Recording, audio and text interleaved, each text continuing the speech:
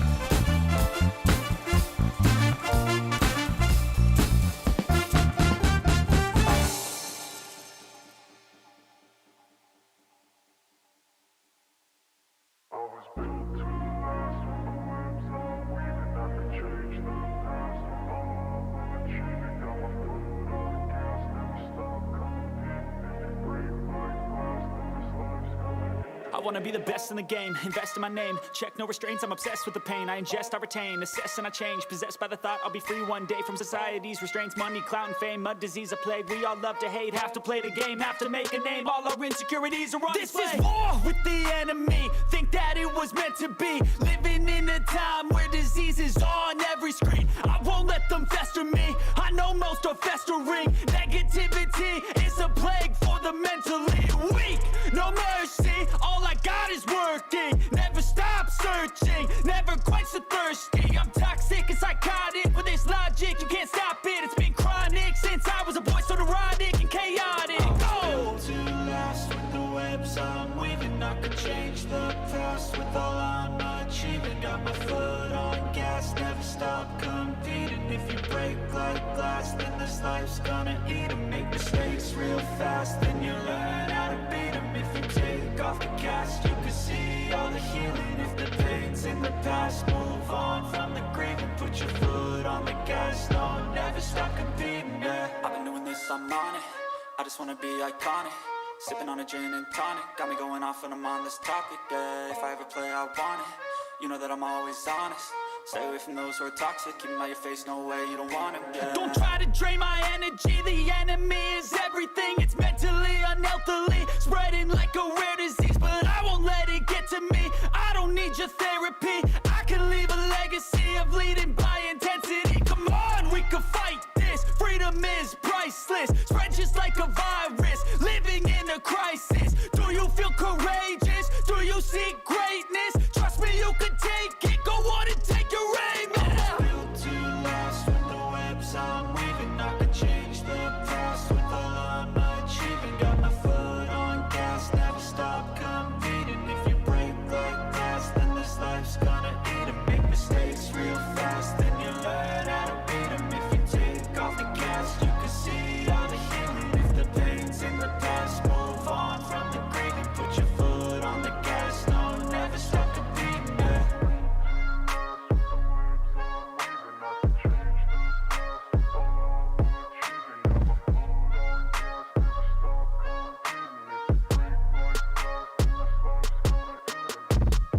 Late night crew. The fuck is going on, man? Happy Saturday evening.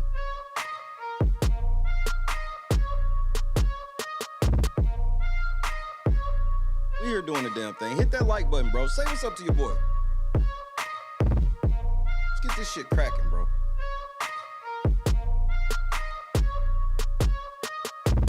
Hey, man, shout out to that motherfucker Ron Killings, man. R-Truth is a funny motherfucker, bro. Oh, man. Lisa, Bob, J-Dub, Kendra, Natasha, what up? Chadrick. What's happening, cuz?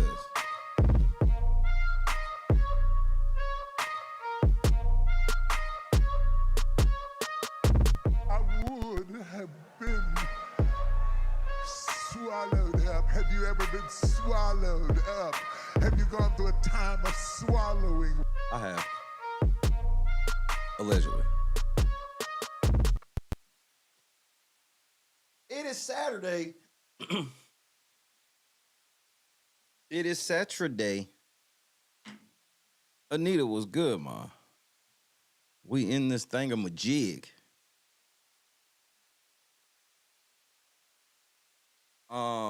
If you want to make some free money tomorrow, I suggest you put some money on them Kansas City Chiefs, because the NFL is not letting the Demon Princess lose this game. Nick, what's happening? NBA refs are choosy at best. They choose. Pick and choose. Samoy, what up? We in this thing.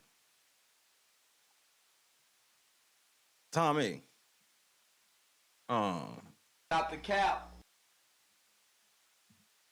Tommy, who'd you pick for tomorrow?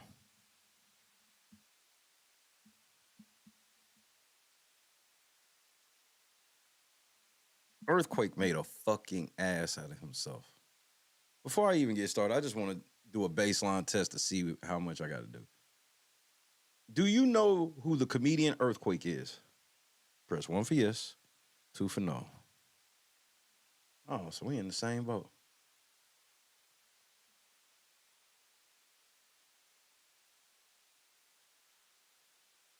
Julius Randle just dislocated his shoulder, so Knicks fans need to hold off.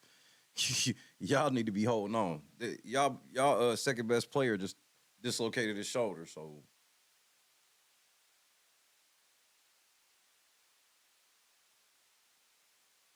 man, not many comedian Earthquake people. Cool. We're gonna get to the laughs here momentarily. I want to show y'all this short clip. It's short. It's short. Unfortunately, it ain't short enough, nigga. Oh my.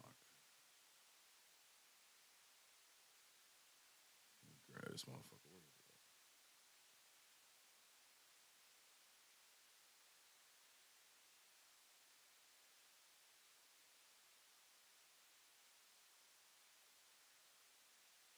at? Man, I was watching this nigga in federal prison.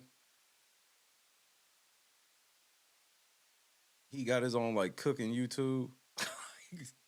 Nigga, the internet is amazing. Let me just say that first. The internet is motherfucking amazing, nigga. Like, this nigga's literally locked down doing fed time with a cooking YouTube channel. And be making all types of shit just, with the shit he can get his hands on. I want to show y'all this short news story first. I wish I had a whole intro for it and everything. I don't really even know how to explain it to you. So I'll just do the best I can for intro and we'll go. Tactical nuke incoming! That'll work.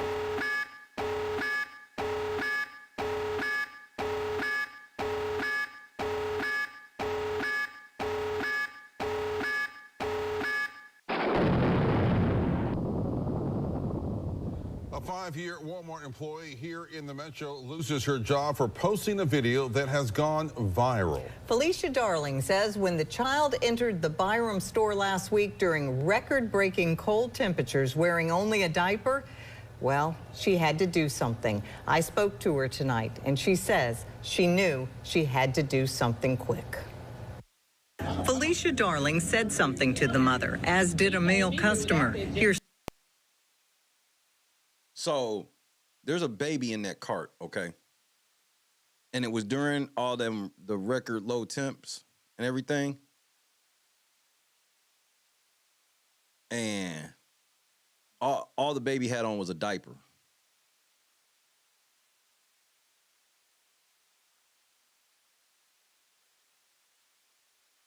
A diaper. some of the interaction. He came in here without that jacket on. Yeah, he did. Obviously. That baby just had a pamper on. That's all he got on. He's sitting there shaking it. Ratchet ass niggas. Yeah, she just got a pamper on. Nigga, Pamper is a brand. He came in here without that jacket on. Yeah, he did. Obviously. That baby just had a pamper on. That's all he got on. He's sitting there shaking it. I can't. She's just an innocent soul. He didn't ask to be. So, yes, this bitch posted it to the internet and Walmart fired her.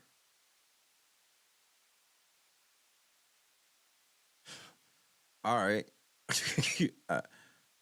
All right. I guess. Here. So I took action and I started recording her.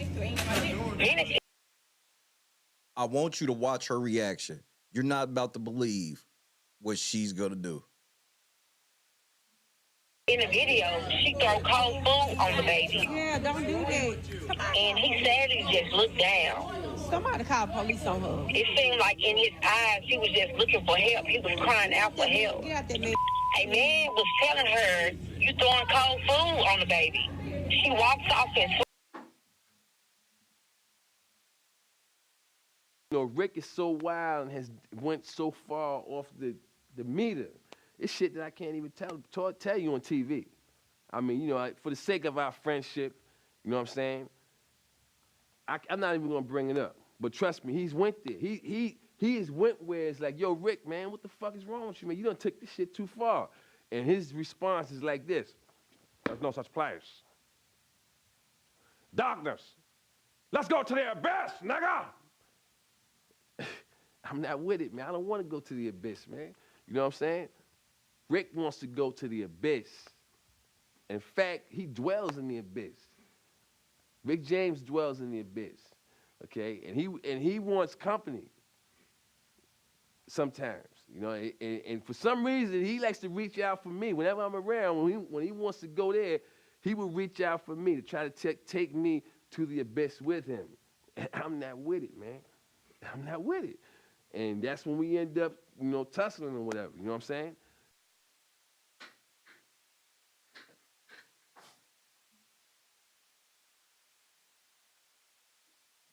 That's right.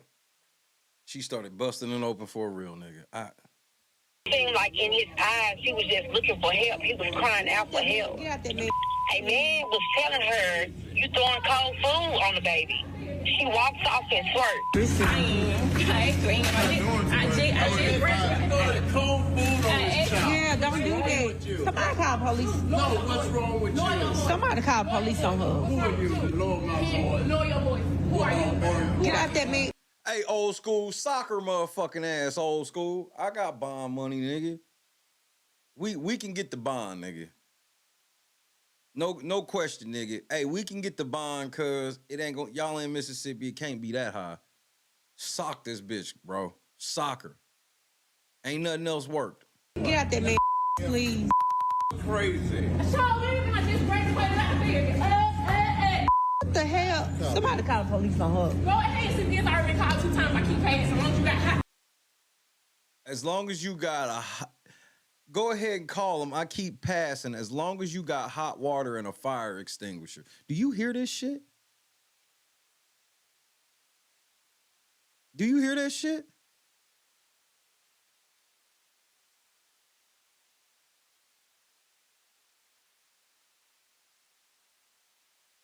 Oh, they've called. The police have been called on me multiple times. They don't give a fuck. I got hot water and a motherfucking fire extinguisher.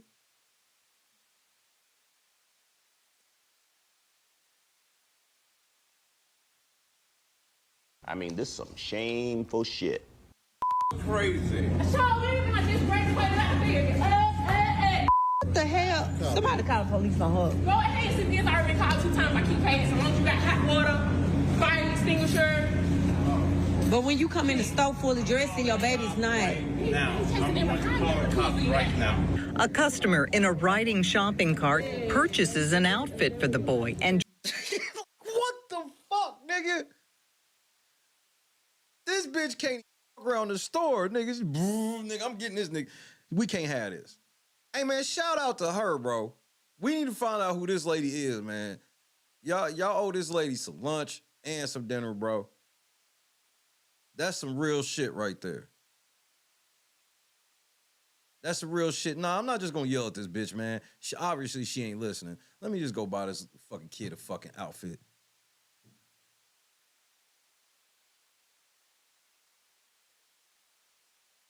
Hey, man, big shout out to her, bro. On some real shit.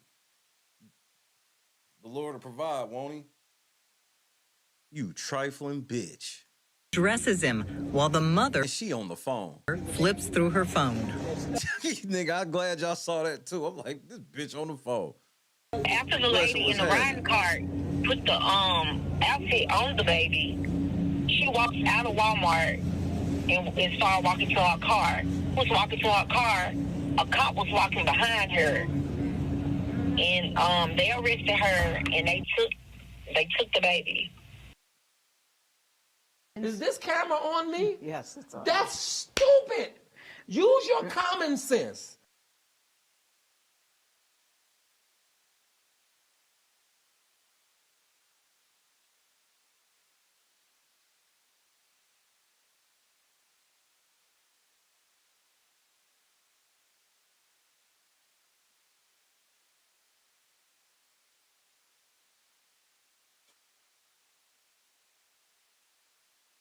Shit was all good just an hour ago, huh? They took the baby and CPS was called. 26-year-old Cambria Darby was arrested and charged with child neglect. Child Protective Services released the child to a family member. So while y'all sitting here saying thank God and happy, just know she getting that baby back, bro. And she not going to jail. She ain't going to prison, nigga. She spent the night in jail. The people that got the baby, probably the same people that bailed her out.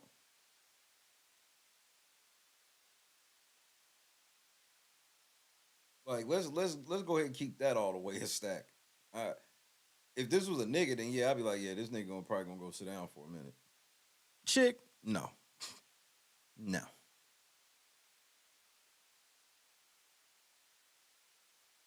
Byram police say Darby has bonded out.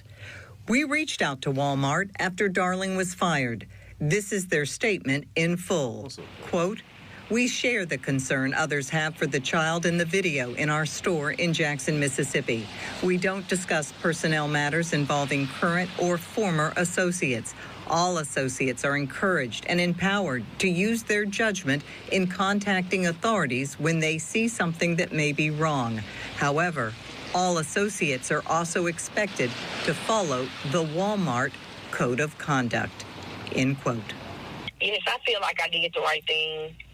Because who won Walmart? Normally, I be mad when motherfuckers do GoFundMes. If this chick that got fired by Walmart, she do a GoFundMe, nigga, I'm gonna donate. That's a rare thing for me to say. I don't fuck with GoFundMe. She want to do a GoFundMe because she lost her job at Walmart, doing the right thing. I'm with it.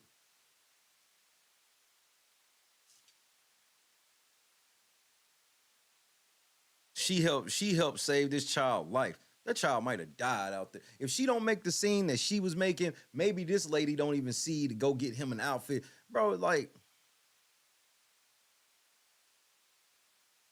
And I got a feeling Walmart gonna give her job back because social media is not going for that, nigga. I get maybe you like, well, she uploaded a minor's face on the internet or whatever. Okay. But bro, police get to operate under extenuant, what is it? Extenuant circumstances. Well, this is that. Yeah, you shouldn't put minors' faces on the internet, but nigga, the minor was about to die. What's up, Pep? What you want, baby boy? Like, let's be honest. That baby's gonna die. It was during the freeze, bro.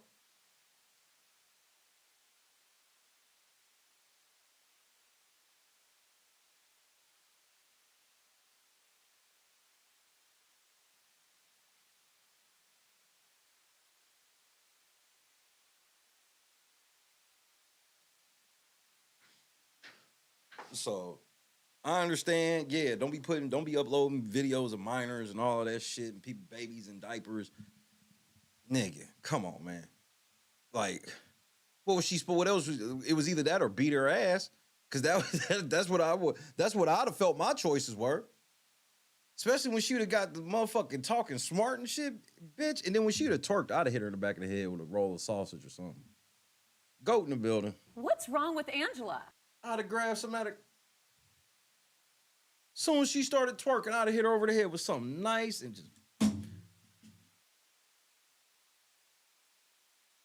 Bitch better get her job back on some real shit. Who wouldn't want to help an innocent child? She was texting a motherfucker.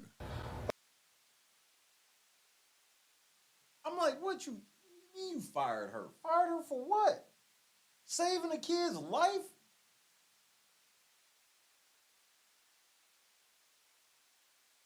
Because, okay, let's say it was a rule violation, right? Bro, y'all don't fire everybody for any rule violation instantly.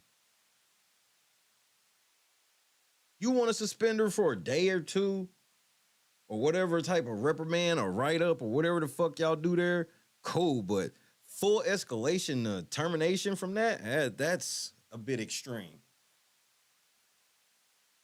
Especially because she wasn't alone. Here's where I'd have been cool with Walmart firing her. If she's like walking around like secretly videotaping them and then upload it to the internet. I'm like, bitch, you was just doing that shit for clout. She's actually engaging like, bitch, what are you doing? And it's other motherfuckers talking to this bitch too. This old ass man checking her. They all sitting here trying to help this fucking baby. A woman rolls up in a fucking scooter and helping. And after all that shit happened in y'all store, y'all end this result by saying, we gotta fire that bitch. What? I fail to believe that that's Walmart corporate's official stance. That's why I think she might get her job back. It's hard for me to believe that that's Walmart's official corporate stance is like, hey, nigga, I know you was helping this baby, but that broke the law. The mother can sue us. What? That's what y'all worried about? This broke bitch?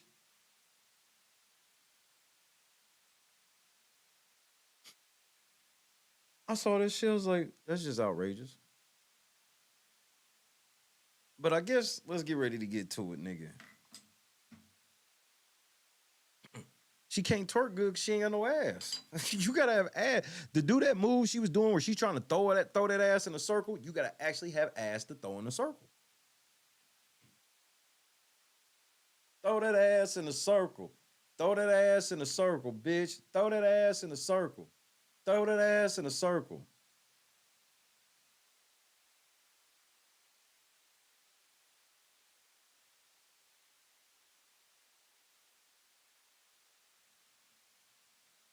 So you're supposed to see neglect or a child in danger and not say nothing. That makes no sense. Fuck them rules when it comes to protecting children. I mean, but this is the same thing that like let's say if you work at Best Buy. Best Buy tell you, hey, if somebody steals something out of here, you don't chase them, you don't do anything, and if you do, you fired. All right, well, let your motherfucking friends come in there and steal some shit out of there. And you could be telling them niggas, you can't do that shit. And then be like, nigga, you can't stop us and can't nobody here stop us, so don't worry about it, nigga. They firing that motherfucker. Even if they got this nigga on camera begging them not to do it, they still firing him. Be like, man, you had them niggas come here and do that. So that's what I'm saying, like, they act like all these rules. So when they be enforcing these rules, they be pretending that these rules are, oh, we ain't had no choice. Nigga, yes, you did.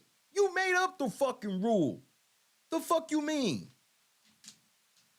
Rules aren't made to be broken. Nobody said break the rule. This is ridiculous. I just don't understand.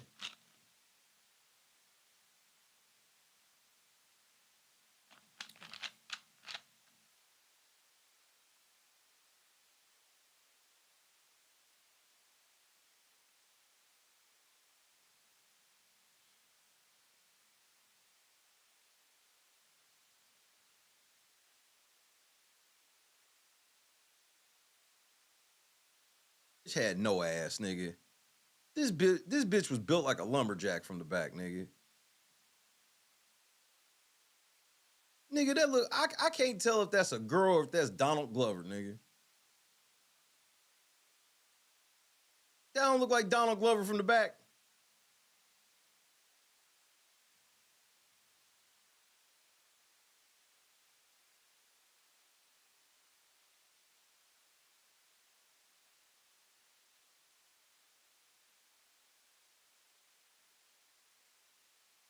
This bitch is built like This Is America, nigga.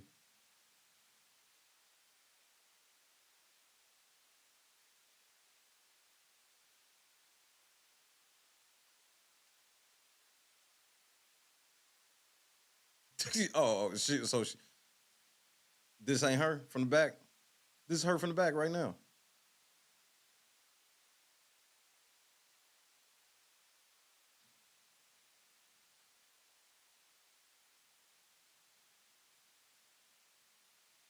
And then got the nerve to have on. First of all, I thought to have that kente cloth shit on meant that you actually cared about black people. See, this is why you shouldn't even just be.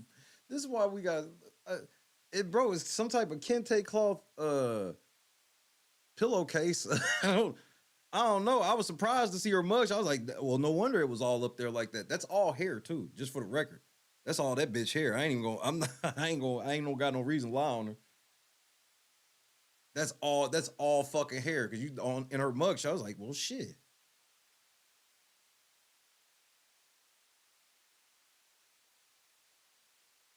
This is America, face ass. Out for help. Get out there, man. A man was telling her, you throwing cold food on the baby. She walks off and swerves. I don't understand the twerk. The twerk is that's where I lose. That's where I have a disconnect of the whole situation. Like now I'm like, okay, so she needs mental help, clearly. Can't afford it. She broke. She in Mississippi. No, she can't afford no damn help. Y'all better just lean on Jesus down there, bro. Nigga. This bitch walked off twerking. I mean, I wouldn't even have known what to say.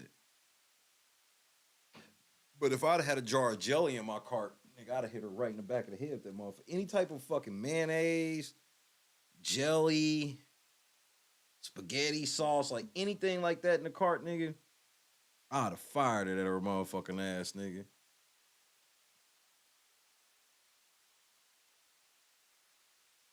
Anything I could have got my fucking hands on, that it had to be hard, something hard.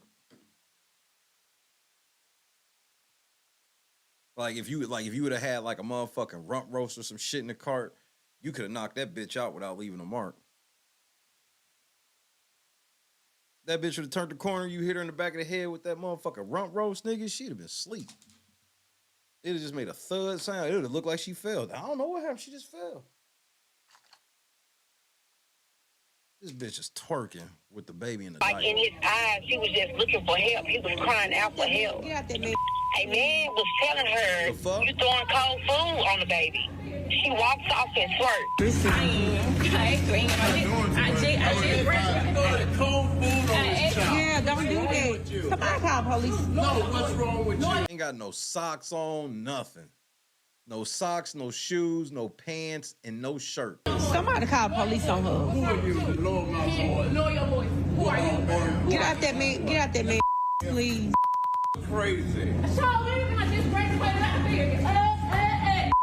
And you just graduated from where? Lord, my Lord. Lower your voice. Who are you? Get out there, man. Get out there, man. Please. Crazy. So, I just graduated out of here. What the hell? Somebody call the police on her. Go ahead, since this I already called 2 times. I keep paying. So long as you got hot water, fire extinguisher. But when you come in the store full of dressing your baby's name. Now, He's that nigga, I'm calling the motherfucking police, right? I'm calling the cop. I'm calling the police. I'm calling the police. I done heard about enough of this bitch. Big bitch, bufferilla ass motherfucker. I'm done. Since this I already called 2 times. I keep paying. So long as you got hot water, fire extinguisher. But when you come in the store full of dressing your baby's name. now, I'm going to call the cops right now. A customer in a riding shopping cart purchases an outfit for the boy and dresses him. How do we know she purchased it? Look, I'm so sorry, Good Samaritan. I want you to get your blessing. Did you steal that? Y'all, make her produce a receipt. And as a matter of fact, ma'am, I need to see your ID as well. I need to ID everybody here right now.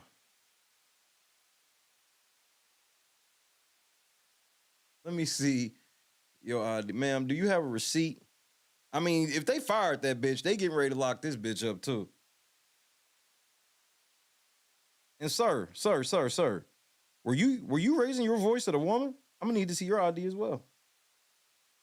I called you. Whoa.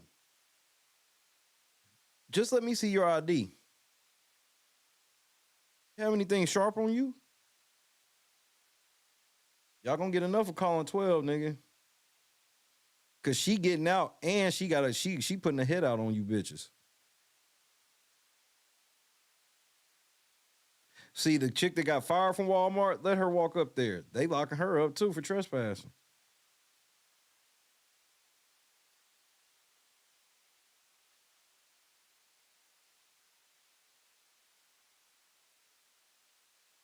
I don't think she got it, Bob. I think this is gonna be I think the cops are gonna look up and get a twofer.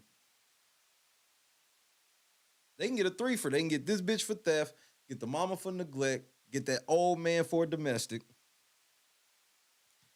You know how the police do. They love getting charges. So you got like 3-4 felonies right there. This bitch, bro. While the mother flips through her phone.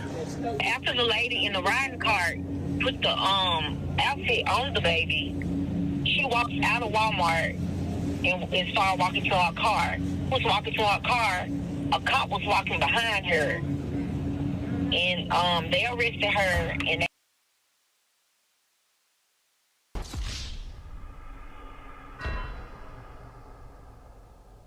who twerks in an argument? That was a question I never thought I would have the answer to. I thought I would never have that answer. But let me give y'all some background on Earthquake. Let me at least play a clip from Earthquake. Earthquake a funny dude. Cat Williams said the nigga can't read scripts, is basically what he said. And just for y'all niggas to understand, nigga, if you read on a 3rd grade level and you an adult, nigga, you can't read. Just thought I'd put that out there for anybody that needed that type of clarification.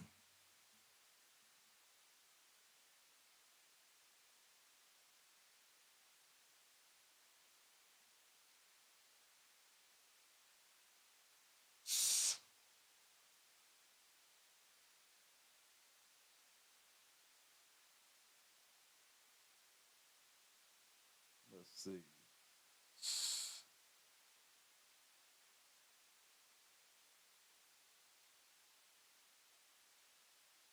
All right, Earthquake. We got a couple minutes of this one. Obviously, I'm not gonna play this nigga's whole stand-up.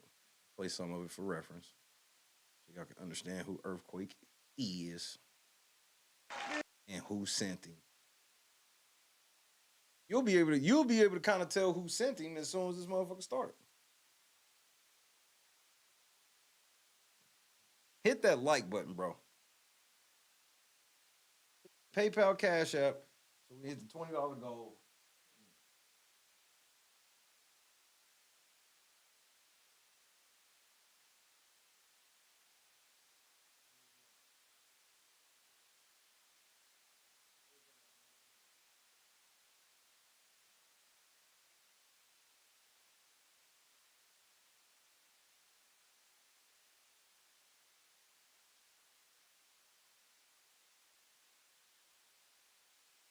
Cats. Let's go, bro. Saturday night. Tactical nuke incoming! Let's get some laughs.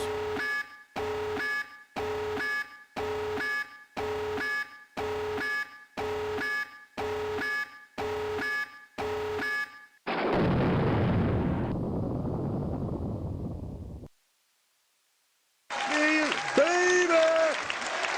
Oh, yeah, what's up? Have a seat, sit down, relax yourself. She ain't even stand up, look at it. I zoomed in on it, got up brewed, didn't even get up at all. Just ain't got no cards or nothing in here. Boy, and those sisters want to play some tunk, don't you, baby?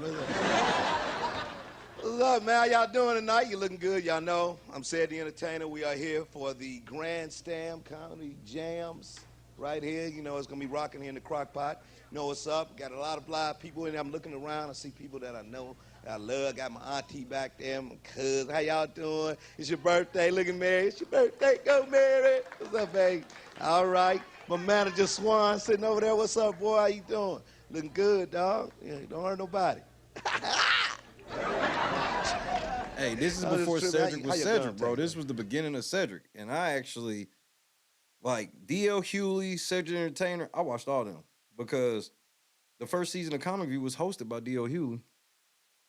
And then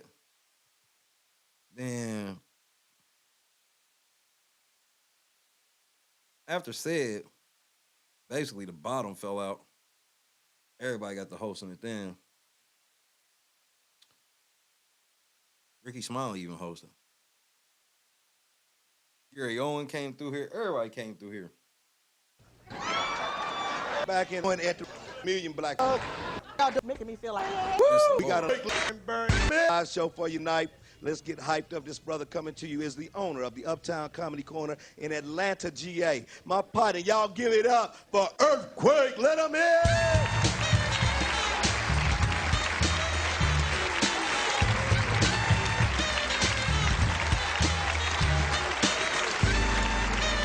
What's up? Yeah, I live in Atlanta. What's up, y'all? What's up? Yeah, I live in Atlanta, but I'm from D.C. Marion is my man. Yeah, Daddy, he's a man. Yeah, he my man. But tell the truth, when they caught Marion in that hotel room, didn't he sound like Buckwheat when they were locking his ass up? Didn't it? Never been around no drugs. Never had no drugs. Martin hosted Def Jam. Set me up. Help me out, something, please. Lord. Oh, see, now Blessing let me know. Blessing really watched motherfucking Comic View back then. D.L. Hewley, his trademark was, nigga, every show, nigga, he just come out on stage and let the whole front row have it. So when you seen him do that shit on Kings of Comedy, when he did that, was just going down the row, he did that every episode of Comic View, bro. D.L. Hewley was relentless with the pressure, bro. Rule number 5 was happening. D.L. Hewley was relentless. Yeah, D.L. Hewley taught you to never want to sit in the front of a comedy show, nigga. It ain't that deep. You a free shot. This a setter, you bitch. This a setter. But I'm glad I got a little age on me, boy. I'm 31 years old. These younger brothers, hey, baby, you know when you get a little age on you, hey, I'm feeling good about being. But these younger brothers, man, I'm scared. I'm like white people. When I see them young brothers coming down the street, I'm scared. I'm like, oh, here they come.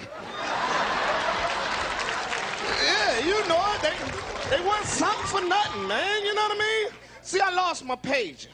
So I paged myself. Damn it if the brother didn't call me back.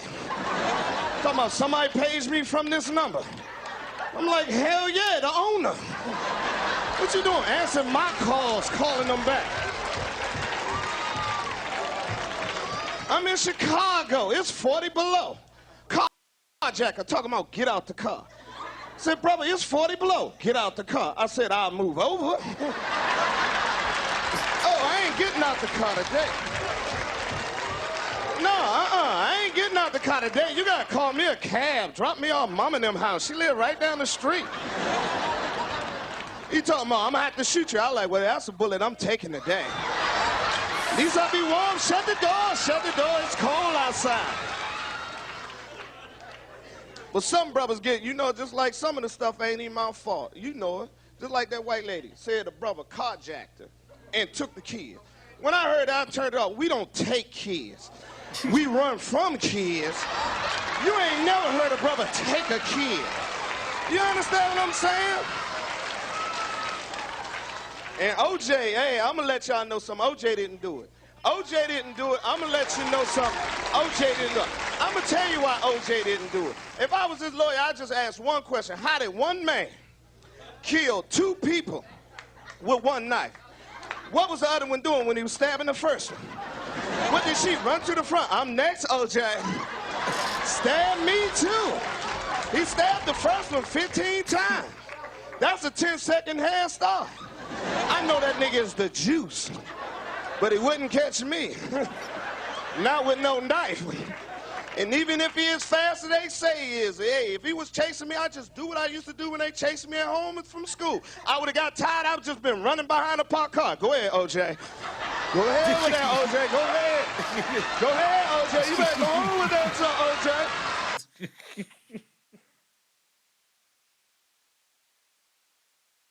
That's actually funny, nigga. That's actually funny. Go ahead, OJ. Stop tripping, OJ. What's happening? What's happening? But you know it had to be a white couple, didn't it? Had to be. Because you can't kill 2 black people with one knife. You ain't never hear 2 brothers getting stabbed to death. One ass would have got away. Would have been all on a Ricky Lake show. You know we would have. Let's just say it was a black couple. Come on. Let's just say it. OJ in the bushes with a knife. He jumped out and just stabbed the sister first. Shoot, boom, boom, boom. Brother would have saw that and went, oh, shucks. OJ done killed my baby. That's all right, baby. I'll call the police when I get home. It was a black couple. Come on. Let's just say it. OJ in the bushes with a knife. Earthquake. He jumped out and just stabbed the sister first. Shoot, boom, boom, boom. Brother would have saw that and went, oh, shucks. OJ done killed my baby. That's all right, baby. I'll call the police when I get home. You going to jail for that.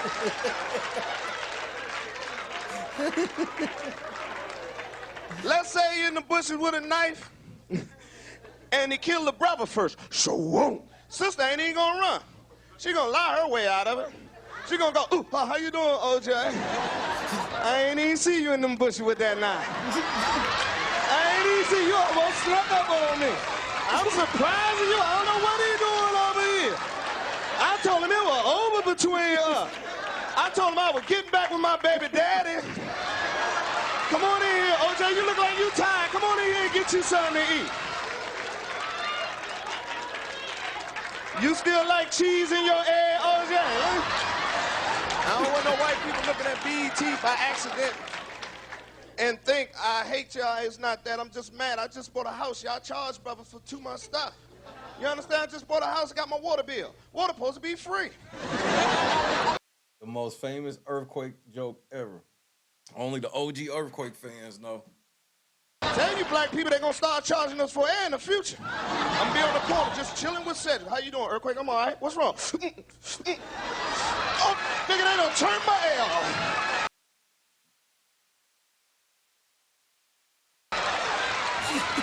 Oh, Lord, have mercy. Janitors. Oh, they know they wrong. I can't breathe. Oh, Lord. Oh, look, take this $20 down California air. Help me out. And you know, black people be calling in and talk about, I want to put my air in my mama name. I don't want white people to think I'm tripping on because y'all just believe anything. Thought Jesus was in Waco. Brother just woke up on I'm Jesus. He couldn't come to our neighborhood talking about he Jesus unless he had proof. Because black people don't believe nothing. Brother would have checked. Where that brother think he Jesus at? Well, if you Jesus, what the number gonna be Saturday then? Let me hit the number about 4 or 5 times, then I'll follow you. Other than that, I gotta go to work. We'll ask him some trick questions or something like, what's Moses' last name? Here's a cup of water, turn into gin and juice, Jesus. Prove some of this. And I'm tired of turning on TV. They always get locked up for leaving their kids home alone. Come on, black people, we didn't know that was a charge. Our mother leave us home alone all the time. We don't find nothing but a note. Don't touch nothing. Your food in the kitchen. Don't have nobody on my house when I ain't home. White people take it to the extreme. Go to Mexico, stay 3-4 years. As far as we go, it's next door, play tongue. Think we out of town. But you gotta give white kids some credit though. Stuff ain't right at home. They call the police on her, don't they? We'll never call the police on our mother. We'll be too scared she be on the other end. Phone ring and didn't I tell you? Oh, shoot! She gonna kick my butt when she gets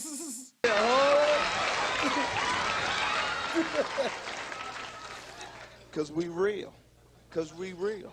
One thing I do like white people that y'all came up with is checks. I love y'all to death for checks. Ooh, I'll write a check for a 2-piece if they let me. Nigga, you out here bouncing checks for 2 pieces of chicken? Nigga. This the kidnappers again, man. Man, stop saying that shit over the phone. Damn. I can't say shit, can I? Who I make it out to, Colonel Sanders? Come on, black people. When we go shopping, we surprised when the store take our check. We go in the store. Y'all take checks. These kind of checks. Y'all do well. Give me 4 of these, 5 of these. Because a check from a black person ain't nothing but a promise. Come on, like I'm not. Come on. You know it's true. Because ain't nothing but a promise. But they always ask you a stupid question when you give them a check, don't it? Is all the information on the front correct? Like I'm supposed to say no. Yeah, I live in Alaska. Ring it up. The stuff that really pisses off, like the landlord and the cable company, they know we make just enough money to make it. We get $500, $450 gotta go to bills. We try to do the right thing, you know, mail all the checks out on Monday. It's their fault. They let the checks hang around 8, 9 days for they cash them. Then call me up next week, wonder why the check bounced. Well, I had money in it when I wrote it. It's your fault you let it hang over 8, 9 days for your cash. And these singers are really messing them up, like Babyface. You know, I ain't making all them messed up songs. Oh, that new album, I ain't even listening because of the old album. Messing up. I'll pay your rent as soon as I get home. Look at black women, they love that, look at that. Look at that, they love that song. Boy, they hear that song like the national anthem. Stand up, kid. That Babyface. I lost a good woman because of that damn song. She laying in the bed, earthquake. That's the kind of man I'm looking for. I'm like, me too. Call him up, we'll share him. Oh, nigga, you gay. Don't look at me, that's why I don't mess with young women like you, oh, young 21. See, when they 21, 22, they got high standards. I'm looking for a man. He gotta look like Denzel, gotta have a good car, and had that big house, gotta have a good job. Catch them when they about 31, standards just drop. Girl, I'm just looking for a man and looking for a job. But when you owe a black woman money, she'll check you down. You hear me? She will find you, boy. My baby mama be on me. I was in Portland in the mall, payphone just ringing. Ring, ring.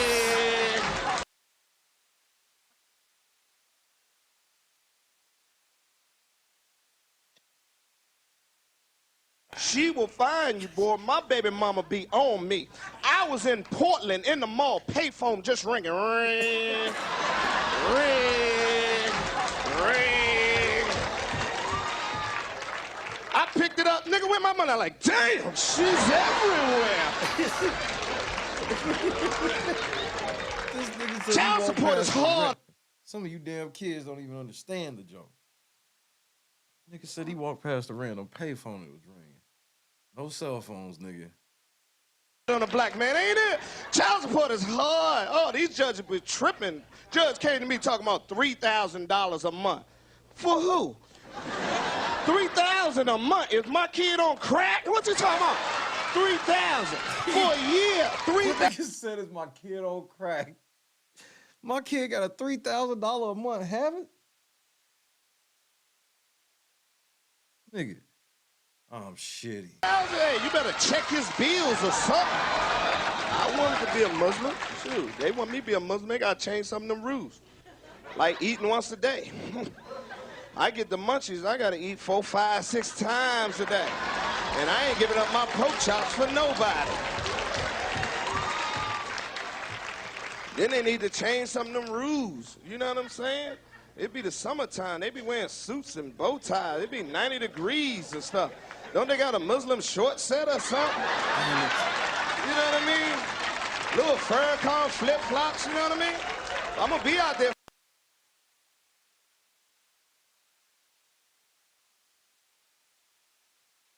Come back when you figure it out. Not doing it. For 4 or 5 hours, I need to be comfortable. Assalamu alaikum, yes, but I'm hot. I finally watched Malcolm X. Woo! Watched it on a Monday, didn't get out till Friday. I'm like, damn, Spike. But I learned something about that movie, man. When they released all the slaves, all of us supposed to got 40 acres in the mule. This 94, I ain't got my 40 acres in the mule. Then I started thinking, what I'm gonna do with a mule in 94? They better update this. Give me 40 acres in a Lexus with a phone in it. This ain't nothing but a fucking Toyota.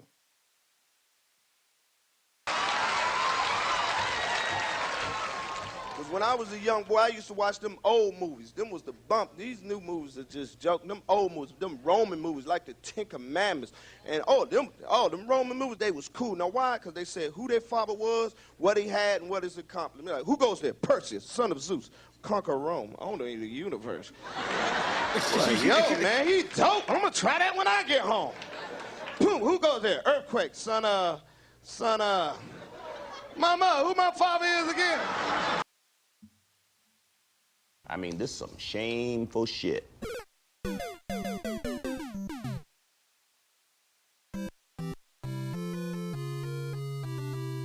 That's right, son of Leroy. Make a license plate.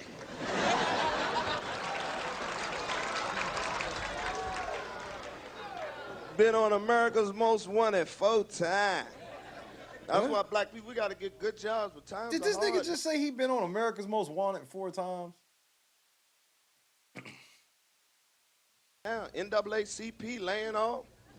Ain't that something? They laying off. I had a good job, better job than doing comedy. Best job I ever had was working in the cleaners. That was a good damn job. I cried when they laid me off, but they laid me off, fired me for wearing other people's stuff. I don't remember this. I be at the club, women like, Earthquake always got something new on, girl. He never be wearing the same thing. Brother like, let me wear that jacket. I say, I would, dog, but he coming to get it tomorrow. I own a club in Atlanta, a nightclub.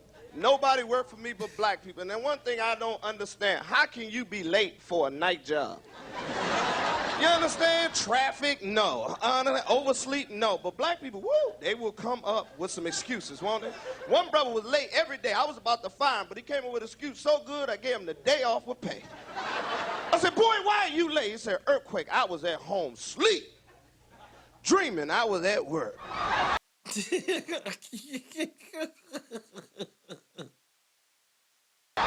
I just got back from Alabama. Don't never go to Alabama on purpose. Hey. Don't.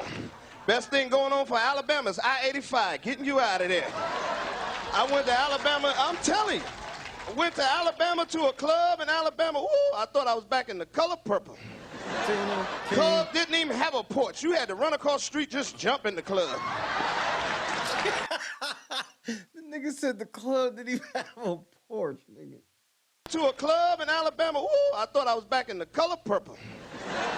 Club didn't even have a porch. You had to run across the street, just jump in the club.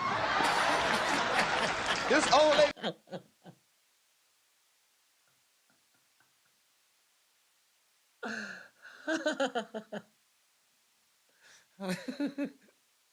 You Alabama, ain't shit woo, for that, I thought I was back in the color purple. Club didn't even have a porch. You had to run across the street, just jump in the club. This old lady talking about, I'm getting in there weak. Back up, boy, I'm getting in there weak. Serving drinks out of mayonnaise jars. Fine fish in the back. I thought Hopper was gonna walk in there any minute. Talking about, did hear my junk, John. Alabama got gang members, ain't that something? But they so poor they can't afford guns. That don't stop them. They just go out and buy bullets and throw them at each other. They be hitting you with a 38. Boom, you did, Leroy, lay down. That's a 38 I hit you with, lay down. You a Crip, I'm a Blood. We boys in the woods.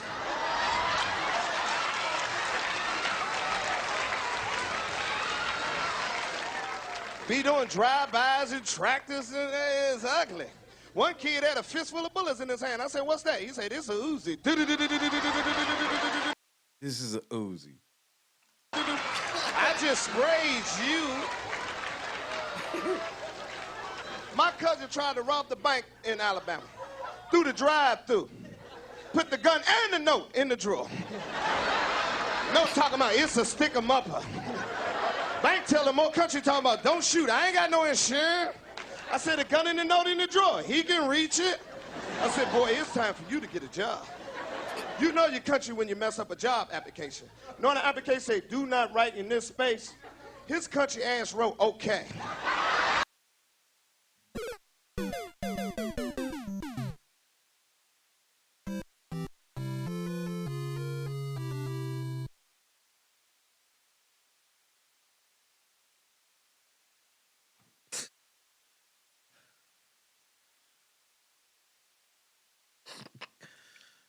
Oh my goodness.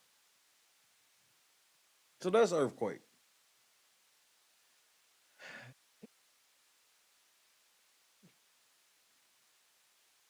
Earthquake went on the Breakfast Club, bro. Matter of fact, I'm gonna let you go for a couple more earthquakes. I got a feeling I'm gonna be mad at you. Let me be happy with you for now.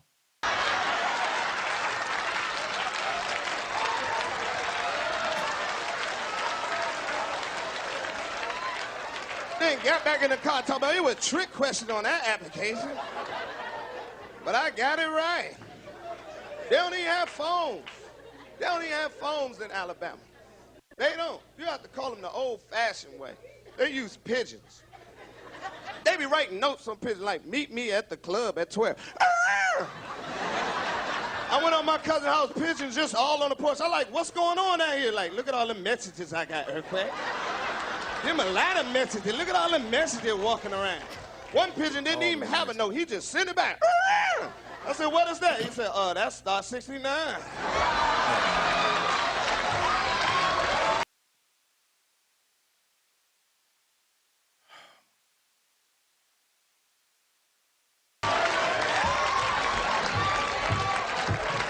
My name Earthquake. I'm out of here, please. I'm glad I let it go ahead. I didn't know you were that close to being done. But shout out to Earthquake. That nigga Earthquake hilarious. I don't want that to be lost. But it appears though he part of whatever entity sent Marlon out. It sucks. It sucks, bro.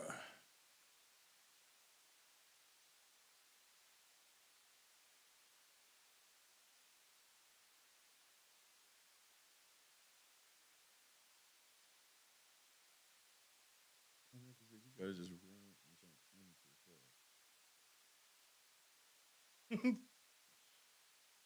that's funny, Quake. Man, you about to piss me off. I'm trying to savor this motherfucking moment. Hit that motherfucking like button. I bet he can't read.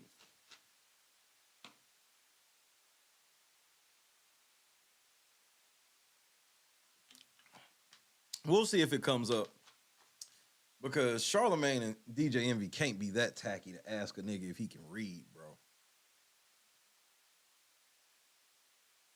They that tacky?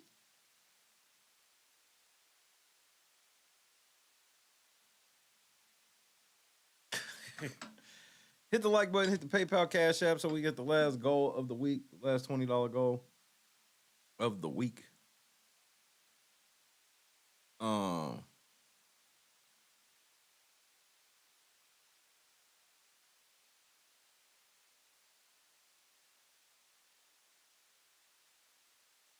Earthquake. All I got is one question. Who sent you, nigga? That's all I want to know. Tactical nuke incoming!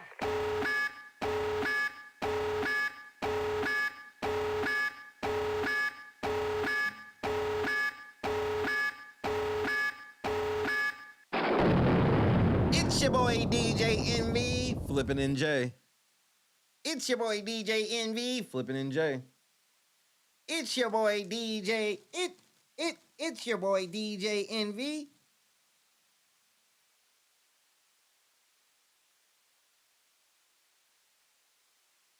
It's your boy DJ Envy.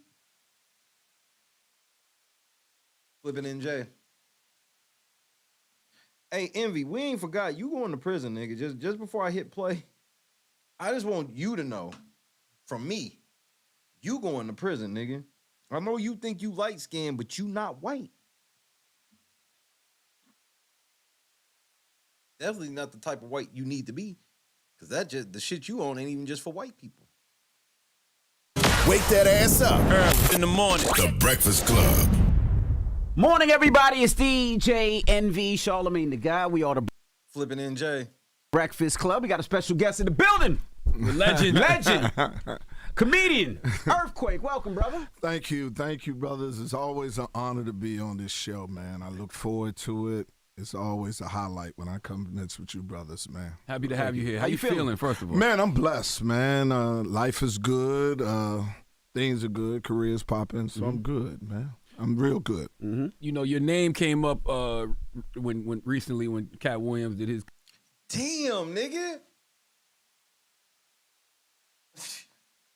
Damn, can you at least pretend to want to know what this nigga's on? Can you at least pretend to want to know what this nigga's on, Charlamagne? I mean, damn, bro. Interview with Shannon Sharp. Yeah. Well, I want to talk about just that conversation, period. What has that conversation done for black comedy? Comedy, I don't think anything, because wasn't no jokes in it. You understand? I'm in. There wasn't no jokes in it. Cat Williams. So you telling me that people watched a 3-hour interview with Cat Williams and there was no jokes in it? See, you already capping, nigga.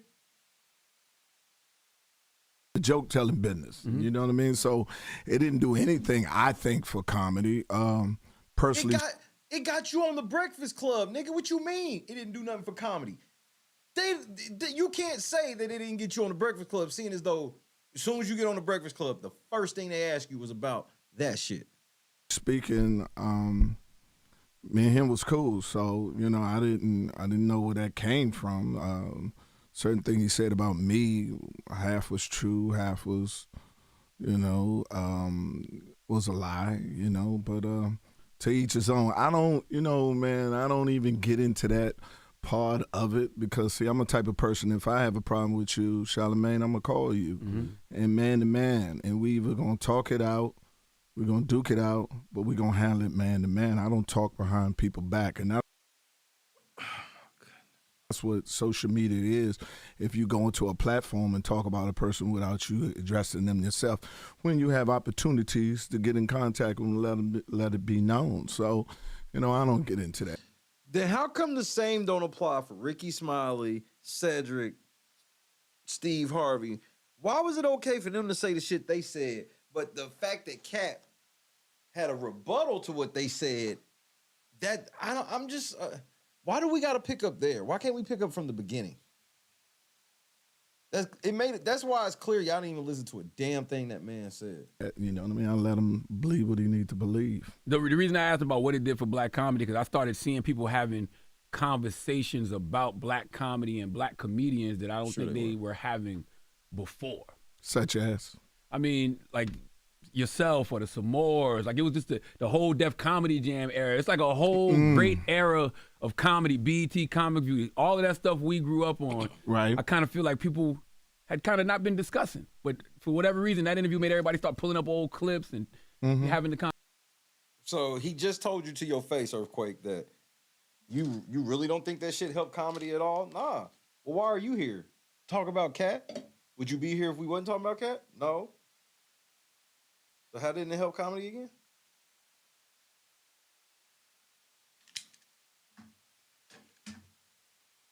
Conversations again. But it didn't move the needle to help us progress as black comedians in the profession. You get what I'm saying? So, you know what I mean? It might do a little better for the people that he talked for, ticket sales such as himself, but that levels back out. You know what I mean? But, you know, it didn't help us as the genre, as the totality of us getting farther, getting through this door of us being appreciated for what we do.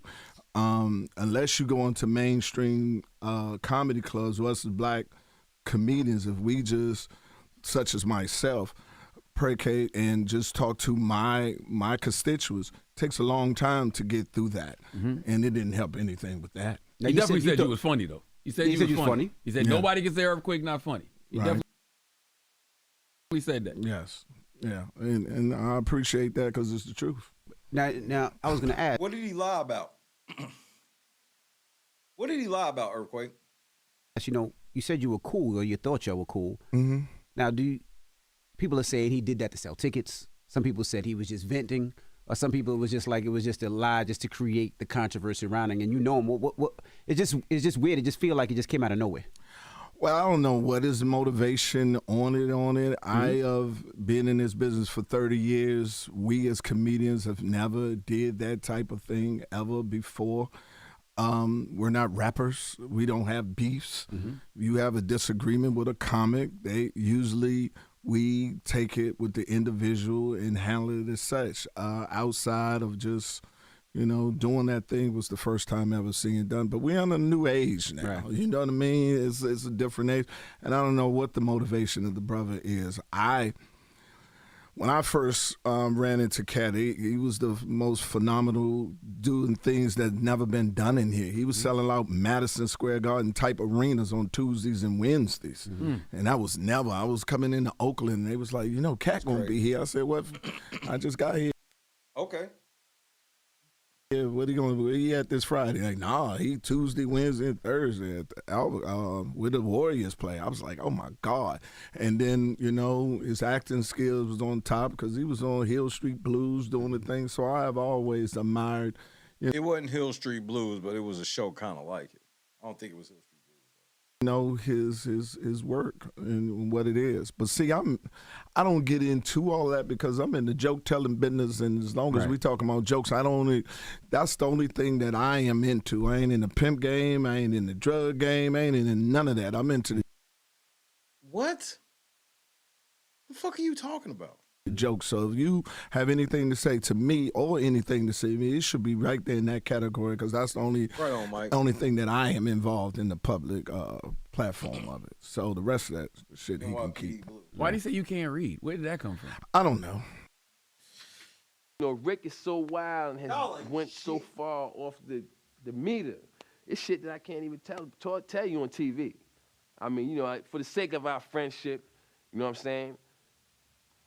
I'm not even gonna bring it up, but trust me, he's went there. He has went where it's like, yo, Rick, man, what the fuck is wrong with you, man? You done took this shit too far. And his response is like this: there's no such place. Darkness. Let's go to the abyss, nigga. I'm not with it, man. I don't want to go to the abyss, man. You know what I'm saying? Rick wants to go to the abyss. In fact, he dwells in the abyss. Rick James dwells in the abyss, okay? And he wants company sometimes, you know? And for some reason, he likes to reach out for me. Whenever I'm around, when he wants to go there, he will reach out for me to try to take me to the abyss with him. And I'm not with it, man. I'm not with it. And that's when we end up, you know, tussling or whatever, you know what I'm saying?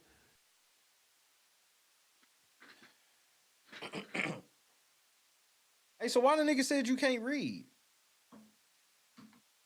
I'd have got up and left out of that interview.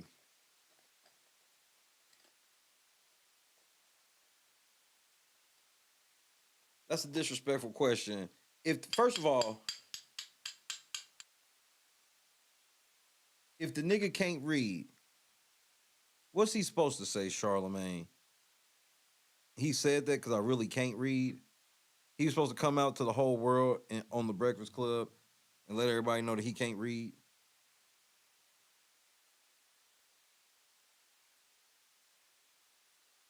It's your boy DJ NV. Flippin' NJ. Y'all some disgusting ass human beings, my nigga. Fucking cretins.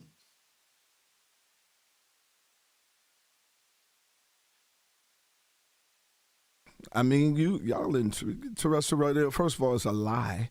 Because I used to be a WBLS. You did radio for years. I did radio. And he could easily do radio and not be able to read.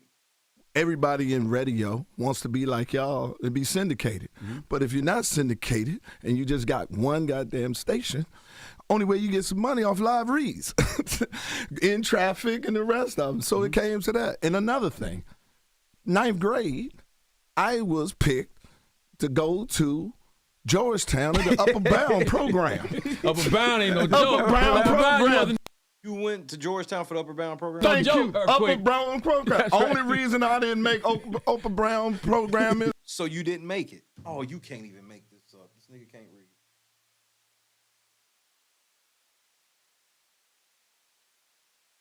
You got invited to some shit. They found out you really was stupid. You didn't go back. Got you. This is when they took me on the tour. They let me taste a fresh donut for the first time. And I ate it. I was like, oh my God, freshly squeezed orange juice. And I said, you can have all these? They said, yeah. I said, y'all keep on walking around. I'm going to stay right here near these donuts. So he tells you a story about He went to the place where the smart people were, and his fat ass just sat there and ate donuts and drank orange juice. This is his defense of how it's unreal to say he can't read. This nigga can't read, bro. Because I'm used to eating Hostess donuts, the little pack, the little powder, yeah. But I never had like a Dunkin' one. I'm like, oh my God, this is A Dunkin' donut ain't even a real donut, nigga. And I mean, this nigga's now talking about donuts when the question is, why did this nigga say you can't read? Because I eat nigga, I was eating this donut. Oh no, earthquake. You can't read, my nigga. It's delicious. So yeah, I was upper bound programmed to be picked out of Georgetown to go to Georgetown in the 9th grade. So I don't know. Also, But you didn't do that though. You didn't go to Georgetown. in the military, as Oh, so you went to the military. Wait until you hear what happened in the military and tell me if you think this nigga can read. a air traffic controller, could have been an air traffic controller, but I wanted to get out of my mother's house. He can't even pronounce words. Air traffic Out controller. of Georgetown to go to Georgetown in the 9th grade. So I don't know. Also in the military, as a air traffic controller, could have been an air traffic controller, but I wanted to get out of my mother's house. So I said, what job can I leave today to leave her house? They said, you can be air traffic controller. This nigga, so listen, he's so smart. He trying to get out of his mama house through the military. Oh my goodness, just listen to this shit. This is outrageous. You can come back in 6 months and leave. I said, I need to leave today. What you got? They said loading nuclear weapons. I said, I'll take it. You used to load nuclear weapons? Yeah, man, I dropped one. I'm trying to see 2 live crew. Man, stop playing. I mean, this is some shameful shit. He dropped a nuclear weapon while he was in the army.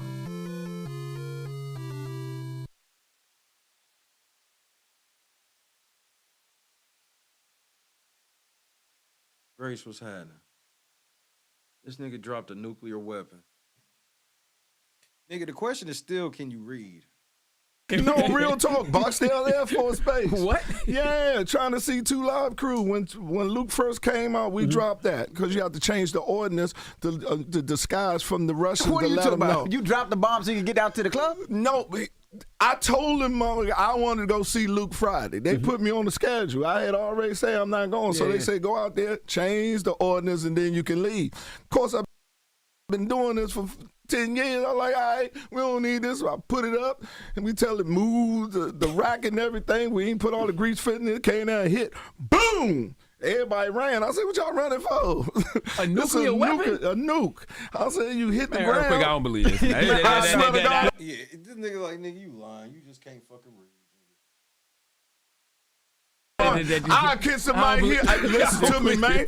This is God, honest truth. God take my talent from everything on. My name is in the Pentagon under broken arrow. You understand what I'm saying? Yes. This nigga dropped a nuclear weapon, and he's telling everybody about it.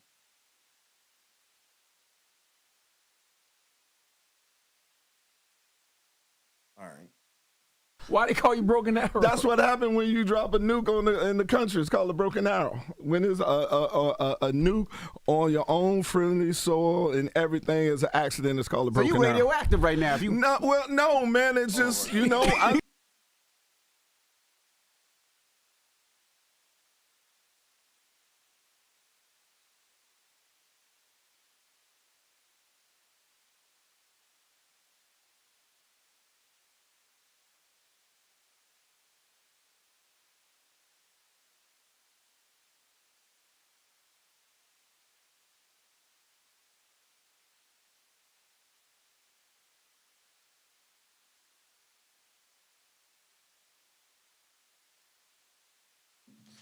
All right, I'm black. I told them. You understand? I'm in Barksdale, Louisiana, Shreveport, Louisiana. Yeah. This when Luke was at the height of his thing and had 150 bad chicks. Absolutely. I said, I'm going. And you dropped a nuclear weapon, and you told this story, so you didn't have to admit whether or not you can read. Is this camera on me? Yes, it's on. That's stupid. Use your common sense. They sent me out here to change the ordinance on the plane. So they brought it on themselves. But the nuke clearly didn't go off. No, nuclear weapons are some of the most safest ordnance that you got. Conventionals are more difficult because they got to drop at a certain height and then hit the safe thing, safe Marlon. It's the most safe. But everybody ran. And then base commander came. No, we was on the flight line. We was on the flight line on the B-52. And you put it in the bomb bay to change it out. And it came down and hit the ground. Boom, everybody ran. I was like, what y'all running for? And then they came and got me. Base commander came, and then they took us to the hospital to do drug tests and everything to see if we dropped the nuke, and the first thing they did was piss this nigga. Hey, nigga, come here right quick. We need you to piss in this cup, you stupid motherfucker. I ain't find nothing but incompetence in my blood. And So in this big runaround about whether or not you can read, you go on to admit that you ain't got nothing but incompetence in your blood. And they put me on the snack bar. Damn. And they put him on the snack bar. Is this camera on me? Yes, it's on. That's stupid. Use your common sense. Let me touch no more. No more nukes. No more planes or nothing. And people like, you stop. And this was the story he told in defense of whether or not he can read. He tells the story about how his stupid ass dropped a nuclear weapon and got demoted. Nah, nigga, stop. Stop it.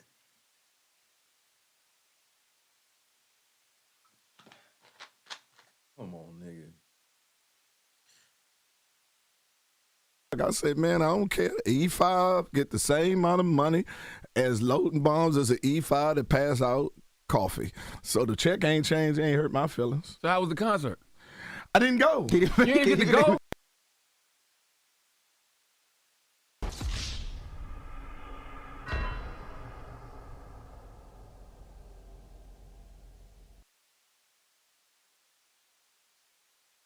I'm losing my motherfucking mind, man. No, because I had to go to the hospital and get debrief and everything. And For 2 everything. days? For 3 days. What? They hold it for 3 days. They took you got a checklist. See, I was smart enough. I started checking all the things on the checklist. So I said I did all my stuff. So it had to be something wrong with the rack and everything else. Yeah. So that's the only way I was covering myself without getting court-martialed or Article 15 for getting put out. But I sat underneath the Tyrone, and all I thought is I ain't gonna get to see none of these hoes. Damn. And I've been waiting. And that's all. This nigga dropped a nuclear weapon, and he's waiting to see if the feds want to do something to his goofy ass. And all he could think about is them hoes with Luke. Yo, the devil's in full effect. And that's how it came. And it hit, boom, and it ran off. I don't know, man. A lot of people gonna say, man, Cap might have been right, man. You might have had to read something. and that's why it dropped. Fuck you and him. Nah, that was a motherfucker, boy. That when Luke was hot. Something. and that's why it dropped. Fuck you and him. I don't know, man. A lot of people gonna say, man, Cap might have been right, man. You might have had to read something.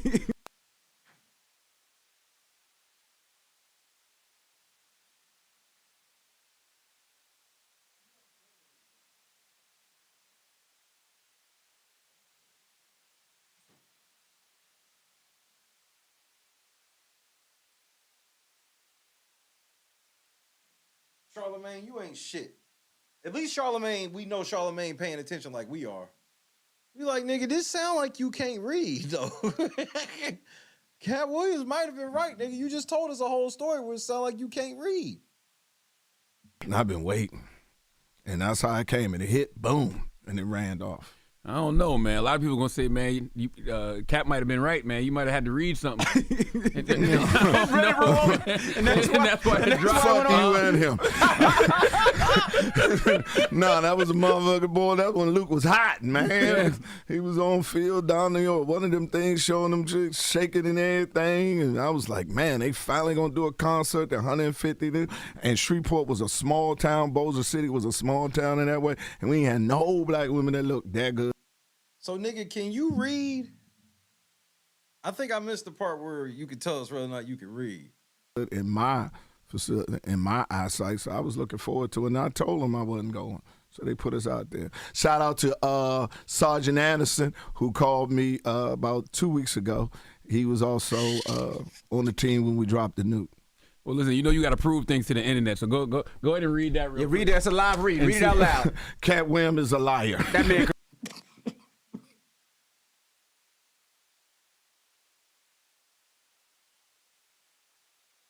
I would have been swallowed up. Have you ever been swallowed up? Have you gone through a time of swallowing? This nigga can't read.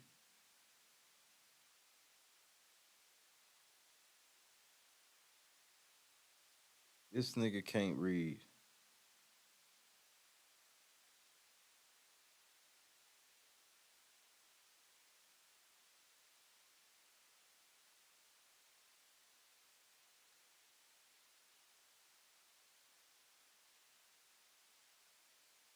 Charlamagne, you and DJ Envy going to hell, bro.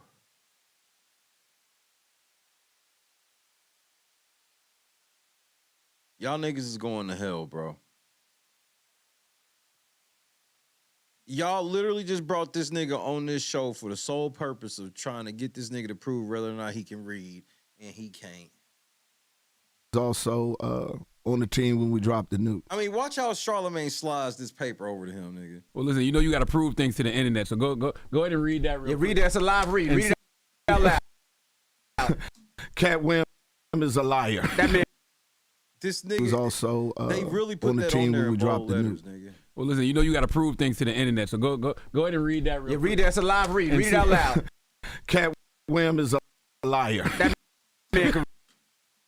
Was also on the team when we dropped the nuke. See it. Well, listen, you know you got to prove things to the internet, so go ahead and read that real quick. Read that. It's a read. You see it? It really says it on there, bro. And they got it in big ass letters like he's a fucking like third grader. I told you, reading at a third grade level means you can't read. Cat Williams is a liar. Nigga, yeah, I believe that nigga can read at a third grade level, nigga. Cat Williams actually said he couldn't read scripts. That's why he couldn't get on. It's because he couldn't read good enough to read a script. You gave this nigga a 4-letter sentence in bold letters. Told y'all he could read. What the fuck is this? Oh, my goodness.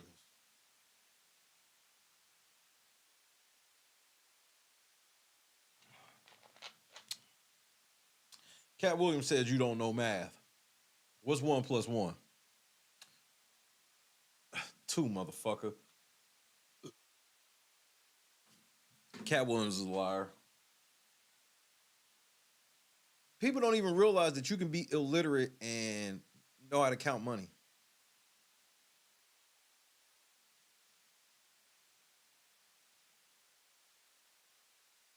Right. C spot run. Told you that nigga could read.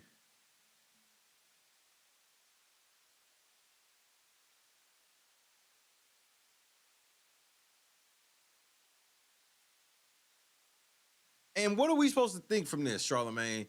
That Cat Williams is a liar? Obviously, he can read scripts because he just read Cat Williams is a liar. Was 24 + 7 face ass.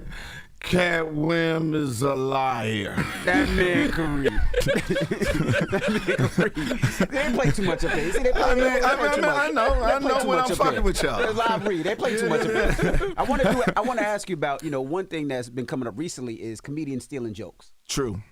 Now, it seems like that would seem kind of something that's normal because, if you're talking. Is that DJ Envy on the cover of this book? Nigga, you just be getting cucked left and right, nigga. About a car, or you're talking about black versus white. It Right. seems like a lot of it. So has that happened to you? I've been robbed more than any comedian on earth. Bitch, are you for real? Out the cap. I have friends that have taken my jokes. I have friends that have called me and told me they have taken my jokes. I'll write another one. You know You can't read. what I mean? This is what it's thing on to do. It happens. That's why I do not look at other comedians perform, because I don't physically write, I mentally write. So I don't want to be Church out. This nigga just keeps going down the road of he can't read. I don't physically write, I mentally write. What? Again, this is what Cat Williams was talking about. You can't read scripts. You can't write them either. This nigga- This is no bueno, bro. contaminated with the thought. You could sit here and see another comedian tell a joke, and subconsciously it'd be into you. Then you could sit here and get on stage and riff and come up with it and think you came up with it, but you previously saw somebody else do it. That's what happens. Sometimes it's only certain many subjects that is discovered. This is your version of OJ trial. This is your version of Trump. This is your version of Joe Biden. You know what I mean? So the shit happens. Me, myself, I just continue, I just replenish as they diminish, and I just keep on going with it. And the way I keep myself from even for that ever happening to me, I don't watch other comedians. I've heard people say that. I found that video with Bernie Mac very interesting, because Bernie Mac was like, people are going to take your jokes. Like, Yes. don't say your jokes around other comedians, especially the younger ones when the veterans are around. Well, veteran and the rest of them. But see, it's the beautiful with me is, and I'm blessed that I don't have to go to a club to work a joke out. You see what I'm saying? I can mentally see this is gonna work, and I can. Yeah, but nigga, see, I be having a problem when niggas say that shit, especially like comedians where it's like Earthquake, but you not one of the top tiers. I think you funny, but you're not a top tier comedian. So for you to sit here and be like, I ain't never had to go to a club and work out my jokes. Well, have you ever stopped for 2 seconds to think that maybe that's why you never got on? Like you thought you should have? Just for real. Apply it to my regular show as I'm doing it. Take one out, put a new one in, continue to make the rotation go. Certain comedians don't have that process. They have to actually write it down and then try it on the stage. And now, I definitely understand when you say it shouldn't have to be like that, but it's like everything has to have balance. At least that's what I believe. But obviously, this nigga would know more about that shit than me, without a shadow of a doubt. then you have comedians in the back. Oh, I like that. And then they'll give you the thought pattern. They will give you their version of that thought pattern. This is what I would have said if I thought of that. That's stealing too. So, they sit there, but it's an occupational hazard. So you don't got to work yourself out in a comedy club. So have you ever tried a joke and it didn't work? Because I see it seems like comedians do that. Like they'll go to. That's the dumbest question ever. That's like asking niggas if you ever missed a free throw.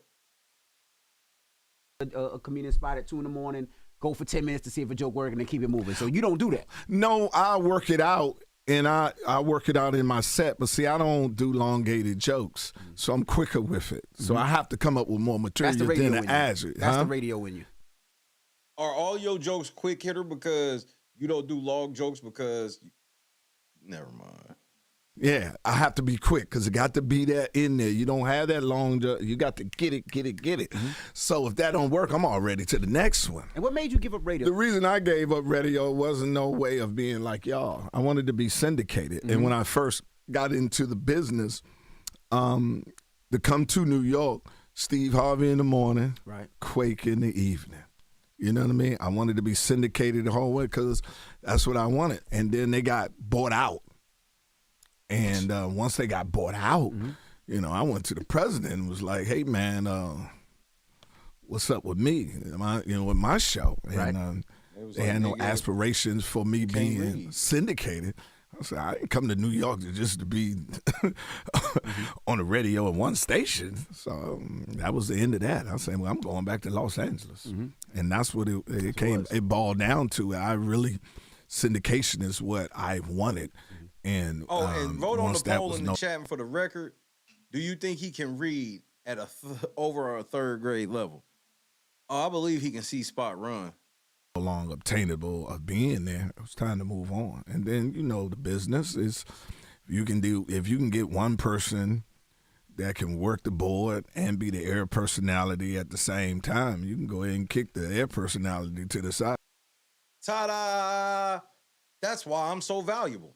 That's why I'm way more valuable than a nigga like Earthquake. He just told you. He sounded more like, bro, I told you could work radio and not know how to read. He just told you. There's another nigga there that runs the board and all this.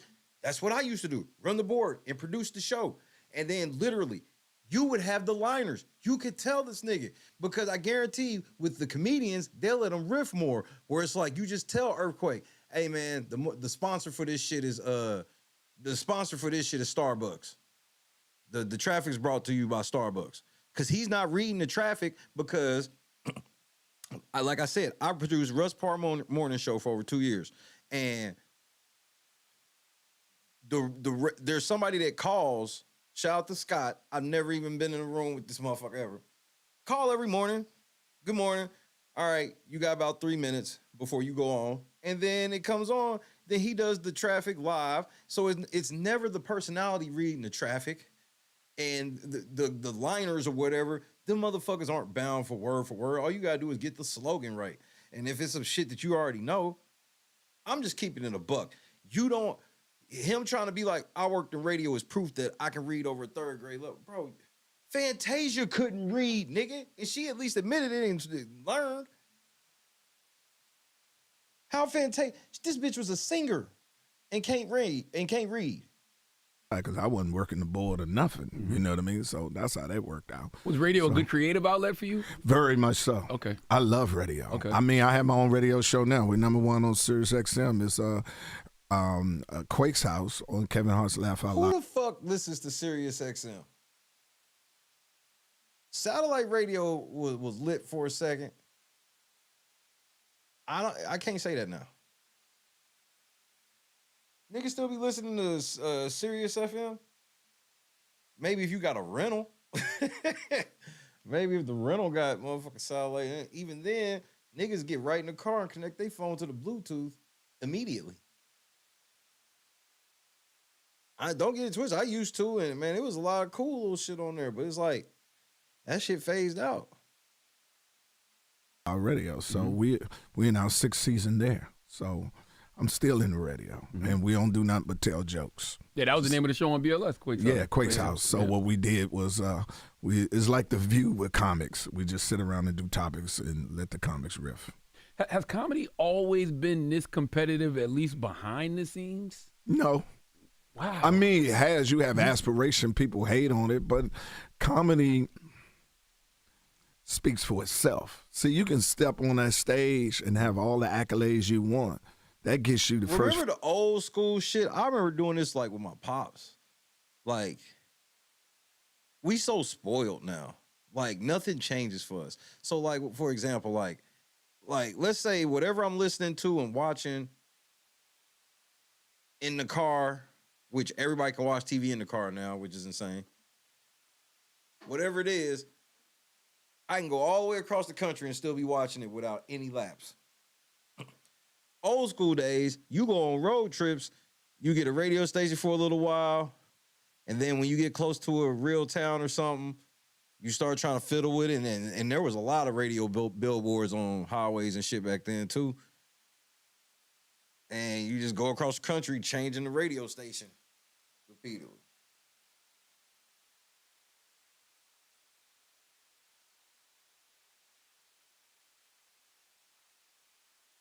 Now, you set your playlist before you leave the house, nigga, and you set for road trip. You set up a whole road trip playlist.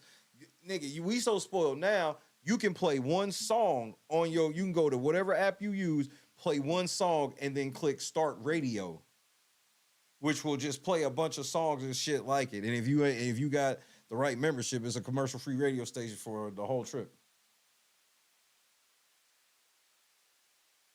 Even on YouTube Music, you'll have the option where if there's a music video available, you can just click the button and switch over to the music video to watch it.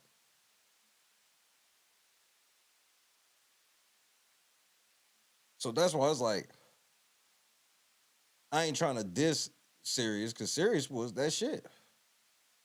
But like I said, like, that would be some shit that if I hopped in the rental and that was on, I might play with it for a second, but I'm going to my phone here shortly. I'm just playing with it until I switch over to my fucking phone. Hit the like button. 5 minutes. But after that, you got to be funny. So I don't care if you got a TV show or not. If this dude don't have no TV show and he fun, he going to blow you off the stage.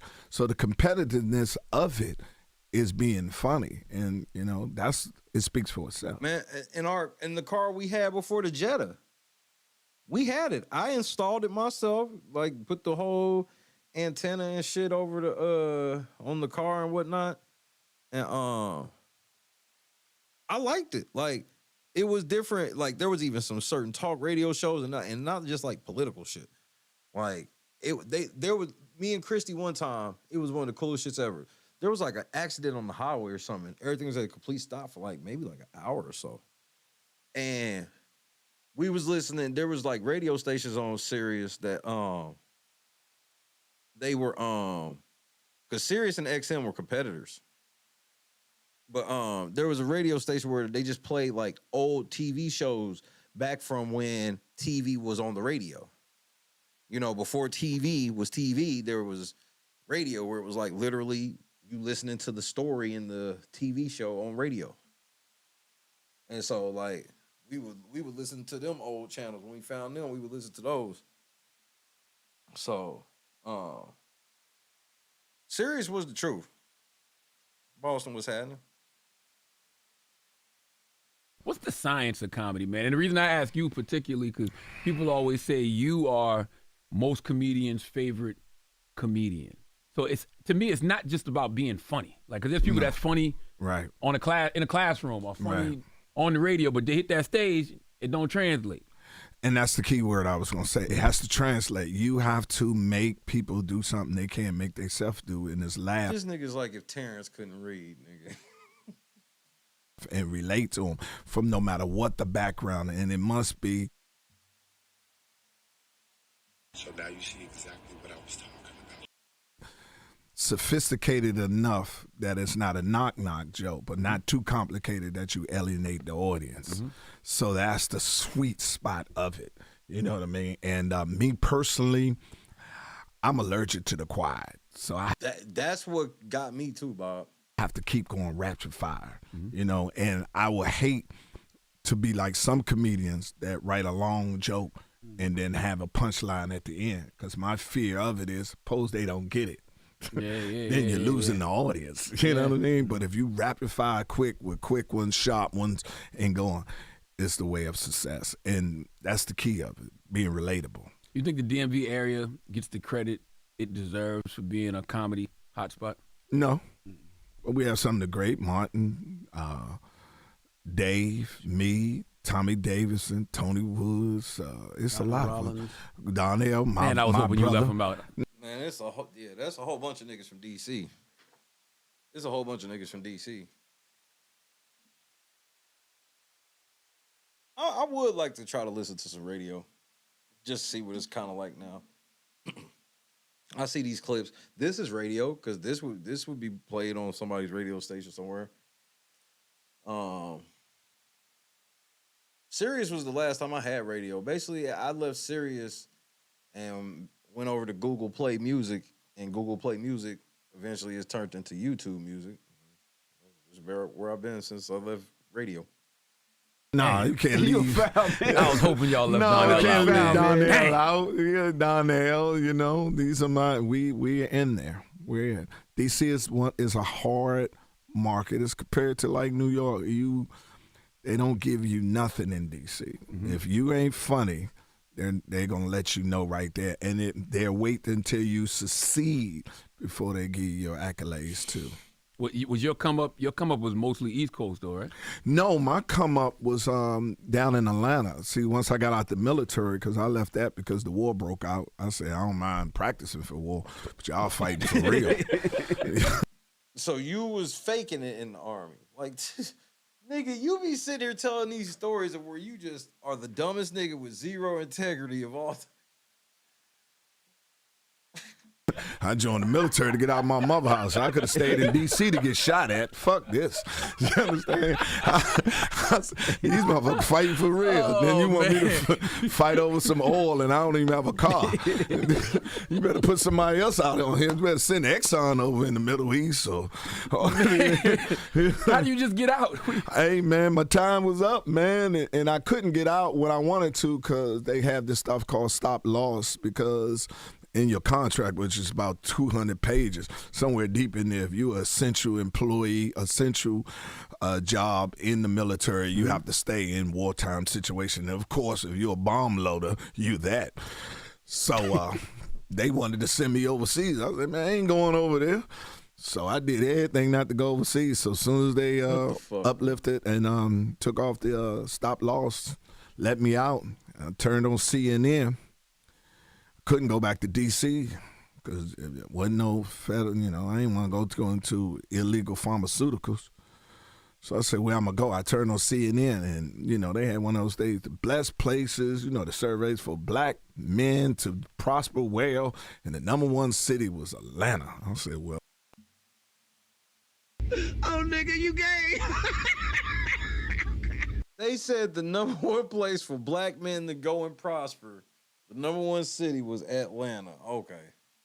Goddamn. Here I come. I grabbed 4 of my dudes who was also in the military and said, let's go to Atlanta.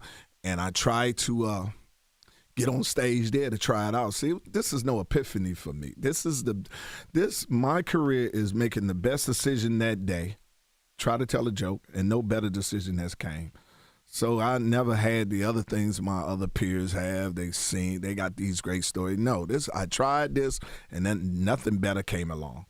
And I tried to get on stage in Atlanta, and they had the Comedy Act Theater there, but the owner would never let me get on. Why? I don't know. Then he promised me one time that I was going to be on, and I told all the women, I'm going to actually be on the stage, because you tell any black women in Atlanta back in there, you're a comedian. Have you been at the Comedy Act? Like, no, I'm doing a little white club down in Florida. And all right, tell me when you get on Comedy Act Theater. So he told me I was going to be on there opening up for Paul Mooney. You always told the chicks to come see me. When I got there, he told me, nah, I don't have nobody. I didn't tell you that. So, I called my mother and I was like, yo, this motherfucker said I could be on and he can't. And she's like, I told you can't get mad at nobody that don't let you ride your bike. You either get your own bike or don't ride it on. CEO was handling.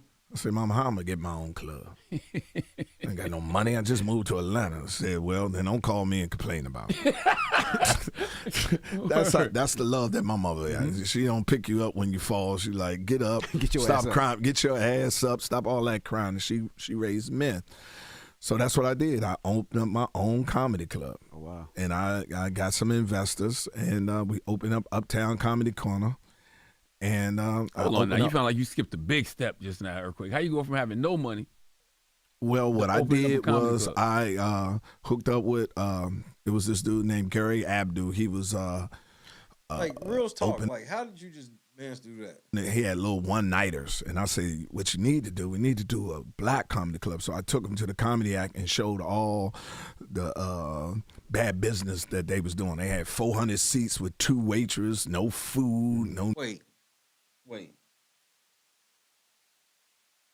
So you went and took a nigga and you took somebody that wasn't black and took him to the black clubs and showed him how the niggas was fucking it up. That's one of your best jokes. Nothing. And they brought the same comedians every week. So it was Ted Carpenter and Joe Torre, and they'll be there for the whole month. I say, if we go to a better place, bring some food in, bring it with the class, we can do it. So he went to go look for investors, and I went to go get investors. I went to Dion, all the athletes. Yeah, we be in Mexico. Yeah, boy, that's a good idea. Call his people up, they shoot me down. But Gary went and found the #1 plastic surgeon in Atlanta, and he gave us BBL doctor. $10,000. Say, if you could flip this 10,000, make some money, y'all can come back. So we went down to Birmingham, and that's how we discovered Ricky Smiley. And I seen Ricky. I was like, hey, man, we going to do this. So it was me, Ricky, and him. And we flipped the money in Birmingham and brought it back. And then he gave us $500,000 to do the club. So you discovered Ricky like just in the comedy club? Or? Well, we discovered Ricky wanted to be a comedian, but at that time he was in church playing the organ. Mm-hmm. And so I said, man. So basically, y'all turned this nigga out. So basically, he was on some legit shit, and then y'all turned this nigga out. Y'all niggas are wild, bro. We're going to open up a club, and we sat around and sit there, and me, him, Gary, open up. We got the club opening up, and then we opened up 3 more.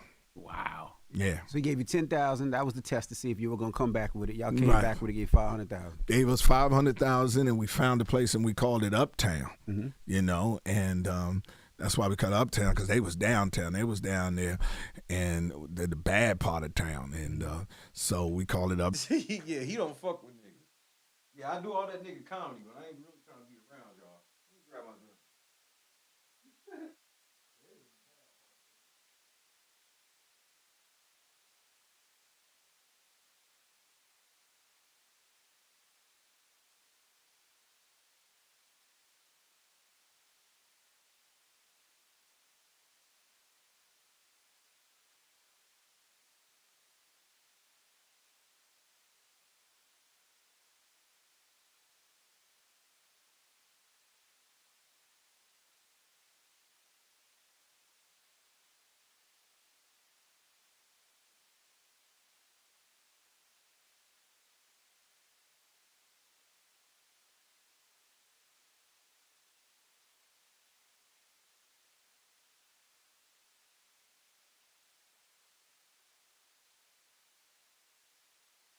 Yeah, them niggas was in the trap.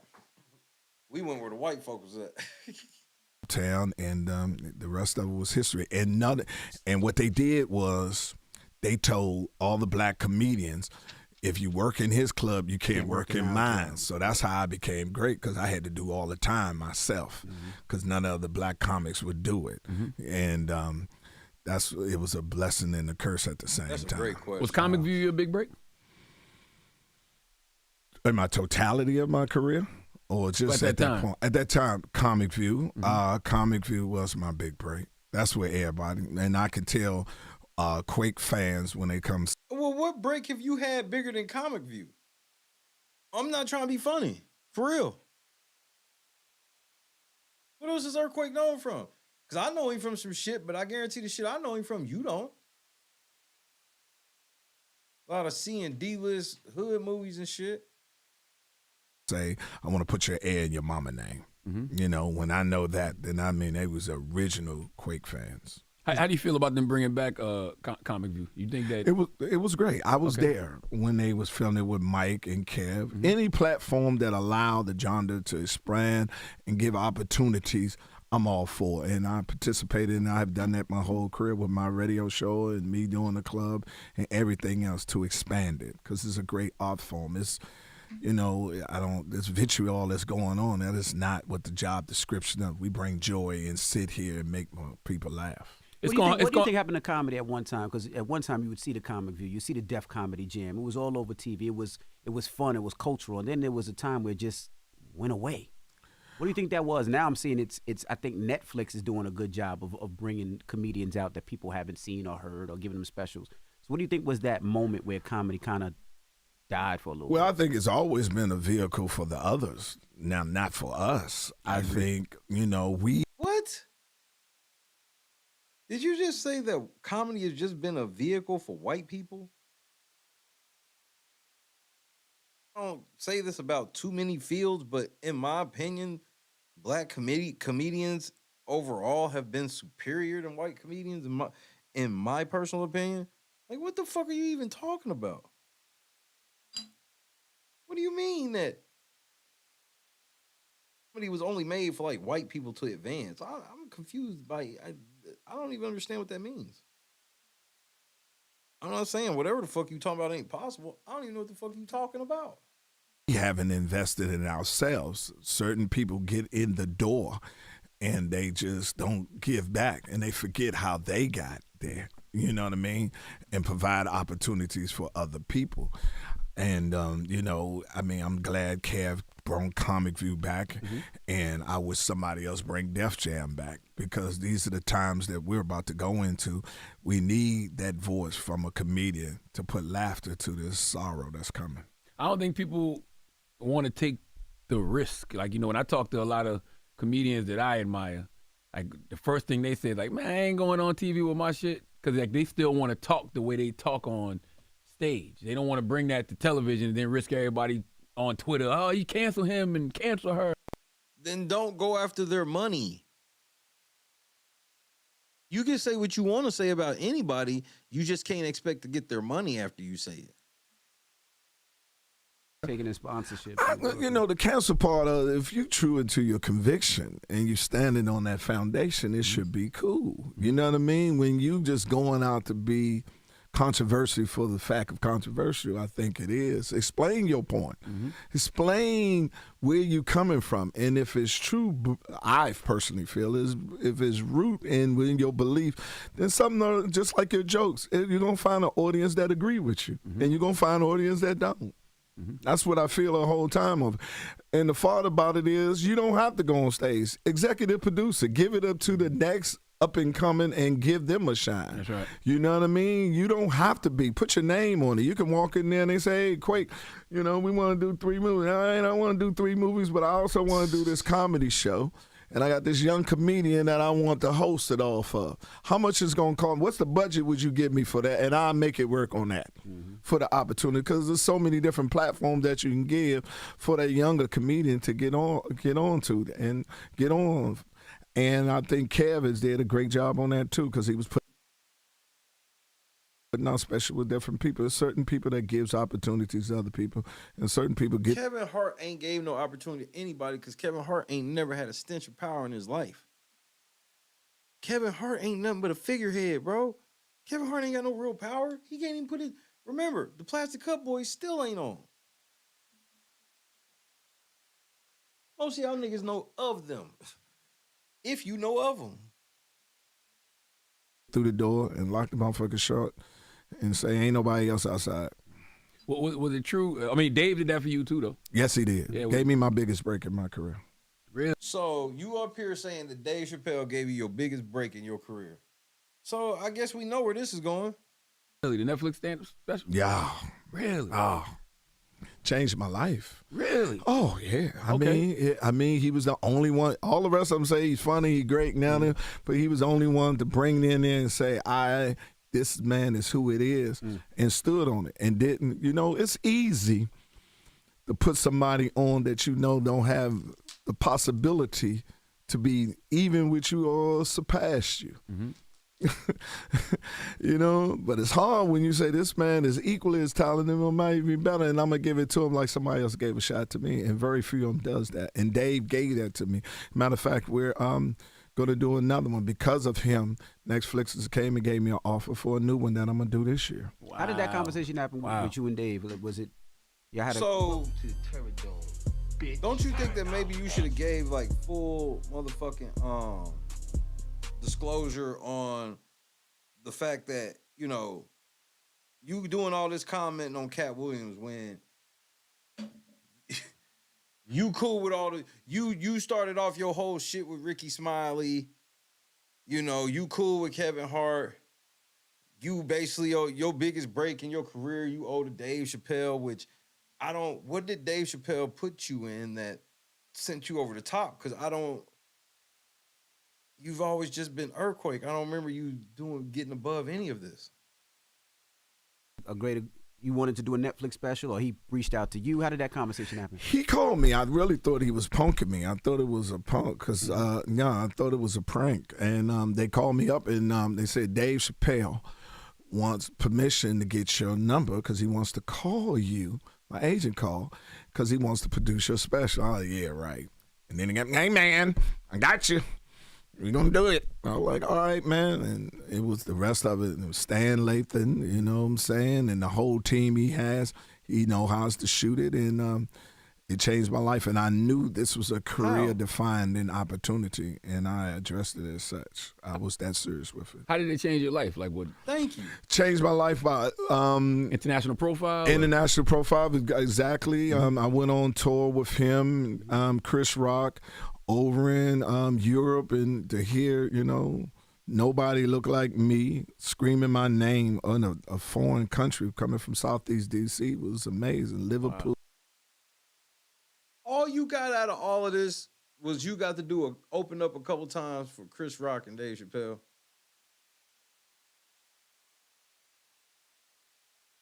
You said big break. When you say big break, that's supposed to be like, where's the actual break? This is your big break. Well, your big break has to lead to like your own shit. Your big break can be, well, it led to me opening up for them niggas. Well, what happened for you? Said it changed his life. I'm sure that was like a very, very cool experience, but that's what were the effects after it? Lowered expectations. Like, what the fuck was the expectation? Bro, I guess I'm confused. We went to so many different countries, London and all the rest of it, and then it got me in to Netflix for them to sponsor my next special and able to do more business because they are the premier one when it comes to doing comedy specials. I disagree. I thought that at one point, but Netflix got so much shit on there you can't find nothing. Like, as far as comedy go, you have to know what the fuck you looking for, or you're just gonna be looking at a bunch of fucking covers that all look the same except it's a different person. So unless you picking somebody you know or something you've seen before, what's gonna make you pick any of them? Just like throwing a dart. So I disagree with that. Wow. Is it true that Kim Whitley ghosted you after you put it down on her? I'm putting that in air quotes. I get her on that. Me and Kim used to date for a brief, so she ghosted me out there. She hit me and left me. Damn. You might not have put it down like you thought you did, then. Obviously he didn't. Hey, man, I'm a king. I don't pay for dinner and satisfy you. You got to... You got to pick one, huh? You got to pick one.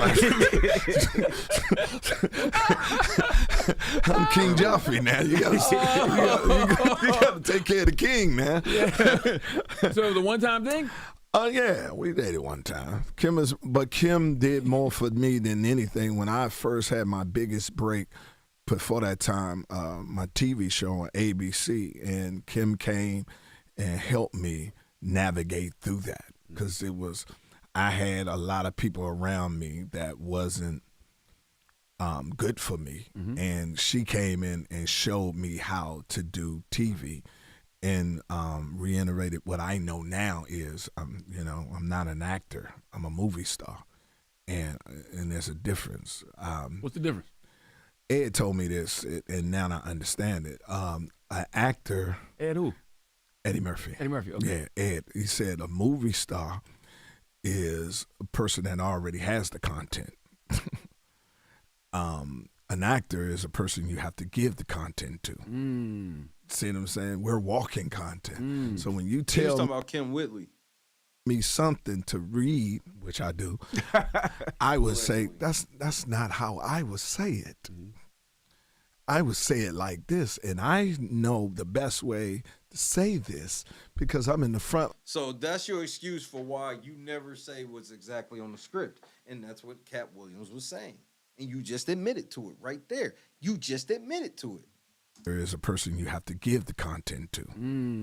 See what I'm saying? We're walking content. So when you tell me something to read, which I do, I would say that's not how I would say it. That's the excuse why they give you something to read and you don't say exactly what it is that is on there. And you go, nah, because I wouldn't say it like that. I would say it like this. Say it like this, and I know the best way to say this because I'm in the front line saying this to people every day. That's real. An actor will sit here and just interpret and say, okay, I'm going to digest what you say and formulate it to your specifications so it'll be said the way you wrote it.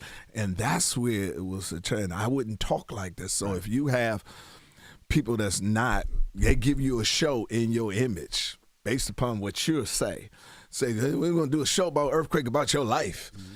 And then you got people that don't know nothing about your life, right? And say, this is how you say it. And you don't have the authority to change that writer's, the way it's written, then you'll struggle with that part of it. So you have to say, forget it. And she was the one. What? You don't have the authority to change that writer's, the way it's written, then you'll struggle with that part of it. So you have. But you've never been in anything, Earthquake. Name the movie you've seen Earthquake in. Name it. The one I can think of, his part was so fucking small. I have to say, forget it. And she was the one that he probably didn't have to read his lines. On the set while I was filming my pilot for ABC, pulled me to the side and said, say it how you want to say it. This show. And once she empowered me with that, it took off, but it didn't get picked up. Man, that's so interesting what you said, because when I think about Eddie So they did it your way, and it failed. Got it. Hey, that was a real rosy way to say that. Murphy, I think about him in, I don't know if it was Beverly Hills Cop or 48 Hours, but one of them roles wasn't for him. It was for Sylvester Stallone or somebody. Right. And just him being him, he went in there and did Made it his. Like when now you think about that, it's like, oh, that is okay. I get that. I mean, look at it always. Chris Tucker played Chris Tucker.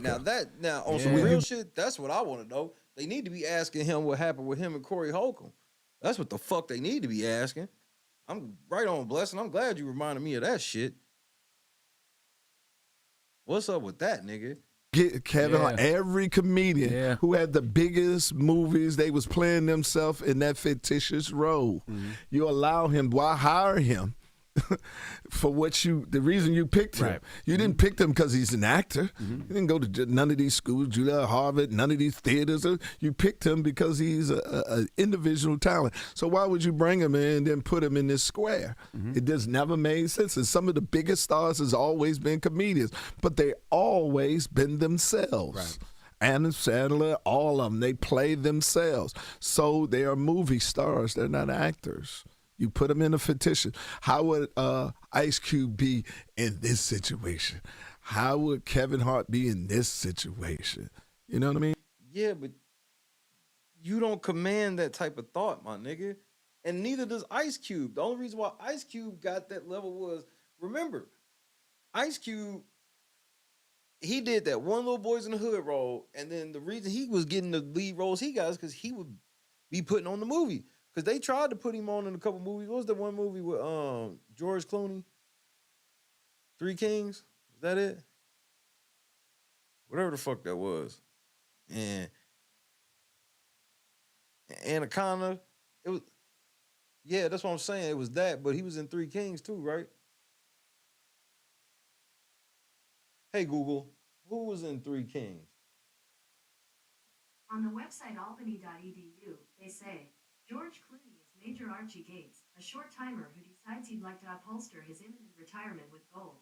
He leads 3 soldiers, Troy Barlow, Conrad Big and Chief across the sands, looking for the bunkered bullion. Is Ice Cube in Three Kings? Yes, Ice Cube plays Chief Elgin in Three Kings. Oh, thank you. This shit where them niggas going across the desert or some shit, I vaguely remember it. So they tried to make Ice Cube an actor, and that shit they wasn't feeling him like that. And Ice Cube has always been smart, where like even when he puts himself in the lead role, whoever his supposed supporting actor is going to always steal the show from him, and he almost, he definitely encourages that. And that's how it is. And if you don't have the power or you don't have the management or the team to be able to structure your deal with the flexibility, You sit there, and then they changes all the way through because they'll give you a deal, and you'll pitch the show to them, and they say they love it, and by the time they finish writing it, the show ain't nothing what you pitched it to, and then it fails. You're like, motherfucker, I never wanted a gay dog that flew around the country. You know what I mean? Because they was like, if you get a gay dog, that'll really set it off. I can see it. A gay dog? Yeah. That flies around. Now, a conversation that always comes up is black comedians wearing a dress. Tactical nuke incoming!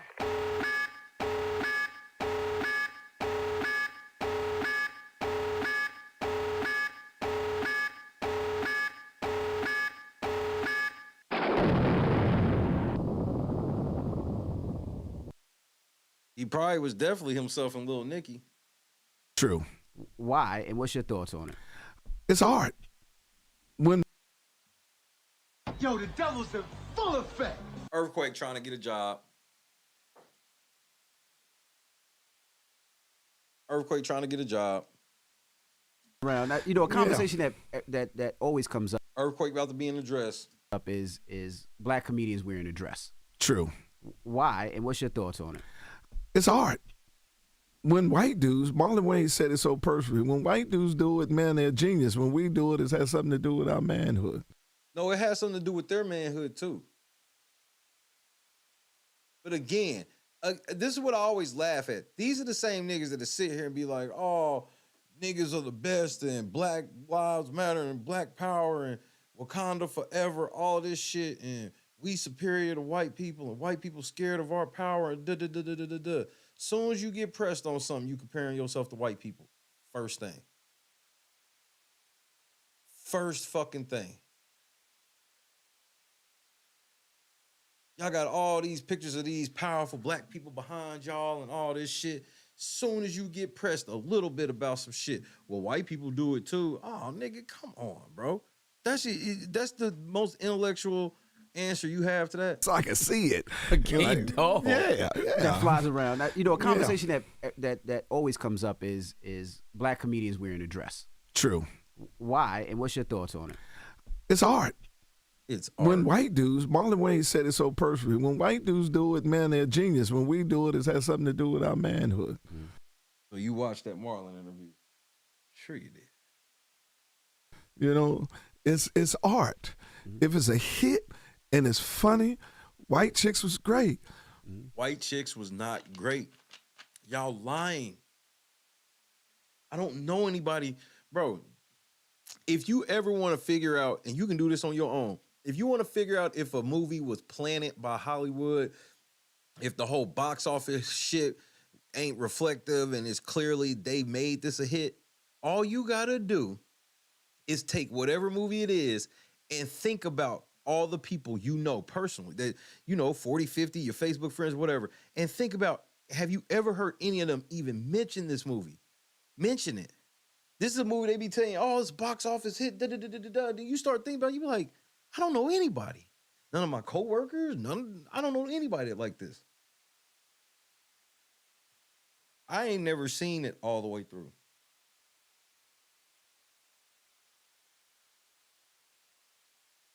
I ain't never seen. Have you seen White Chicks? 1 for yes, 2 for no. Excuse me. I ain't never seen it all the way through.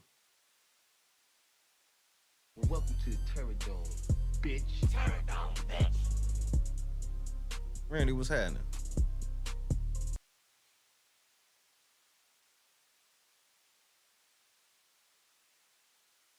I'll show y'all a trailer of it for those that ain't never seen it. And you tell me if this looks entertaining.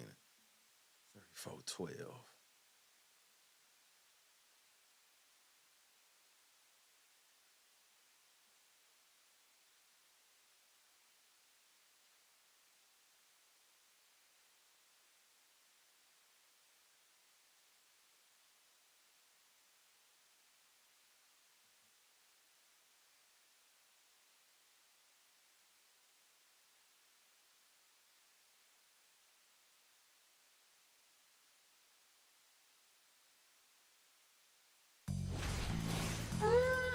FBI agents Marcus and Kevin Copeland have been assigned to protect the heiresses to a multi-billion-dollar fortune. If the kidnapper strikes, we will be ready.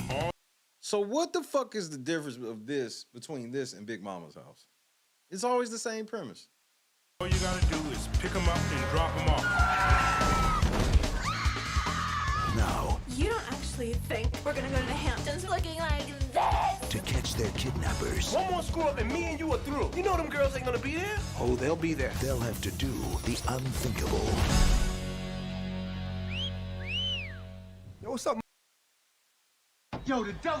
Yo, the devil's. Yo, the devil. Yo, the devil's. I mean, this is some shameful shit. Yo, the devil's in full effect. Would have been swallowed up. Have you ever been swallowed up? Have you gone through a time of swallowing? I like when you like this, Daddy. Daddy, I like when you scrambling and scraping for shit. I like that.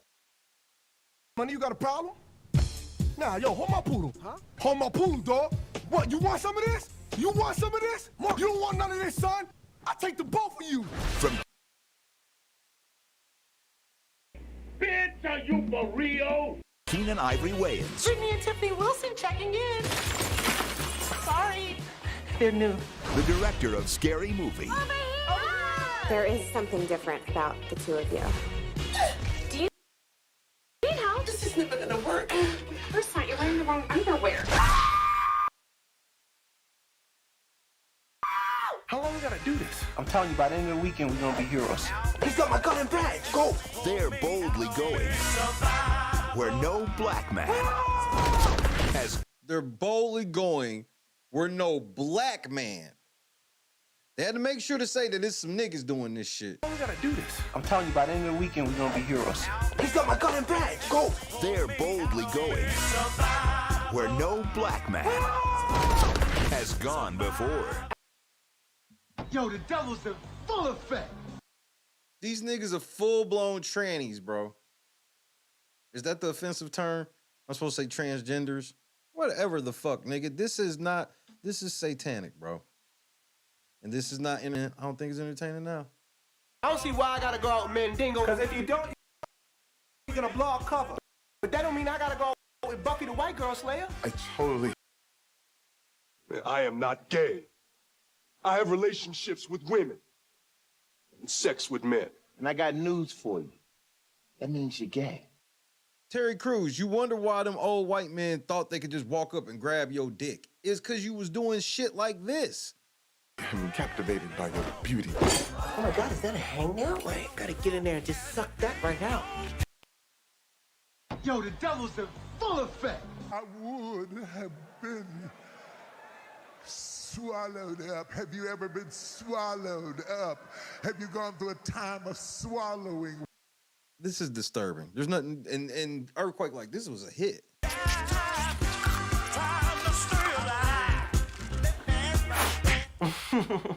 Sean No. Wayans, Don't hurt yourself, sweetheart. Don't worry, I won't. Marlon Wayans, It's the Beverly Hillbillies. You're so dumb, you went to Dr. Dre for a boob job. Let's kick it old school.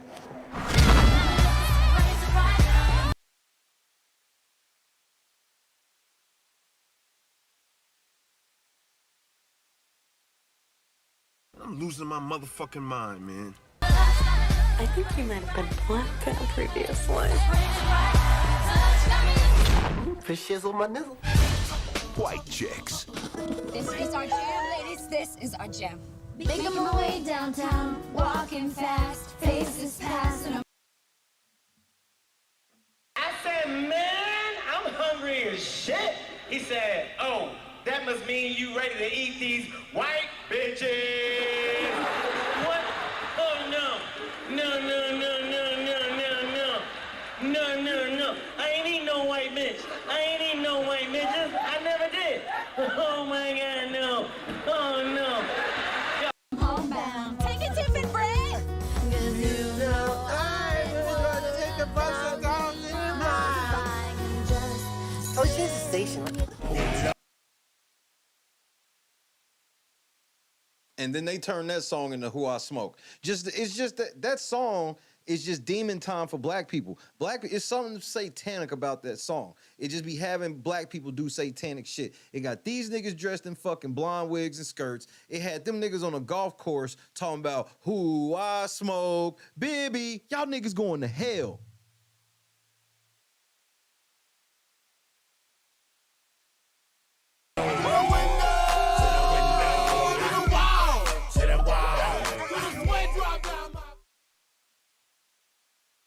You're watching When Keeping It Real Goes Wrong. Great. White Chicks was a great movie. Sure it was.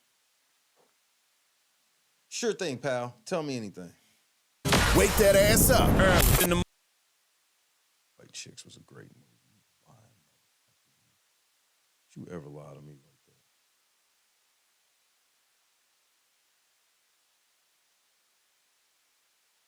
You know, it's art. If it's a hit and it's funny, White Chicks was great. No, Big it Mama wasn't. House was great. You know what I mean? I know Marty. Marty is one of the manliest mans there is. Sinead name. We talked about it the other- I am not gay. I have relationships with women and sex with men. And I got news for you. That means you're gay. What does it mean that another man is the most manniest man? What did he just say? What was that? Big Mama House was great. You know what I mean? I know Marty. Marty is one of the manliest mans there is. Sinead, the manniest mans that is. And then DJ Envy goes, but Sinead ain't. He's one of those manniest mans. You putting too many mans on there, bro. You doing extra. We talked about it the other day. Sinead. Larry Johnson, basketball player. What was it?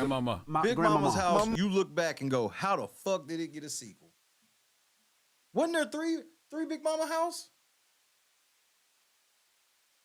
Hey Google, how many movies were in the franchise Big Mama's House? Mama's House, Big Mama's House 2, and Big Mamas, like father, like son. Big Mamas, like father, like son. Yo, the devil's in full effect. Like father, like son. Never mind, Google. Don't even worry about it.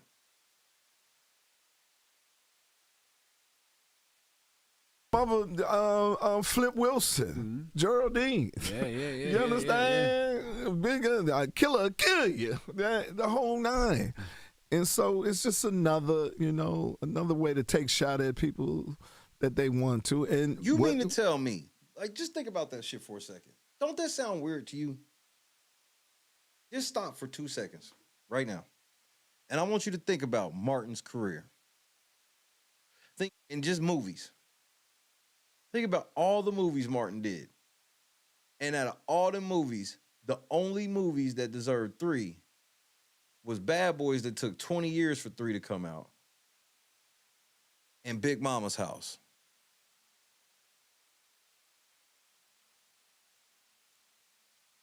Wasn't no sequel to Blue Streak, This Nigga in Mexico. You know, it's lots of other shit we could have fucked with. Why'd that get 3? We ain't getting no sequel to Thin Line. The streets wouldn't have wanted that. The streets wanted a Big Mama's House sequel, but they ain't want none of that.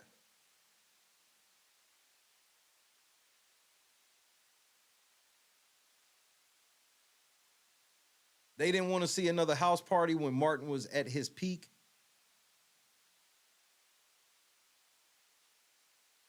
With the tables turned, Martin at his peak.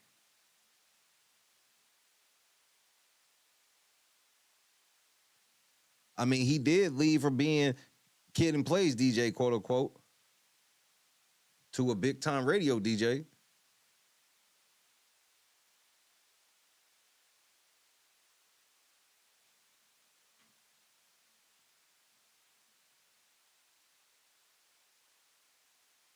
Just saying, bro. What's heartbreaking for me is younger comedians that's taking these shots and at the people that paved the way for them. And it's sickening. Well, I think a lot of times, too, people use those things to justify why they not where they want to be. Exactly. You know? Exactly. And I strongly believe that to the core of my heart. Because No.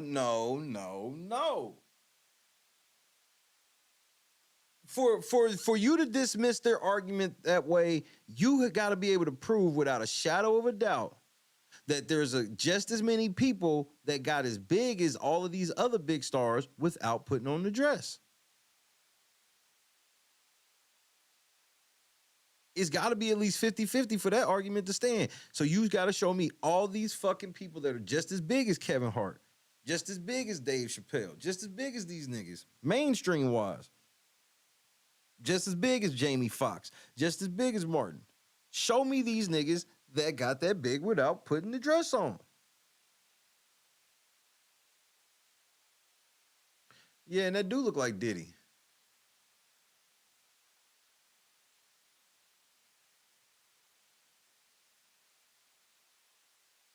You're not going to be able to show me all of these other superstars that didn't wear the dress. And that's where people are getting at. It's not definitely proof or no shit like that. But you can't do this whole Dick Cheney argument on it.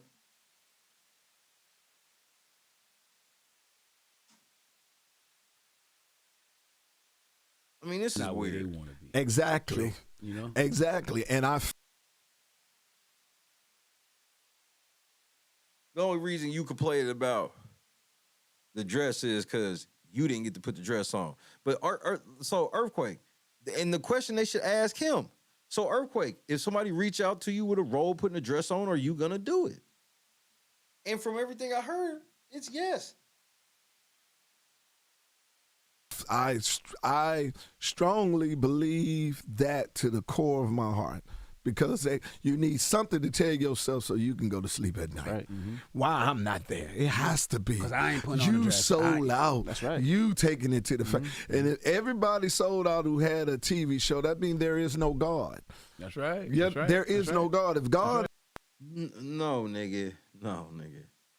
Ain't nobody said that everybody has to sell out to get a TV show. No, nigga. You got to sell out to get to that Kevin Hart, to get to that Dave Chappelle. Like, you gaslight, nigga. You get it, bro. You get what the fuck going on here. Stop. It's destined me to be a network television star. You telling me that the forces in the gatekeeper are far stronger than my God. That's what you're telling me. No, that's not what that means.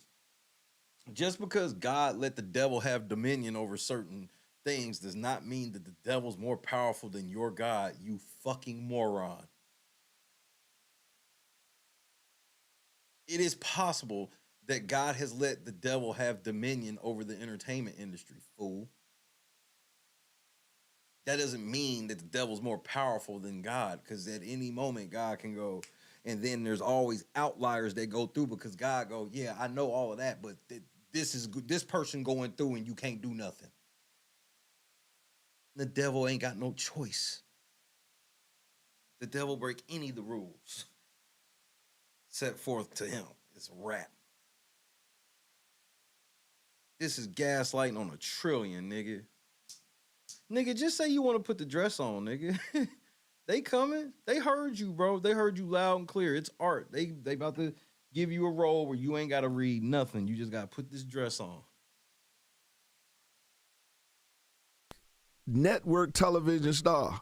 You telling me that the forces... But remember, he said his homie is who? Who did he come up in the comedy game with? Ricky Smiley. So obviously this nigga ain't gonna say that sideways about the dress. He been on the road with Ricky Smiley for 20, 30 years.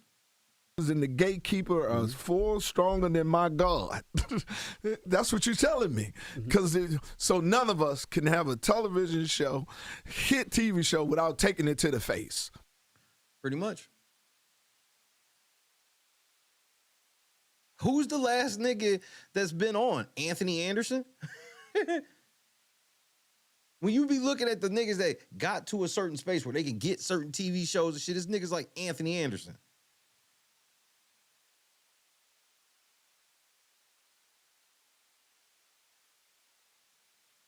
And bro, and plus it ain't like how it used to be. Because how it used to be is they try to find talent that they can manipulate. And that's hard. It's hard to find a person who can be manipulated and have the talent that you want to manipulate. So it was harder back in the 80s and 90s to find people that were really good at shit, but were also really stupid too. But they've learned now that they can just find stupid people, period. And they can, a lot of these motherfuckers, that's why they shoot out 200-300 artists and hope one of them catch on.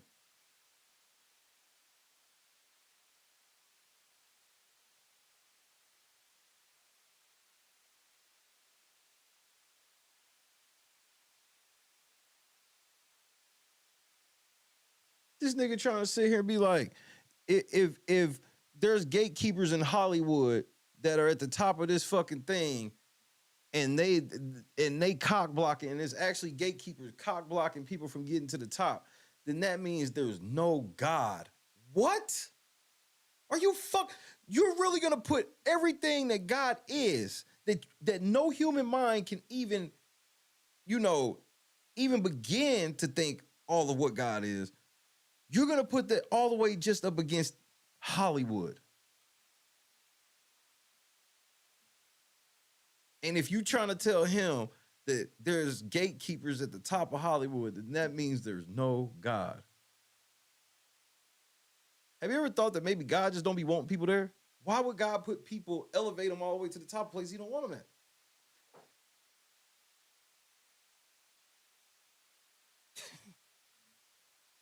Like, again, this is supposed to be you proving to me that you can read.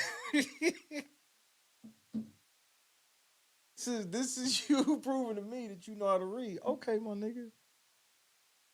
I mean, that's just, I've never heard this analogy. This is one of the wildest analogies ever, that if you trying to tell me that, and we know that this is confirmed, that there's always been types of wild ass, eyes wide shut type parties, crazy sex, and out Hollywood, everybody knows this. We've heard 1 million rappers, 1 million athletes, 1 million entertainers in and out of the industry tell you motherfuckers about some of the cretin shit that goes on in that shit. And then he wants to turn around and say that if I can't get to the top of the devil's playground, that means that there's no, if you telling me I can't get to the top of the devil's playground because of the devil cock blocking, that means there's no God. I'm floored by that. You caught me off guard with that one, Quake. It has to be. 'Cause I ain't putting on the You dress. sold out. That's right. You taking it to the face. And if everybody sold out who had a TV show, that means there is no God. What? That's right. Yep, That's right. there is That's no right. God. If God has destined me to Yeah, be a network television star, you telling me that the forces in the gatekeeper are far stronger than my God. That's what you're telling me.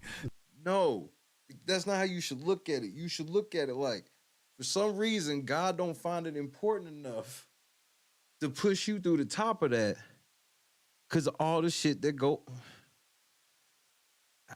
How did Epstein get all that money and power, bro? Like, he don't. So the fact that Jeffrey, that's like him saying that anybody rich with money and have power and would cock block anybody, if they using their money evilly and satanically, that means there's no God. I'm confused. What the fuck are you talking about?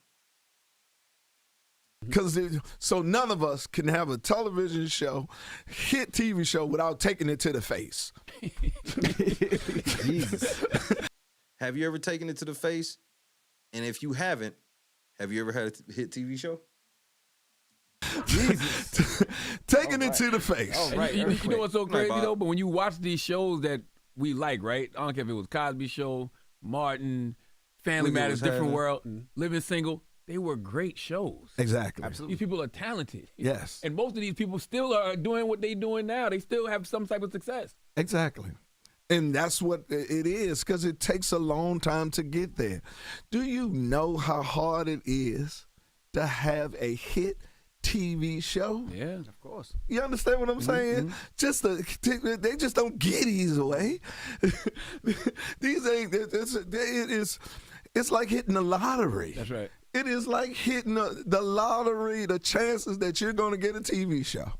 First of all, get the deal that they pick you out of all the other comedians out here. Then you get a great enough team around. And then the first y'all come together to get the chemistry. And it translate, and then you'll have no executive saying, well, I didn't do this, let me cut you. Before. And where in that process does it sound like the Lord is involved? That doesn't say he can't be. But where in that does it sound like it?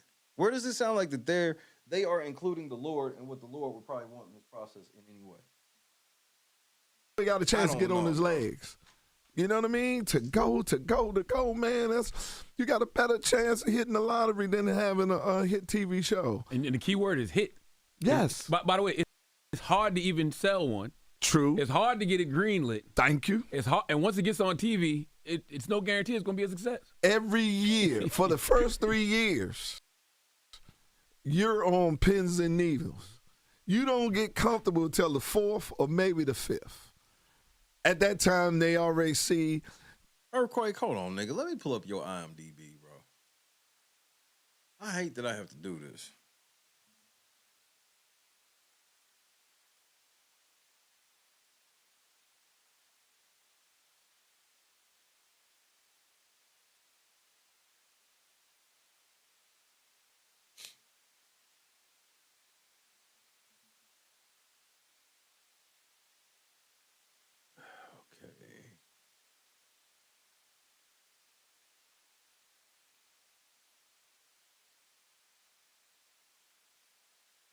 All right, so let's see how many of these movies you know.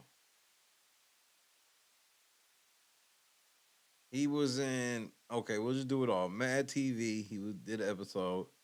He did an episode of Laugh-A-Palooza. He was Santa Claus in The Night Before Christmas. Oh, my goodness. Earthquake. He played Quake in a TV movie called Earthquake. He was in Getting Played, which is a movie that I find highly hilarious. But that motherfucker got a 4.6 on IMDb. He was in Clerks 2 as husband. So that just lets you know his role. Barnyard, the video game, as the rooster. Long Shots. He did 9 episodes of Everybody Hates Chris. He was in Something Like a Business, that Kevin Hart movie that was funny, but that only got a 3.7. Nobody's ever seen that. He was in Sharknado 4. Busted, In the Cut, Armed, Rail, Southside. He did 1 episode of Black Jesus, 2 Minutes of Fame, Boosters LA. He did 2 episodes of Winning Time. That might have been his biggest shit. And that looks like he did that after he sold out the motherfucking Dave. 7 episodes of The Neighborhood. So yeah, nigga, you trying to get mainstream.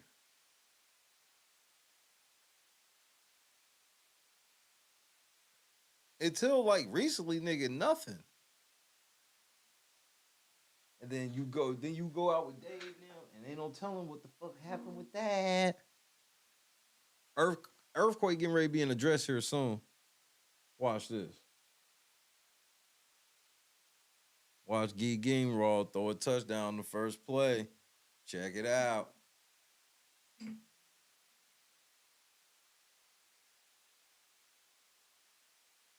Desiree was good.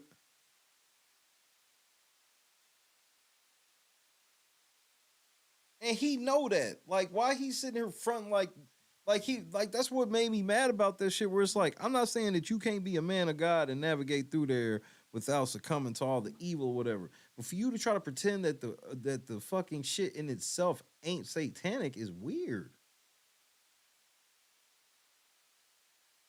And to sit here and be like that if you don't succeed in this satanic ass shit, then that's proof that there's no God. Do you not know that Satan's laughing? Like, that's all I got to do to make you believe there's no God is make sure you have no success in this shit?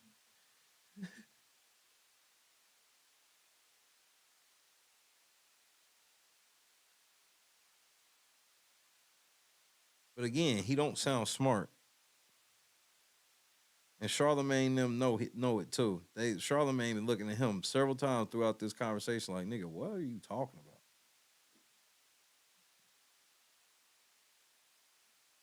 This nigga, and he probably think he's smarter than Shannon Sharp.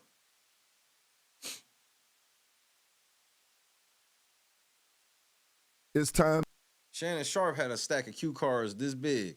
Earthquake would have quit. For it to go syndicated, we can go and get these 100 gonna make it, and we're going way through. But after that first year when you get in, you good with it. Boom, you gone the second year. If it don't, second year they can let you go. The third year, the head of the studio who love your show, he gets fired. They bring in a new dude. I hated your show, DJ. If you get that shit over here, you know what I mean? And you gone. I saw didn't you like a couple years ago? It was you, DL. Didn't somebody pick y'all up? Yeah, we had deals. Didn't get through. Then I had a deal from the Netflix. Everything, new special, new TV show, all that. Then these niggas gonna strike. You're like, God damn. You know, so now we back at it again, negotiating for my TV show, my special, and the rest of it. That's just where it is. Now you gotta formulate a good team, casting out. I mean, Martin did it. He had Gina, he had Pam. This was seasonal actress that he could lean on to learn. Wait, Martin had to lean on people. The one thing I'm not gonna let you do is say that Martin Lawrence was in the show Martin leaning on anybody, nigga. What we if you want me to turn up real quick, Earthquake, start disrespecting Martin and anything about that show. As a matter of fact, if it wasn't for Tisha Campbell, nigga, we would have got an actual proper ending to the show at some point. That shit might have been on 7-8 years. She got to have a long TV career after that bullshit she pulled. She went on to do My Wife and Kids and have a whole ass thing after that, like nothing happened.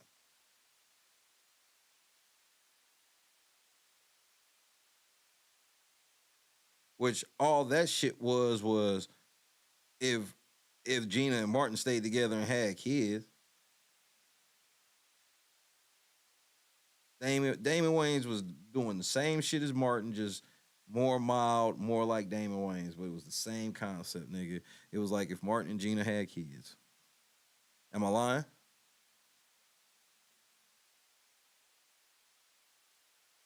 He act like he ain't smart and he trying to sound smart.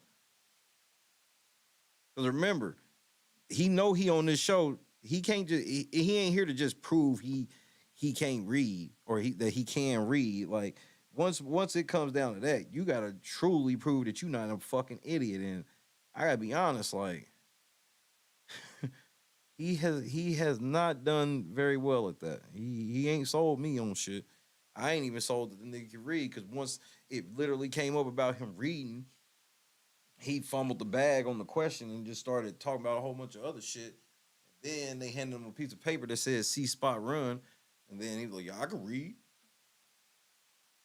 Learn it while the time they carry it. And it's beautiful. You just hope that the stars line up for you too. That's right. I was going to ask, you know, every comedian always asks, do you remember your best show and your worst show? Best show. My Netflix special was my best show because of what it turned out to be. Mm-hmm. My worst show was North Carolina AT&T. Because, see, it's hard for me to tell jokes to people that never had a job. College. Yeah, college kids. AT&T, yeah. Yep. Yeah, it's hard to relate to that type of thing, you know. So that was my worst show. You know what I mean? Do you care about making the transition from stand-up to TV? And it's A&T, not A&T. A&T. A&T, okay. A&T. So look, nigga.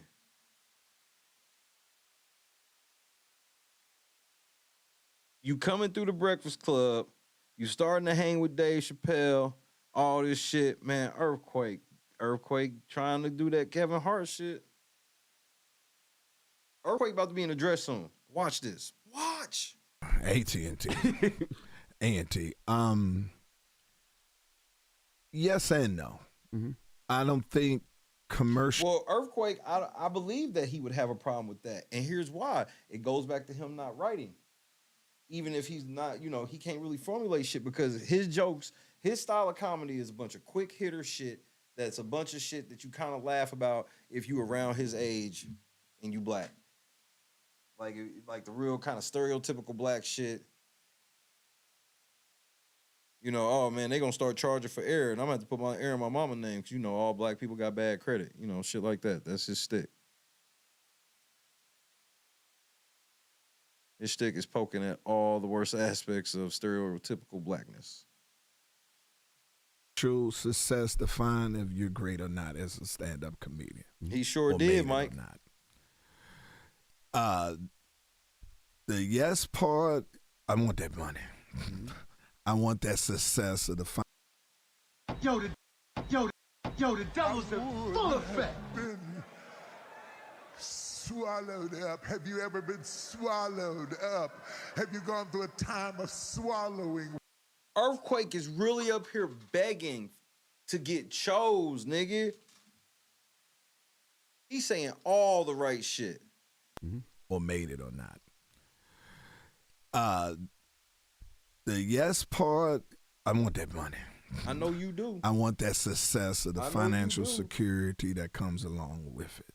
And the comfortability of being home Monday through Friday, stepping on a stage and doing my product and then coming back home. The road is good, but it's tiresome. You know what I mean? The money is great, but it's tiresome at this point. And been doing it over 30-something years. I am coming to this point. How do I make as much money as I can this next 5 years and get the hell out? Hey, talk to us about the difference between being broken in debt, because you said that you trying to retire in 5 years. Not if you sign with them niggas. They like to kind of keep you for life. At one point you were in the hole for $3 million. Yeah, man. You was in the see, hole for being what? broke, that means you just ain't got no money. You was in the hole for $3 million.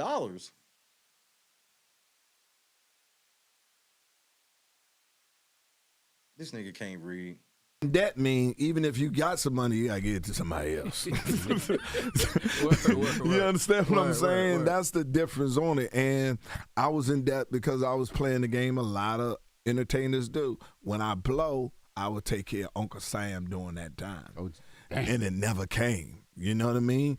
And Uncle Sam don't play. So now, it didn't come to fruition on that point of blowing at that point. So now I just put the money to the side knowing, around April, I'm going to get molested financially. And when Uncle Sam comes, Uncle Sam comes. Oh, he comes. And they average up. They don't average up. They average up. And they let you. And see, the thing about Uncle Sam's so good about it, he a sleeper cell.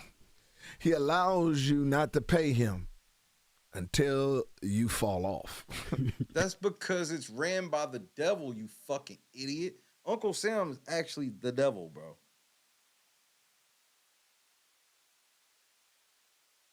See, y'all be realizing that all the taxes is a reverse tithe. That's why when the devil takes too much, he has to give refunds. You didn't realize that. See, but that's because y'all niggas don't know shit, bro. This nigga definitely don't know shit. That's why, just like how God gonna get his, whether you give it to him or not, so is the devil. Like, the money is devil's currency. That's why when God always bless you, he don't always bless you with money.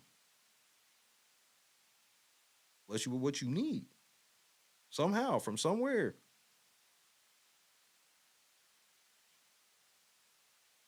This shit be going right over y'all head, and y'all be thinking y'all sound so profound, and y'all really be sounding stupid to me.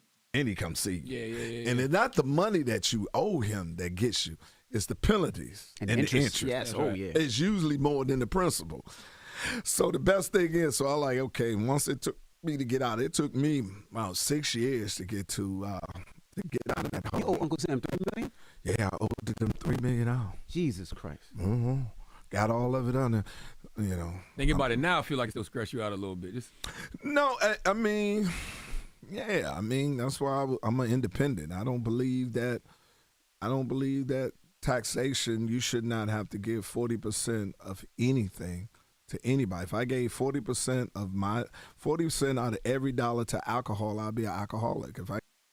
Yeah, because that's what that would be for. But if you gave 40% out of if you gave 40% out of every dollar to your career, people would think you're a hard worker and career minded. So, I mean, again, your allergies really, your allergies have holes in them always. I'm just like, your infatuation with money, and obviously you didn't learn any value of being broke. So it's like, I'm trying to just be rich. Wearing a dress is art. Like, I'm telling you, he about to be in a dress. I gave 40% of my dollar to drugs, I'd be a drug addict. So why is it cool for the government to get 40? And by the way, I wouldn't have no problem with it if I saw that money actually going to our communities. True. If I saw it going to our community. Why does it matter? You owe. Everybody owe walking on this earth. The governments in every place are nothing but fucking devil-ran entities. That's why the people who run them, no matter what heinous shit they do, they never get in trouble.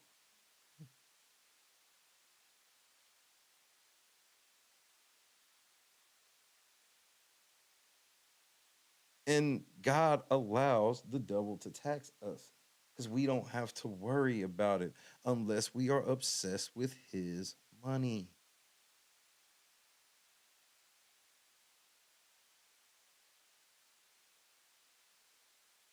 Money is not the root of all evil. The love of money is the root of all evil. Communities, and our schools was better, and True. People could afford better housing, because whatever it is, people had free health care. I wouldn't have no problem. I would still have a problem with it. Well, and I'm gonna tell you why, because there's so many billionaires and millionaires that pay no taxes, right? True. And they ain't you the nigga out here robbing the black community, nigga? Ain't you got a fuck now, nigga, for scamming black people? You wasn't scamming no billionaires. You wasn't scamming no. This is how fake the Breakfast Club is. How fake Charlemagne is. How fake Envy is. The fact that they still let Envy be up there with all the shit he got going on right now is fucking just disgusting. This nigga Envy, wow. This nigga Envy literally is caught up in a fucking possible real estate RICO fraud case. And this nigga want to talk about his feelings on whether or not billionaires are paying enough taxes. Nigga, shut the fuck up, nigga. Again, it's the devil's shit. Because most of the people that have all that money that you're talking about, it's a wrap. Because there's a lot of motherfuckers that are millionaires that could be billionaires, but they ain't, because they've always given their money away actively, not signing some players that, oh, when I'm dead and gone, y'all can have it. Ooh, thanks. Nah, a lot of motherfuckers just drop this shit now. Actually going to our communities. True. If I saw it going to our communities, and our schools was better, and people could afford like you sending your kids to quote unquote our schools. Shut up, nigga. Better housing, because whatever it is, people had free health care. I wouldn't have no problem. I would still have a problem with it. Well, and I'm gonna tell you why, because there's so many billionaires and millionaires that pay no taxes, right? True. And they let them slide, and these are companies that had generational wealth, white companies that had this for 20, 30 years, haven't paid taxes. When you look at Donald Trump, and Donald Trump says he paid, $10 in tax for the year. True. And then you look at yourself, but then you see what Donald Trump is worth. You say, ain't no goddamn way. Ain't no god. Okay, cool. Let's take that then. Let's say you write about Donald Trump. How many niggas in the world got Donald Trump level clout? that can pull that. I mean, Donald Trump was just ordered to pay a bitch like $80 million. I bet he don't ever give her a fucking dime. How many niggas, that's what I'm saying, like, you pointing at an outlier and being like, oh, that's why I don't want to pay. Nigga, you owe. We all owe. And everybody thinks that it's just an attack, bro. It's several ways. That's why certain stuff, when you doing your taxes, you put in certain stuff, and then all of a sudden your refund just start going up and you don't understand it. It's because, bro, it's higher powers involved.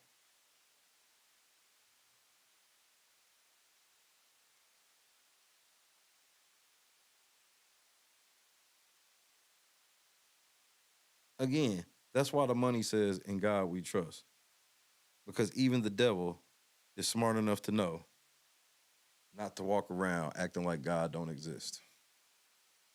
And on that part of it, I wouldn't have no problem doing all that too if I utilize some of the things. If I ain't got no kids, I shouldn't be paying no goddamn public school money. I ain't got no kid in public school. And if my kid is in private school, fuck, I'm paying for public school. Because you got enough money. That's why. Greedy motherfucker.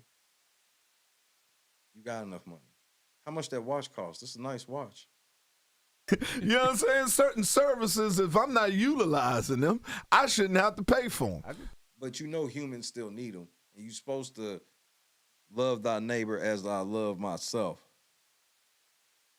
But the only problem is it's hard to become a billionaire that way.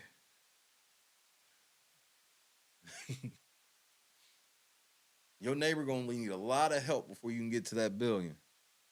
You know what I mean? And that's what I think. They should break it down to just as simple. In the United States, the American dream is free.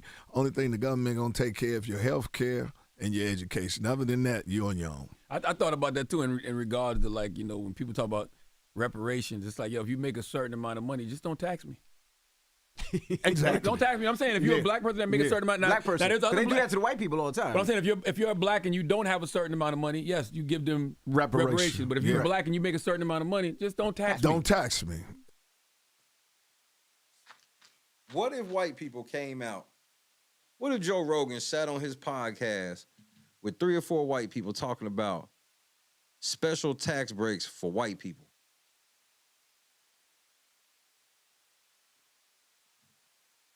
Where lower income white people will receive a check and higher income white people won't have to pay any taxes.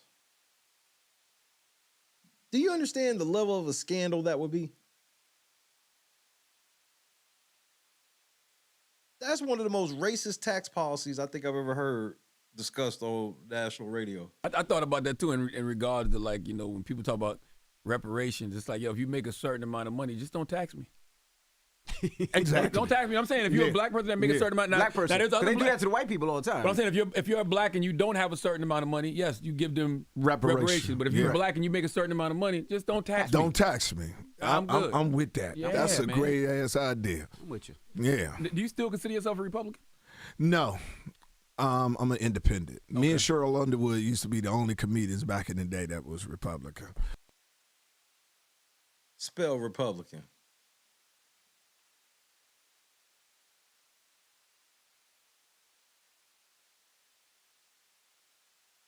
Go ahead, nigga. I'm waiting. But now, since the Republicans has been hijacked by the MAGA, I had to tap the fuck out. I tell folks that all the time. I said, if MAGA made you tap out. So there was never any complaints of racism in the Republican Party before MAGA. That was just a bridge too far. Y'all nigga, bro. Again, trying to make sense of the devil shit. Don't that shit sound satanic? That no matter who you vote for, it's bad every time. It sounds like the devil. No matter what scenario you vote for the devil in, it's gonna be bad. If even though I feel like Republicans have always been the party of white supremacy, but if traditional conservative Republicans have always been the party of white supremacy. So he just told Earthquake to his face that, yeah, while you left, when Trump came around, you were always a part of a party that was the home of white supremacy. What is white supremacy exactly? Values came back as opposed to this MAGA stuff. I think right now people are looking for something different so bad that you'd see a lot more black and brown people going to be Republican. I mean, if you really look at it, black people we are the most conservative people. We believe in God. We believe in less government, which is the police. You understand? And we believe in personal responsibility, even as. Yeah, and you want to know something else about conservatives? They don't really like niggas in dresses either. If you want to keep it a stack, yeah, black people like conservatives. They don't like niggas in dresses either. Or are you telling me this your Republican homies is cool in dresses? I mean, and Cheryl Underwood don't count. Yes, she looks like a man in a dress, but she's not, allegedly. Some of us don't. So that used to be the doctrine for the Republican Party back in the day when I was in the military, and strong military, which they gave us a raise all the time. So you was in the military for who? Bush?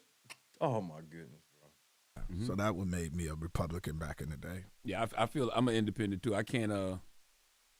I feel like both parties are full of shit. But clearly, what we seeing on the Republican side right now, that's something we ain't never seen before. Oh, y'all say that every time. I ain't even been watching politics, and the best part about it is, since I've logged out of politics, is you want to know the one thing, somebody that was an ex every day watching politics first thing in the morning.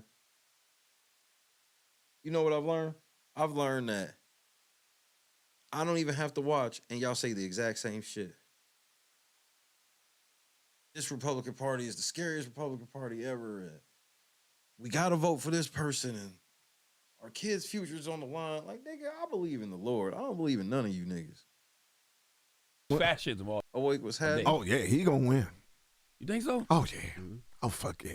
I feel like that some days, but then some days I'm like, man, he ain't won nothing since 2016. No, but he wasn't never on the ballot. He on the ballot this time. Damn. And Joe, man, any day. I was watching President Joe Biden do a speech, and I swore an angel just go by his head. I said, they about to pick him up any day now. You telling me you think Joe Biden going to heaven? Again.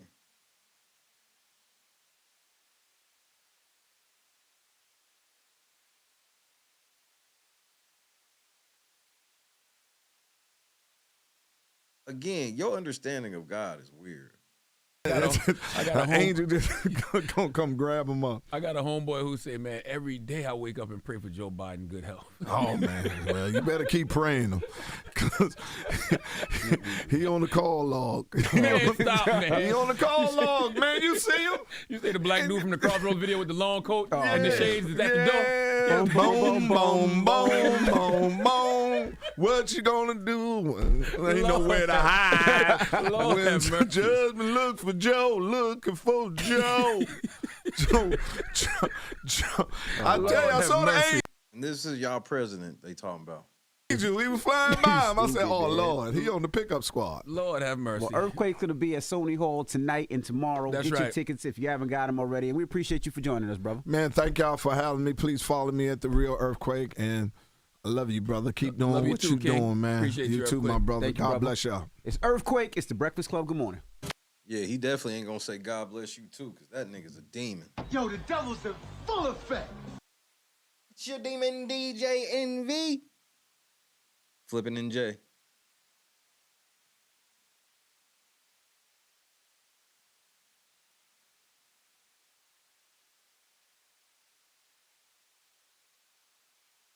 They don't even realize that, blessing. That's all the devil's game, bro. People think it's a joke that, like, all them niggas y'all be hearing arguing on TV, they all friends. All of they fucking kids go to school together and shit.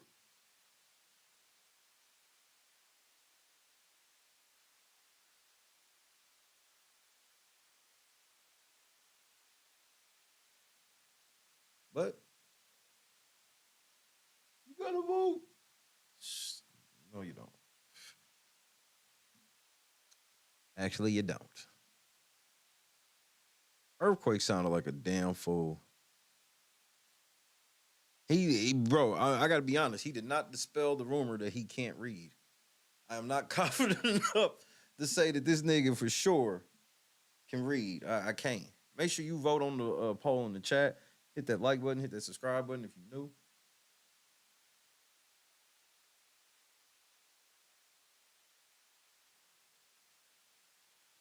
Can you read? I don't know, but I sure got incompetence in my blood. Let me tell you about this time I dropped a nuclear missile. A nuke?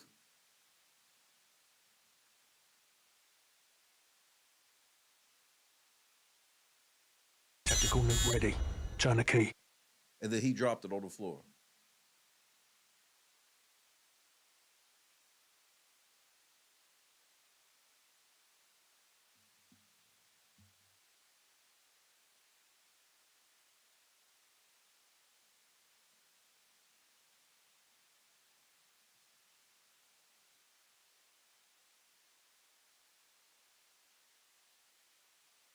He will not be able to put the IKEA desk together. This nigga's like, yeah, and I got demoted to the snack bar, and I ain't give a fuck. I'm like, yeah, because you a loser.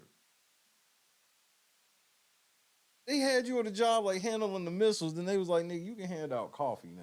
Like,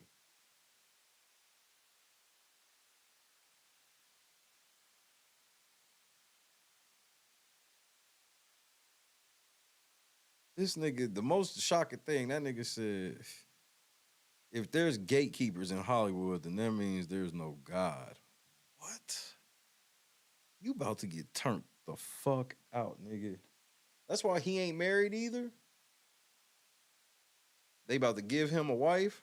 He about to get his light skin and his $50 million deal.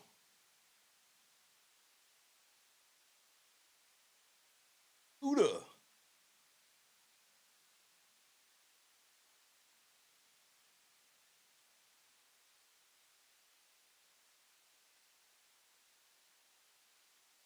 This shit wild.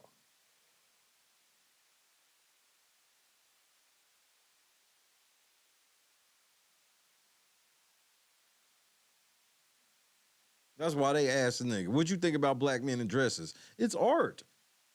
And then you go on to talk about white chicks. Yep, that looked like some artful shit.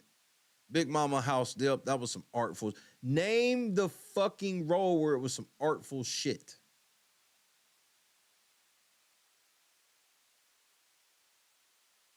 White people think it's cool. Name the white boys you know that like Mrs. Doubtfire like that. Name the white boys who don't think it's anything. Like, when you get to the core of it, we can sit here and watch some shit with a dude in a dress, laugh at some certain shit like that. But at the end of the day, every man is going to be like, that nigga zesty as fuck, and he probably gay. The fact that he even put that dress on, it's possible. Nope. But he going to try to play like white man all stood in unison. Like, yes, we love that Robin Williams was in a dress. We loved it. No. That's not true. Don't be trying to make it seem like it's just niggas that be questioning men in dresses. Yeah, right. You can get on this motherfucker YouTube right now and find plenty of white boy YouTube channels where they not going for that. And not even like Manosphere channel. You can just find some of the channels where them niggas are anti-Disney, nigga. Them niggas ain't going for that.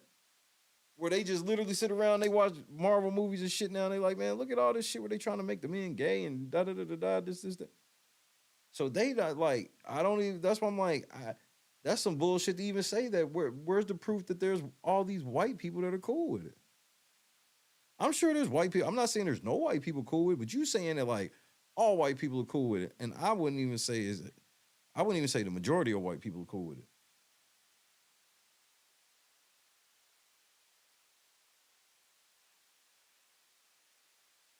I just put it to you this way.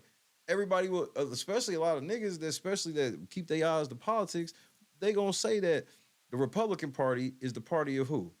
White people. Okay, that fucking party is not with niggas putting on dresses. It's just that simple. The Republican Party is not okay with niggas in dresses. So just do that math alone.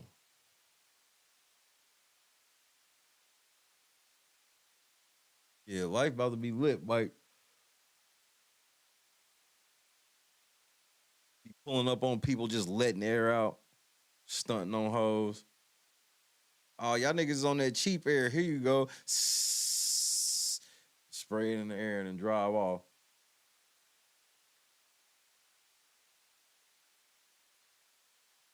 Oh, blessing. I'm glad you caught that too. Total dry begging. Total just undertones of, I'll put the dress on. Me. I've been with Dave. I've been with Chris. It was the best thing of my life.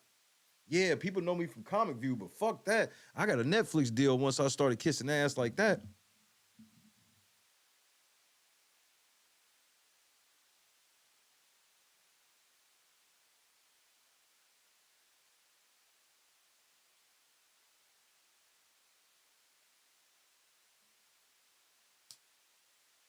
None of this should be surprising me though.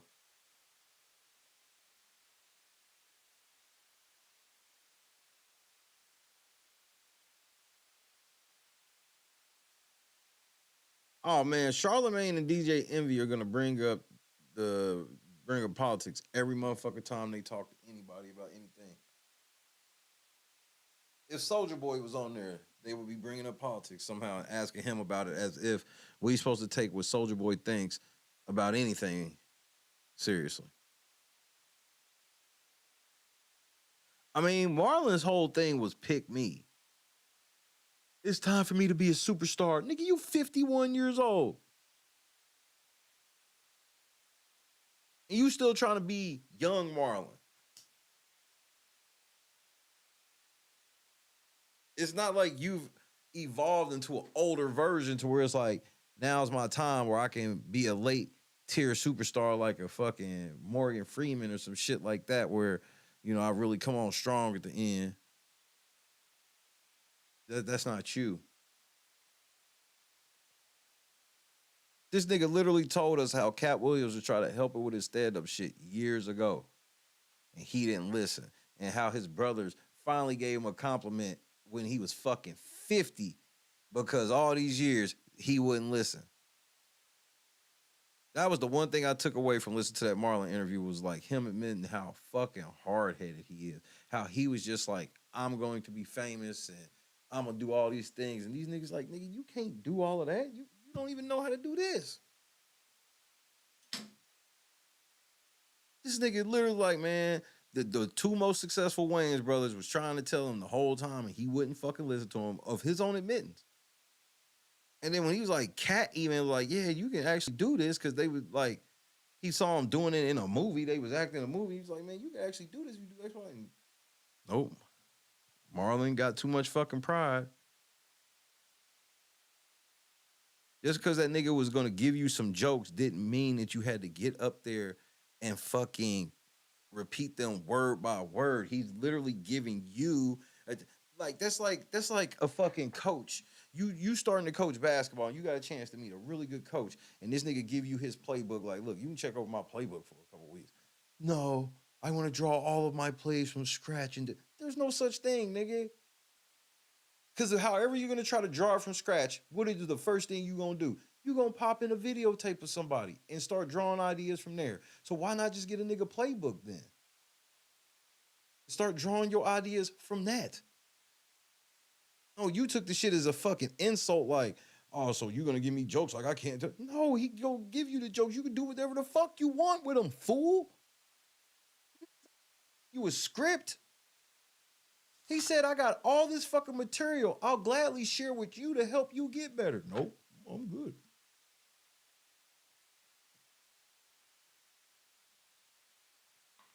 And I can be a prideful nigga, especially old me. Like that, I was never so prideful to where I would be in a room with a certified genius and legend and shit in they field and they offer a real help. And I'm like, no.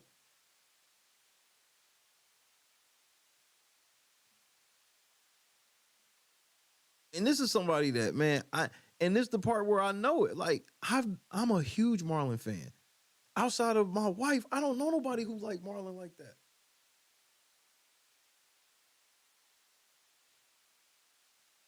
They tried to give him a couple lead roles with 6 Man and fucking Senseless, and he didn't hit it out of the park with those. He wasn't ready, like his brother said.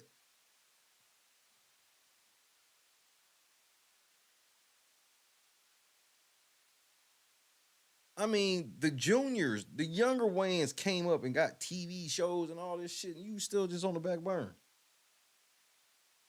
I'm telling you.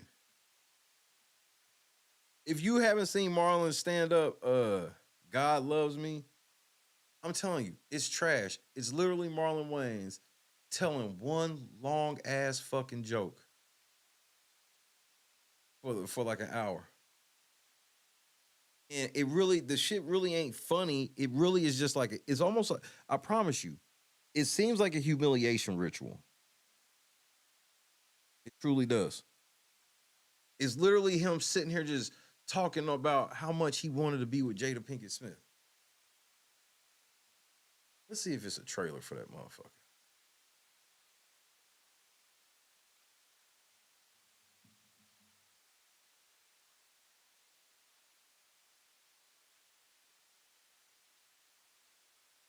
Okay, there is a trailer for it. Type 2. I'm like, Marlon, stand up. Let's go.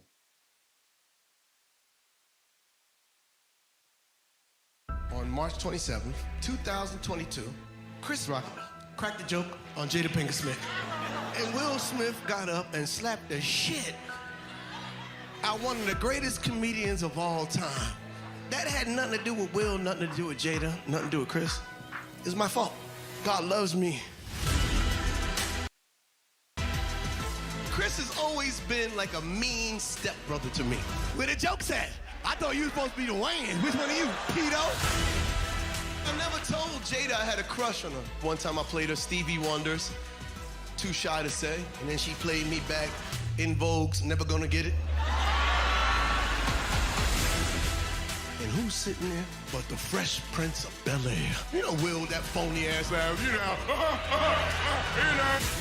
People ask, what if that was you? You hit me in front of the pedo motherfucker! God loves me! That's what the whole stand-up was about. There were no other jokes. He just told the whole stand-up. I'm serious. Yeah, it was some couple spots and certain little shits where, yeah, Marlon did. It was funny. But, like, the whole thing, no. That was what the whole fucking thing was. He just told you the entire stand-up. It's him cracking jokes about Will, Jada, and Chris Rock, and how he wanted to fuck Jada the whole time. And then he was happy to see Chris Rock, who been mean to him, and Jada and Will Smith, the motherfucker that got his girl, beat up each other on TV. It made him feel good. And he tops that off by saying that satanic ass shit of you feeling all this joy from that shit that happened with them. And you get to go, thank you, God. You love me.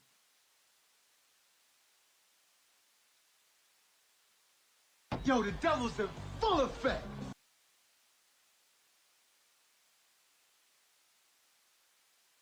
Well, it came out last March. This already been out. This is a whole trailer. It came out last March, so a year.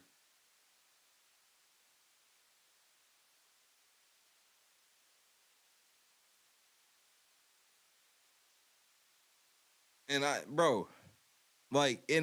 was okay with it because I know how that shit is. Where it was like, when certain shit happen, especially if you somebody that likes stand up and you watch some stand up or whatever, that certain things that happen, you're gonna have to hear a joke from everybody about it. It's just what it is. Some jokes are better than others, but that's what it is. So you expect the Chris Rock, Will Smith joke, but for a nigga to do a whole stand up about it was weird. And from the whole perspective of, like, nigga, yeah, we seen pictures and you was with Pac and all these other motherfuckers, but it was because of your brothers, nigga. It was never because of you. And this is coming from a Marlon fan, but bro, I'm not lying for nobody.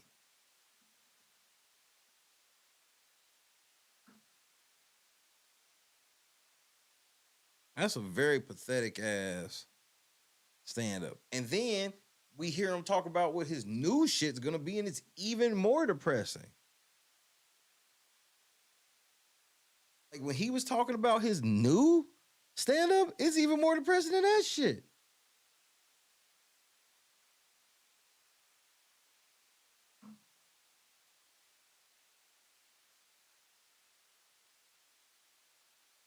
Like it was so heavy on him that after one of his sets doing it, he went backstage and cried.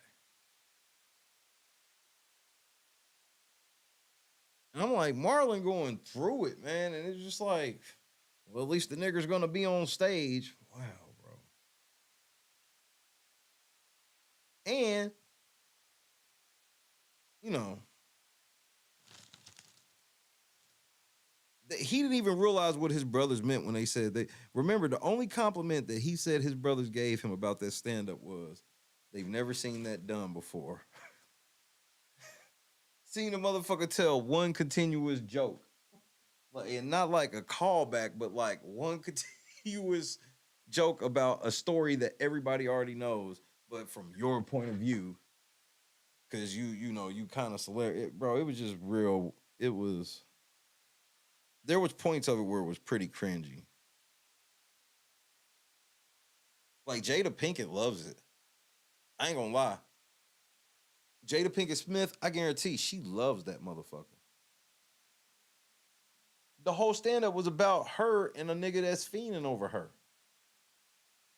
Marlon probably fucked her since the stand-up.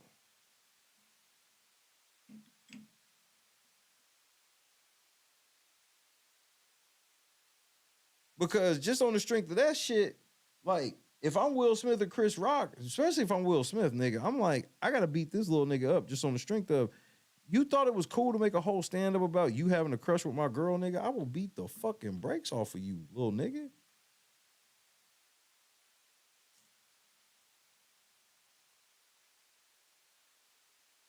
And I know some girls like, but it's cute. Shut up, bitch.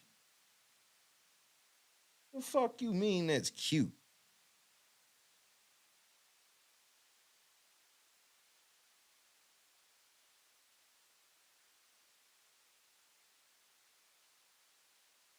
Jada made Will watch that shit. She probably played with herself and everything. Shut up, Will. I'm about to come.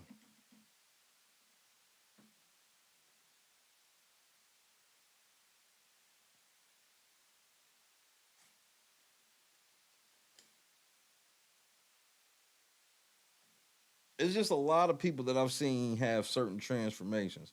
I love seeing Cat Williams here because Cat Williams went through a span where the police would clearly fuck with him everywhere he went. I ain't never, who else you heard get arrested that many times and not go to prison? So to see him, his trajectory, it was way up here and now it's slowing down. And then you see motherfuckers like, it sucks to see motherfuckers like Marlon, see motherfuckers like Earthquake at the end of their careers sitting here basically like, well, I didn't sell out all these years, but I'm ready to now.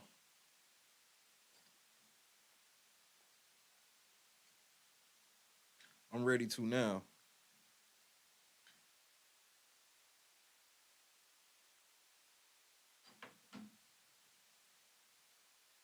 Then this nigga's like, his next stand-up ain't even coming out on HBO. So,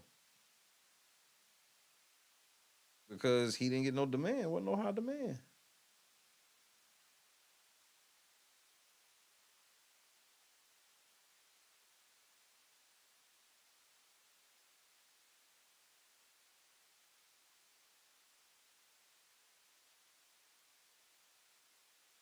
But that's been a thing of time, but now it has a different weight to it. Because there used to be a level of understanding. You would have an understanding of no matter what it was you did or liked when it came to music, especially music. no matter what genre it was, you understood that the shit that you liked about an artist, you understood that it had to end for them to go mainstream.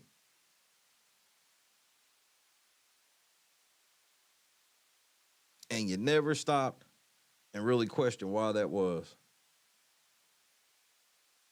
And it's because you gotta sell out. And they literally get told, you can have this money if you do this shit.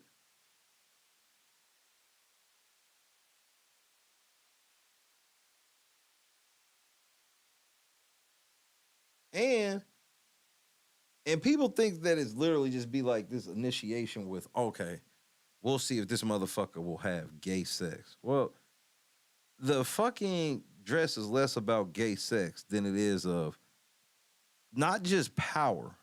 That's just the easy cop out. The biggest thing it's about is what will you do for money and how much money will it take?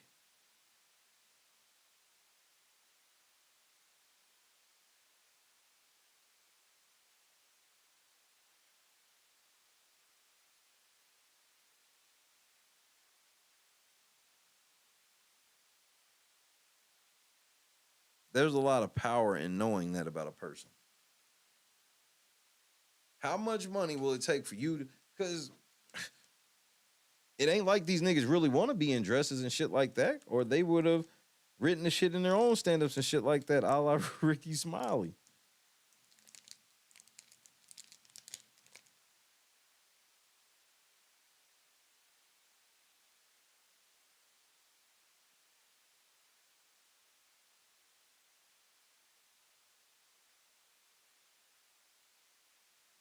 I just want them to stop asking the question about the dresses from the narrative of white people are okay with people, men in dresses as a whole, and this art bullshit. Shanae was art.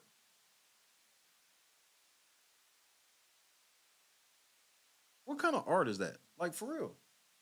You telling me that's art? What kind of art is it? Right.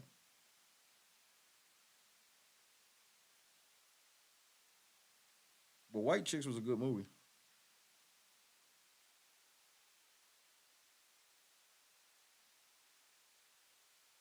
Very artful.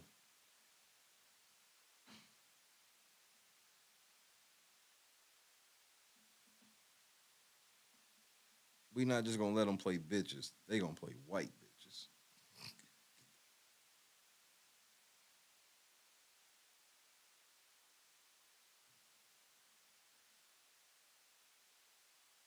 And it was the Wayans brothers' most successful movie. Because they will push any movie. And I'm not one of those conspiracy theorists where I'm like, it's some white men sitting in an office that all I know is this. All I know is when you, bro, I proved it twice this week. When I look at a motherfucker as an actor, damn near all the time, the role when they were a prominent female for a role ends up being their biggest box office. I proved it with Marlon Wayans. I proved it with Robin Williams. It don't get no different than those two spectrums. That's two different ends of the spectrum. Robin Williams and Marlon Wayans. Yep, and both of their biggest movies was when they played prominent female roles in dresses. Now, why that is, I can't sit here and tell you. I can't tell you. All I can do is just point out the stats. Those are the stats.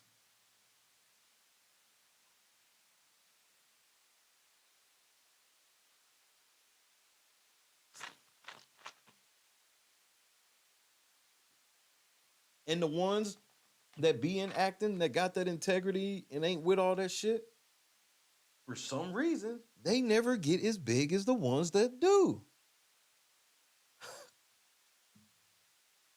There's no conspiracy in theory in that. The only conspiracy is on the other side of it. Where it's like, well, why don't y'all just tell us the truth about what it is?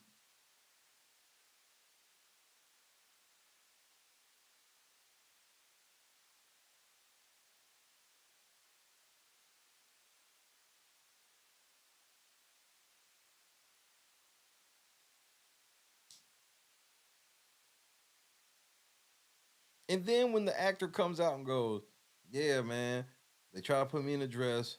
My career really didn't take off after I shunned that shit. Or even the ones that do it. Like, if they wear a dress and then later on they start talking out against it, do they start getting bigger roles for it? No, never. Never.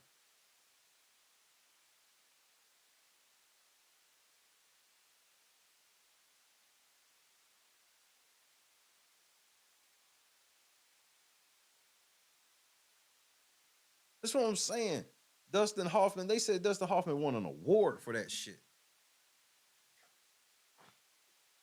There's only been like one time I can remember it bombing for real, when it was like Wesley Snipes. Hey Google, how much did the movie Tu Wong Fu gross? Here is some information from the web that might possibly help. According to Wikipedia, the film was released on September 8, 1995, and was in the #1 spot in the North American box office for 2 weeks with a worldwide gross of $47.8 million. And that movie was #1. That movie was #1 for 2 weeks. I did not know that. That I did not expect to hear that. Do you know what Tu Wong Fu is? Press 1 for yes, 2 for no. Wow. Wow. Wow. Wow.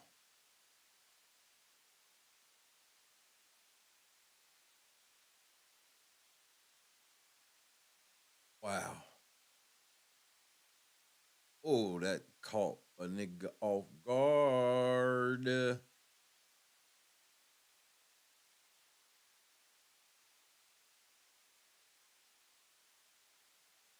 I don't have I seen that movie? I don't think I've ever seen it.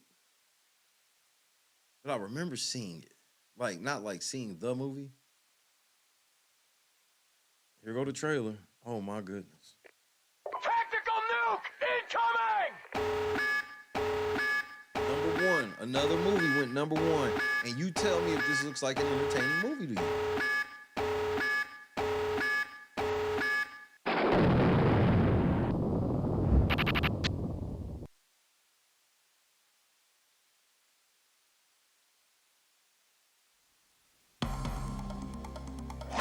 Wesley Snipes, he's been a killer and a commando.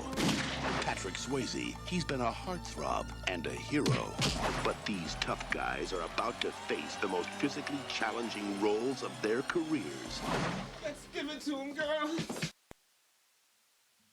You know, Rick is so wild and has went so far off the meter. It's shit that I can't even tell you on TV. I mean, you know, for the sake of our friendship, you know what I'm saying? I'm not even gonna bring it up. But trust me, he's went there. He has went where it's like, yo, Rick, man, what the fuck is wrong with you, man? You done took this shit too far. And his response is like this: there's no such place. Darkness. Let's go to the abyss, nigga. I'm not with it, man. I don't want to go to the abyss, man. You know what I'm saying? Rick wants to go to the abyss. In fact, he dwells in the abyss.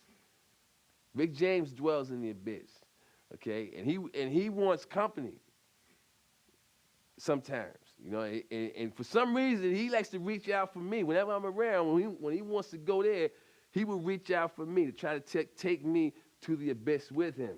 And I'm not with it, man. I'm not with it.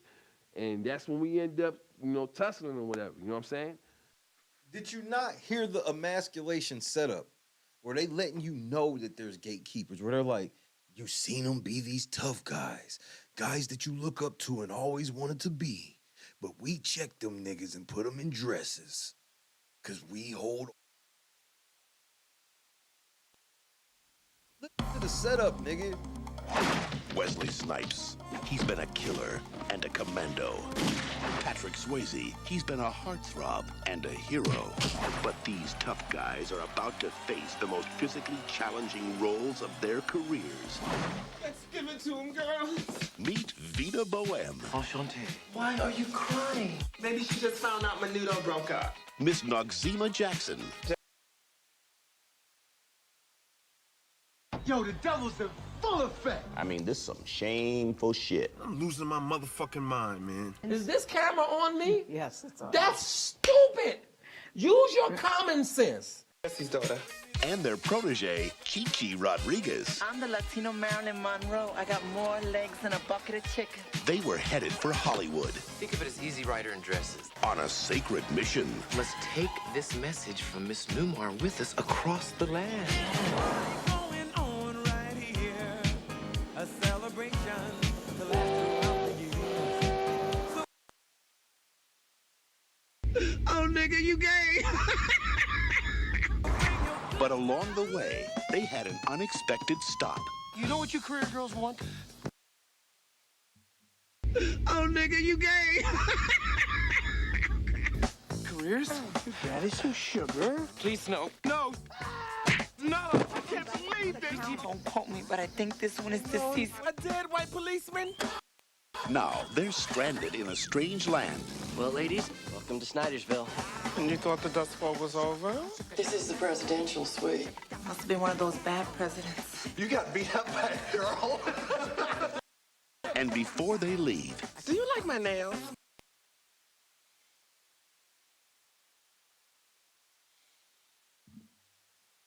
Yo, the devil's in full effect. I would have been swallowed up. Have you ever been swallowed up? Have you gone through a time of swallowing? they may turn this town from drab to utterly fabulous. Universal Pictures and Amblin Entertainment present How do I look? Like the Miami Sound Machine just exploded all over you. Wesley Snipes, I would have been swallowed up. Have you ever been swallowed up? Have you gone through a time of swallowing? I'm sorry about the way the Civil War turned out. Patrick Swayze, I gather you like hitting ladies. Some ladies need to get hit. and John Leguizamo. I gotta go. I got cramps. To Wong Fu, thanks for everything, Julie Newmar. Turn it out! Yo, the devil's in full effect. How was that movie number one at any point?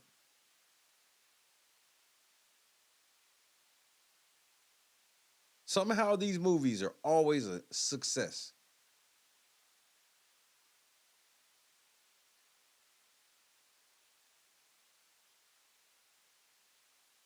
Amblin is E.T. Mr. Spielberg now.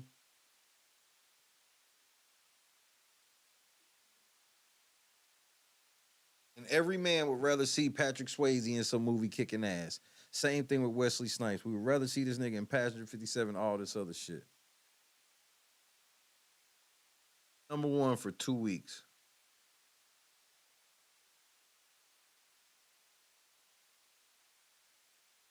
I'm afraid to even look this up.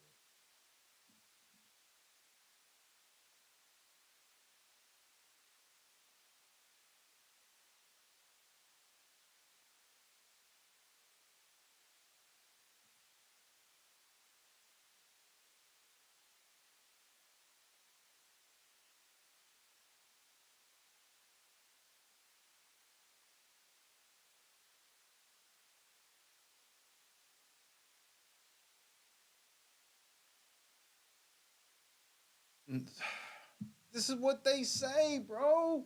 Watch. Hey, Google, when did Tu Wong Fu come out? In the United States of America, To Wong Fu, Thanks for Everything, Julie Newmar came out on September 8, 1995. Thank you, Google. Now watch this, y'all. Hey, Google, what year did Blade come out? In the United States of America, Blade was released on August 19, 1998. Church out. He do the movie In the Dress, number one for 2 weeks, then he get Blade. And we know how popular Blade is, correct?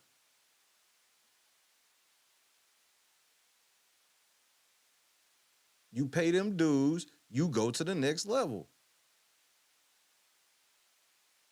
Ain't no telling what Keanu Reeves did.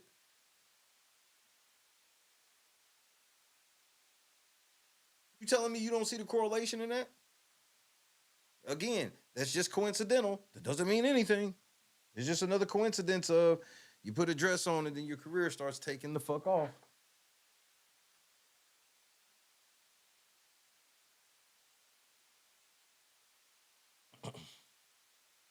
Hey, Google, in what year did Kevin Hart wear a dress on Saturday Night Live? Sorry, I didn't understand, but I found something related. You want to know when was Kevin Hart on Saturday Night Live? Yes.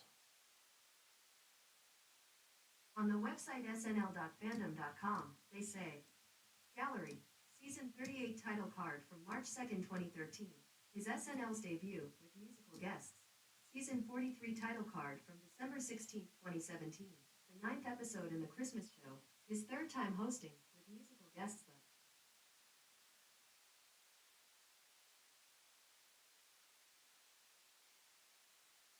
These motherfuckers said there's no.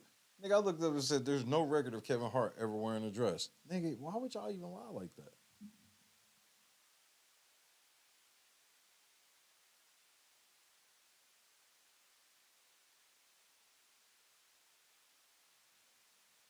So it was 2014. So Kevin Hart said he wasn't wearing the dress. 2014, he wore the dress. All right. Let's see what happened after you wore the dress.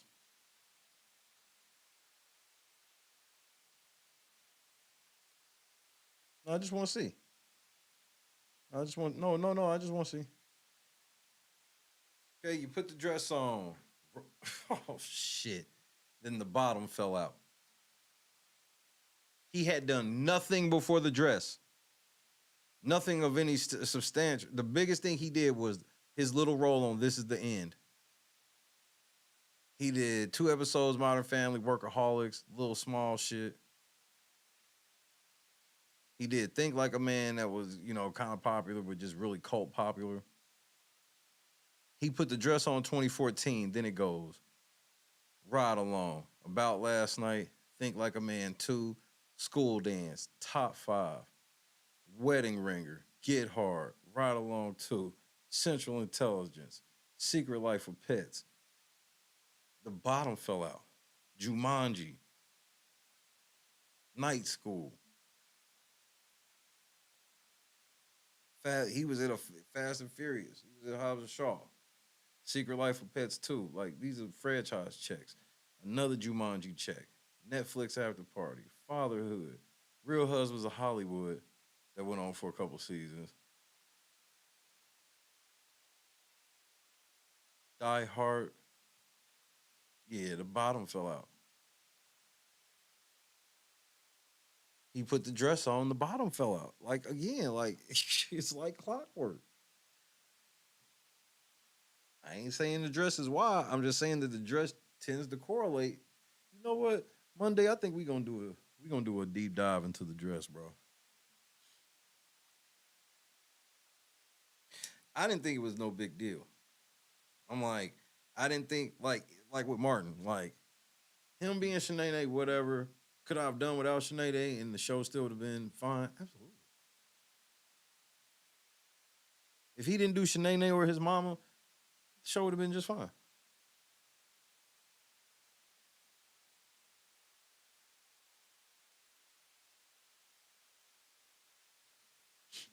But all the dudes that be doing that shit, that's why it's like Ricky Smiley just ain't good at his job.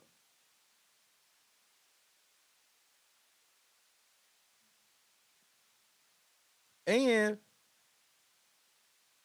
I think a lot of it is they want to put you in it. Like I said, it's a more of a power and a control thing where it's like Ricky Smiley is like, well, you already wear a dress. Like, so it ain't no fucking big deal. It ain't no real leverage we can hold over you. Everybody know you do it. But we get the whole leverage over when we have a big ass nigga like The Rock cuddling with Kevin Hart and all types of other zesty shit that The Rock has done in movies and shit. The Rock played a fucking tooth fairy. Don't get no more gay than that. But it's The Rock, so it's manly. Not really. Makes The Rock look not so manly.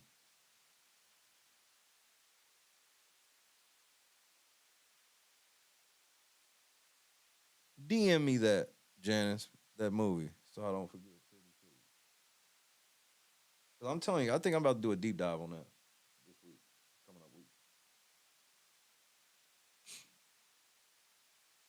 Because in the last year or so, hearing certain people, then when I look at certain shit where I'm like, damn, I didn't realize, like, I ain't never thought to really, today was the first time I thought to look at, well, what happened to Kevin Hart's career once he wore the dress? Because, like, the other night, I pulled that shit out of my mind. I'm like, Mrs. Doubtfire, I think that might have been Robin Williams' biggest movie. It was. White Chicks, Wayans Brothers' biggest movie. As them as the lead.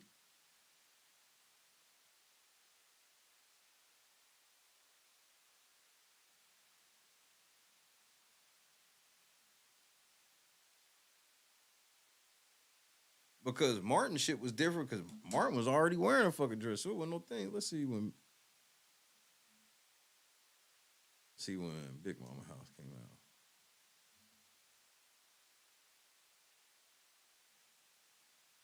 Because they didn't expect Bad Boys to be as big as it was. Because if you really watch Bad Boys is a really generic cop story, but the characters play it so well.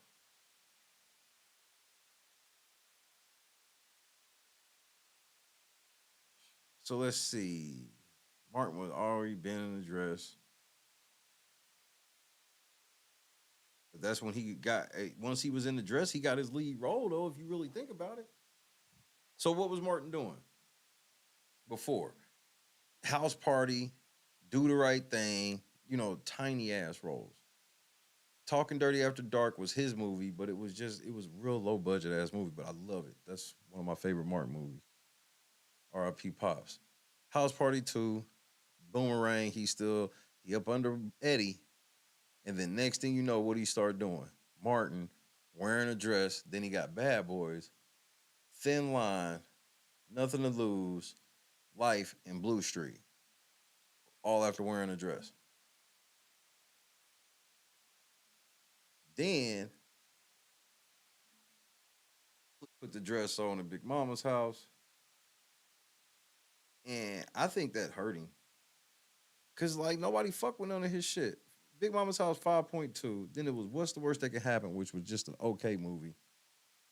And which is 5.4 on IMDb. Black Knight, trash, 4.9. National Security had some okay moments. That was whack. And doubles back with Bad Boy 2. And then they gave him a Big Mama's House 2, which got even worse after Rebound. Like, pretty much after that nigga did Blue Streak, he did Blue Streak, and then he doubled back to the dress. That might be the curse. The curse might be wearing the dress that second time that'll really destroy your career. He wore the dress as Shanae, then he got all that shit, then he wore the dress again as Big Mama. And then it went downhill. Then Bad Boys 2 came around. People like that shit. And Martin started looking bad. Then Big Mama's House 2. Then that's when they was like, look, we'll give you shit like you can be on Open Season. And he was on Wild Hogs, was trash. Welcome Home, Roscoe Jenkins was funny. Death in the Funeral was funny.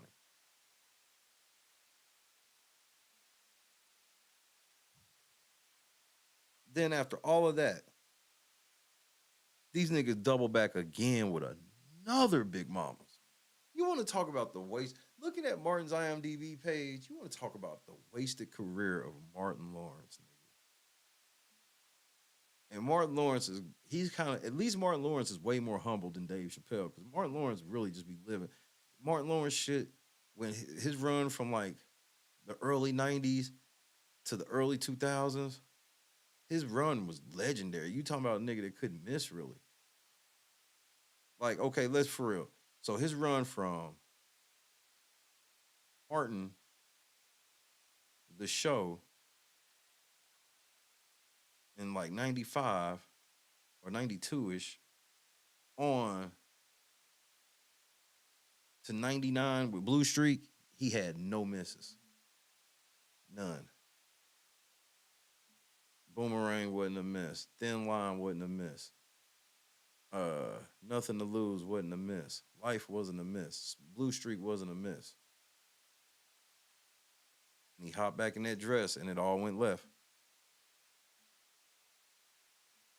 Yep, The Rock was gay in the movie Be Cool. Let's go look at The Rock shit.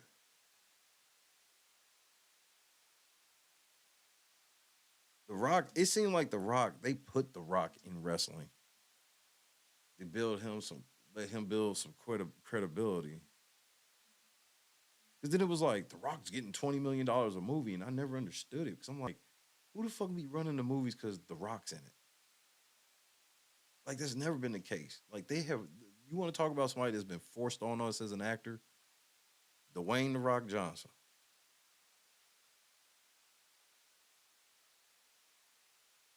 So while he was wrestling, he did an episode of the 70s show.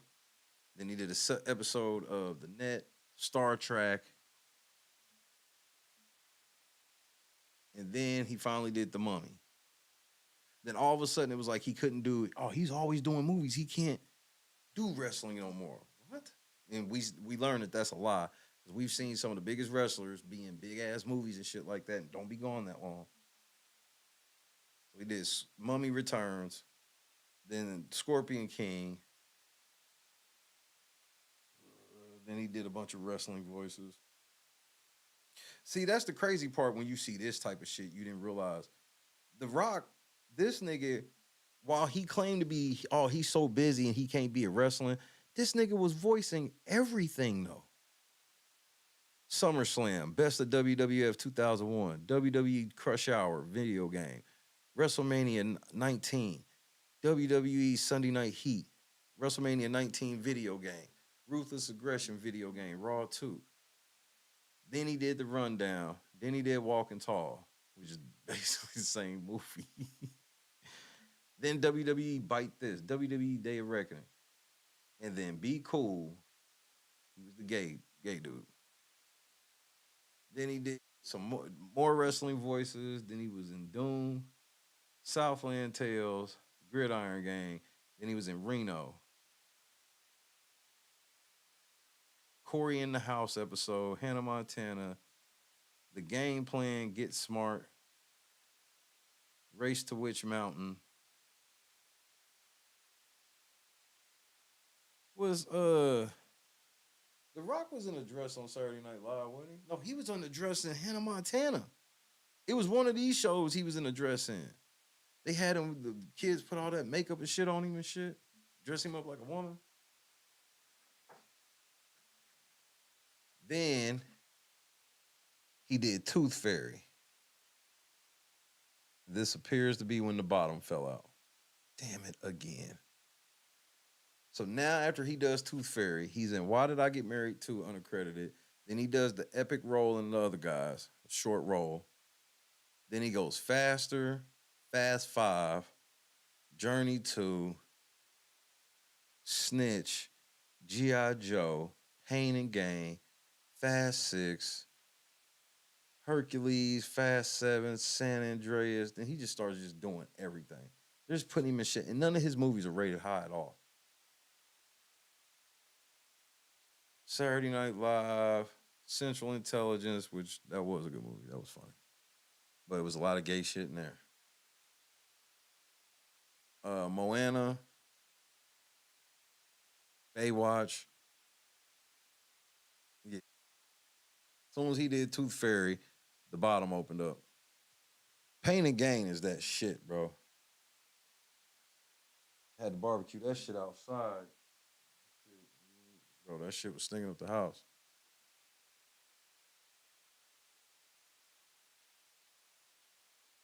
I'm just saying, we deep diving this week. I'm just saying there seems to be a correlation of when you do a major role in some type of dress, it's almost like it's planned that way.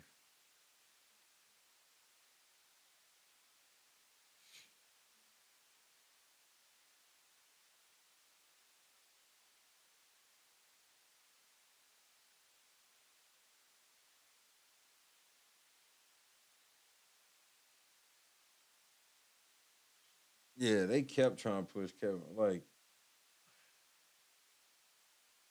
Ride Along was cool. How did Ride Along get a sequel? Like it be shit like that where I'm like, that's like, okay, now it's a plant. Now it's feeling very plant like.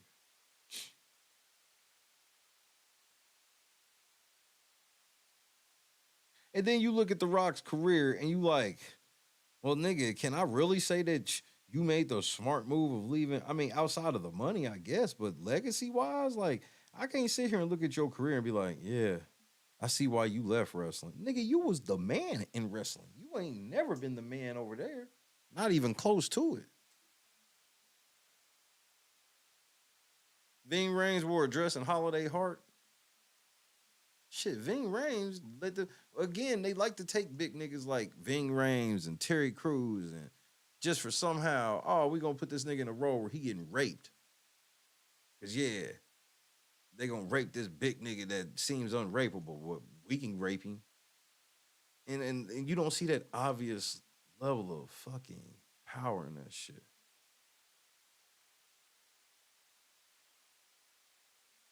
What'd you say that shit was called? Holiday Heart.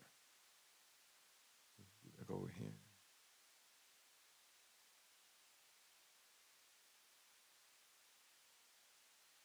The fuck is Holiday Heart? Or are you talking about something else?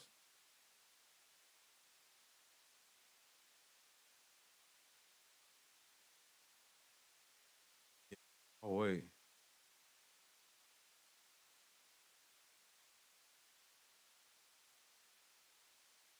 So Holiday Heart was in 2000. Okay, cool. He wasn't in really shit before. You never really heard of this nigga. I mean, he had done a gang of shit that you just never heard of. Then all of a sudden, 1994, he does Marcellus Wallace, where he gets raped. And he ends up doing a New York Undercover. And then a year after that, he's in Mission Impossible. So he went from getting raped, and then a year later, filming Mission Impossible. And then he had his role in Striptease. Then he did 8 episodes of ER. Then he was in Rosewood, Con Air. Then he was in the Don King movie. Mission Impossible 2, Holiday Heart, Baby Boy.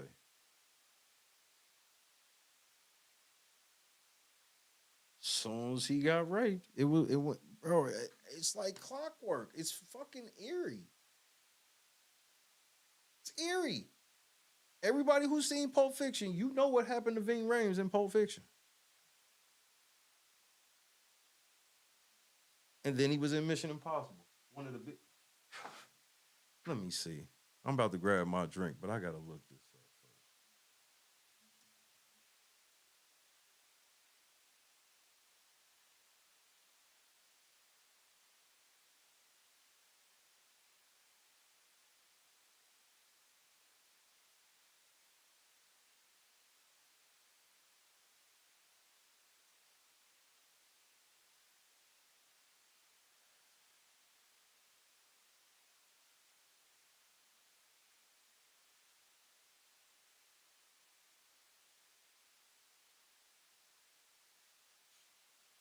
His highest grossing films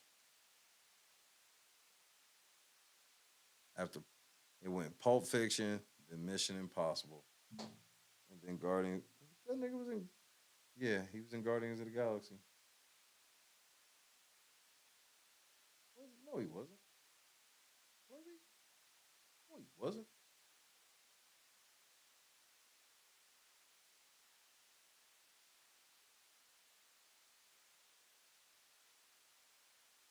He was.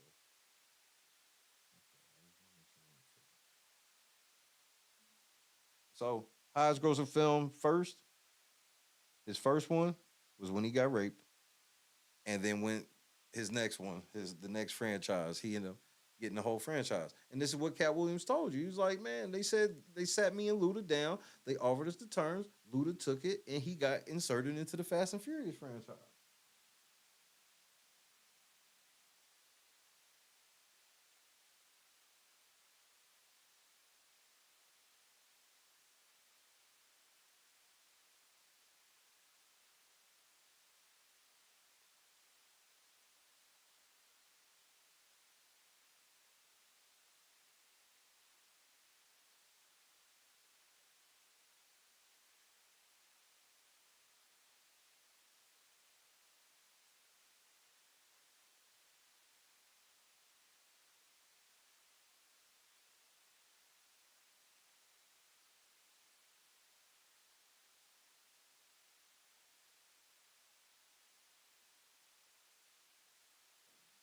Then Luda want to try to bring up John Singleton, as if John Singleton has had something to do with Fast and Furious since when?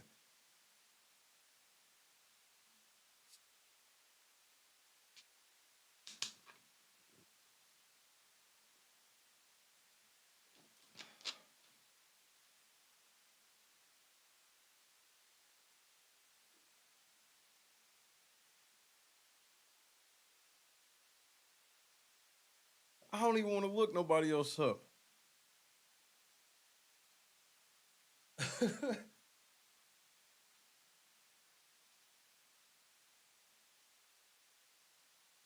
Like clockwork. And Cat Williams said it's like clockwork. It's just that nobody ever went to look. Because a lot of these motherfuckers, that's why I classified as the bottom falling out. Because a lot of these motherfuckers, you knew who they were.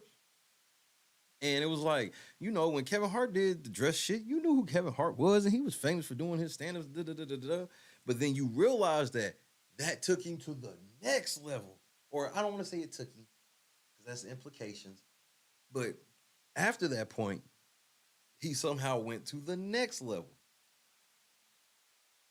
And that's, I've been looking him up, and if you don't believe it, you can look at this shit up yourself. This nigga got let them take his butt on camera. Then this nigga got Mission Impossible, Con Air, which everybody know Con Air. Bro, Con Air was a big movie with white people. That was a really good movie if you ain't never seen it. Striptease was a good movie. He did 8 episodes of ER. That's a big deal. That was a big deal in the 90s. And then when 2000s turned, he get Baby Boy. So understand. That's just weird. Well, here's the thing with Denzel. How did they get Denzel? Because like I keep telling people, everybody thinks that it's only just gay sex type shit. How did they get Denzel? What role did Denzel finally win after every fucking thing Denzel's done? When he played the most dirtiest, crooked cop the world has ever fucking seen. Once he did that,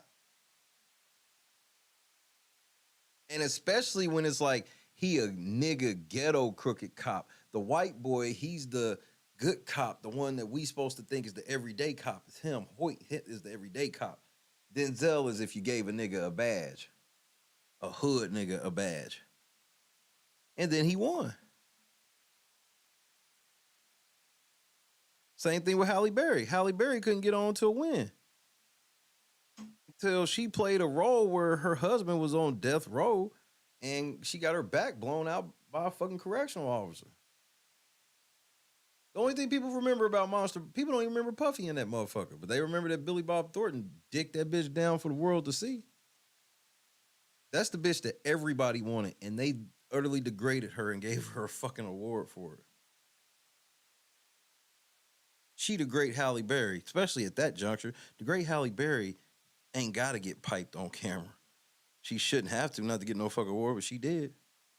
Remember how big of a deal it was when she showed her titties for like half a fucking second in Swordfish? They convinced her to do that, and then next thing you know, they convinced her to get her back blown out. And the trajectory of her career has actually gone down since that moment.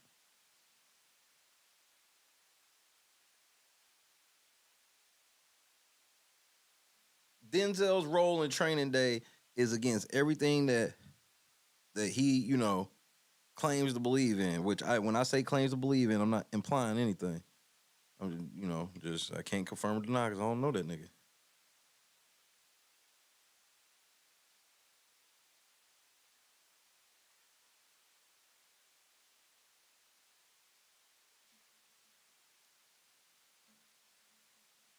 Remember, you've seen Denzel talk about certain roles I would never take it.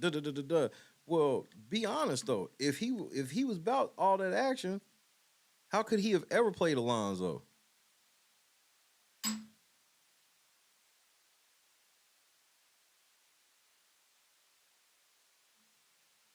You disloyal, fool-ass, bitch-made punk.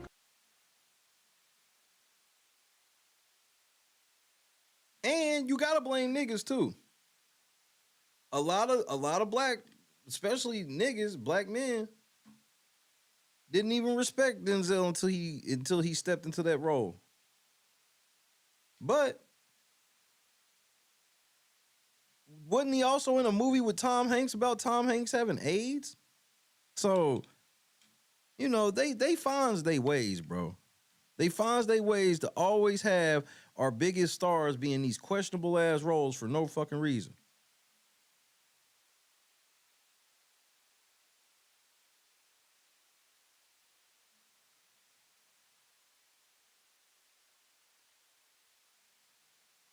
And that's the way that it sucks, where you see that shit where you can basically take every star and you'll see how even if they have convictions, they make them still do certain shit. And it's weird.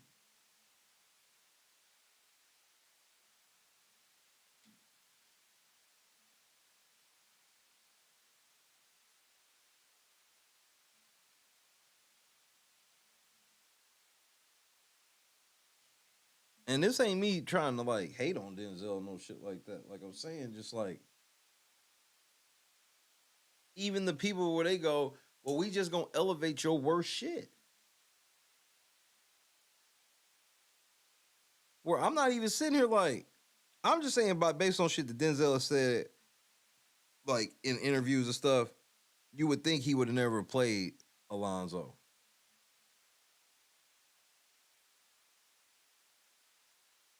At least that's what I took from it. The nigga would have never played a fucking Alonzo. But he did. But then, like when you see that, oh, that's the one role that they want to make sure that when people look back, well, what role did he win an award in? Oh, that one.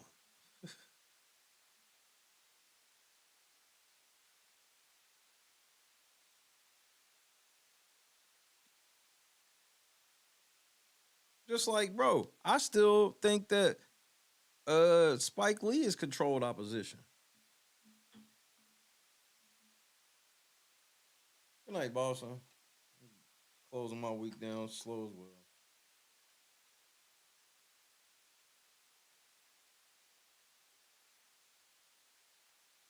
And y'all, bro, if y'all think, bro, Will Smith shit, and a lot of people forget, Will Smith, when did Will Smith's bottom fall out? Pause.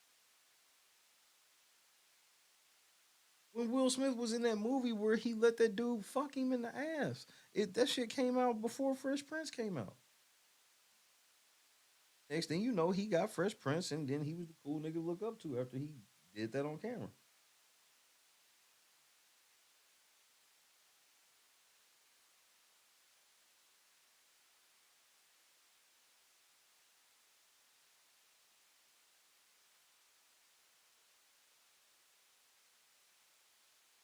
And then we watch a show where Carlton's the kid we should look up to. Instead, they want us to look up to Will, the nigga who is obsessed with high price sneakers and all this other terrible lifestyle and womanizing and all this other shit.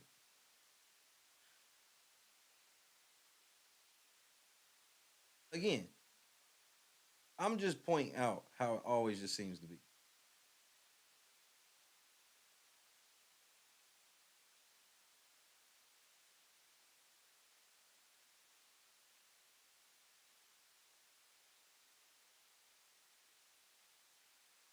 Yes, you stay blessed as well. I will enjoy some football, maybe. See what my wife want to do.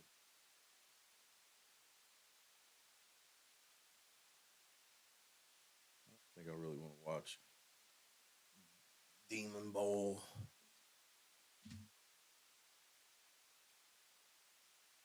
Lamar Jackson just seems to be a bit off today. I know.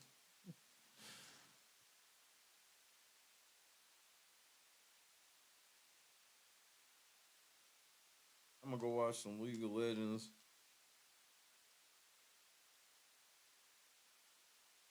some Grand Theft Auto Online before I go to bed and get ready for church.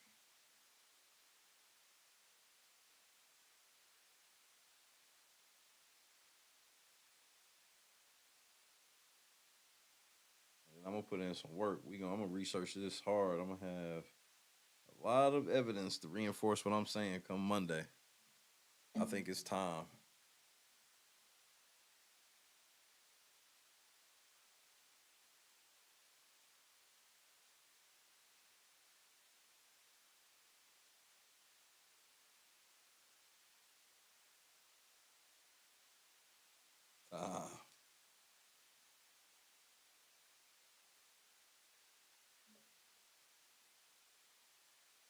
Man, I was hoping Vince McMahon was number 30.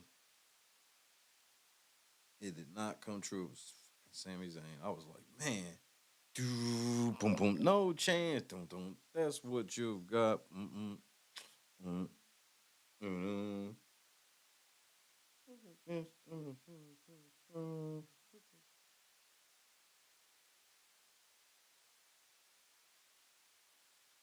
have been everything. I ain't watched too much TV today. I'm sleepy. I ain't go to bed till like 8:30 this morning. Or yesterday morning.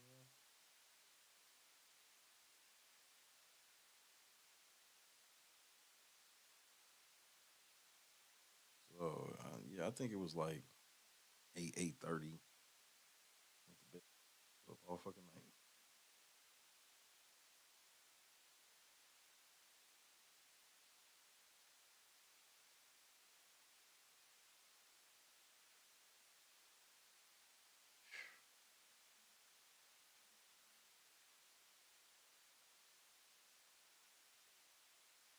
Like Vince McMahon shit had them confirm every rumor you ever heard about Epstein. It's like you be hearing some of the rumors, like, yeah, right, and like, nah, like, it seems like here's the thing that I'm being for real. I see the natural progression about this. A lot of wrestling fans understand this. We've seen a lot of bad bitches come through that place, and to the point where you could just dream about, like, the world would change if you could just pick one, just one, to do your thing with. And you realize that Vince McMahon not only probably had one, it's most likely a scenario where they never even got near the ring if they didn't give him some head.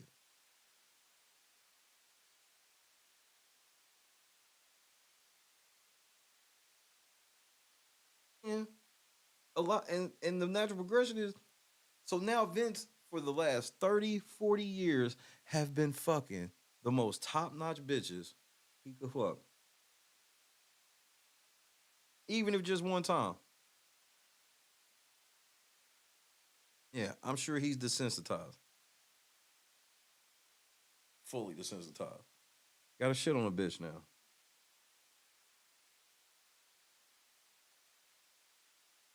And I'm sure some of you nasty ass wrestlers like, damn, I didn't know that's all I had to do to get a title shot. Nigga, you, ugh.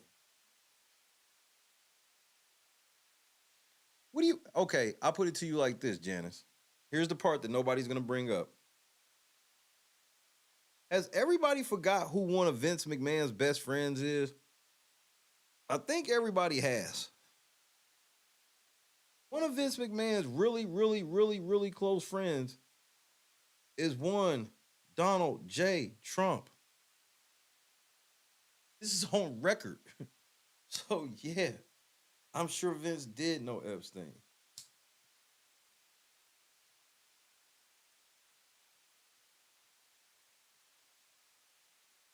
That's another reason why he probably stepped down. Trump might have hit him like, hey, nigga, you can't fuck this up, step down. We didn't even think about that. On some real shit, it could have been Trump calling like, nigga, you got to step down. Nigga, I can't have people asking me questions about that time you was shitting on bitches. Just because you can't shit on no more bitches don't mean I can't. Fucking up my president. You gonna fuck up my new presidency and me shitting on bitches? No, Vince. You gonna have to step down, cuz.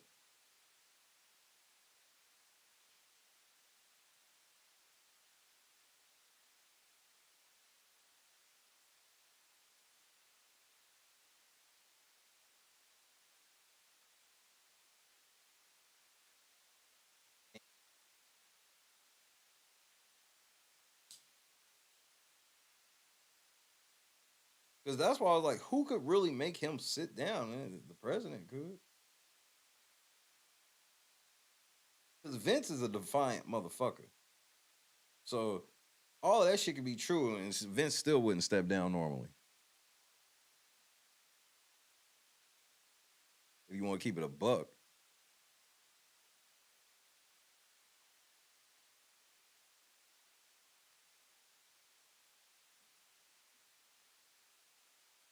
This Dark Side of the Ring is gonna be crazy.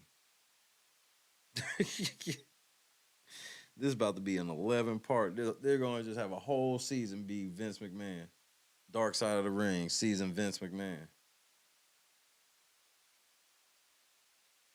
10 hours of pain.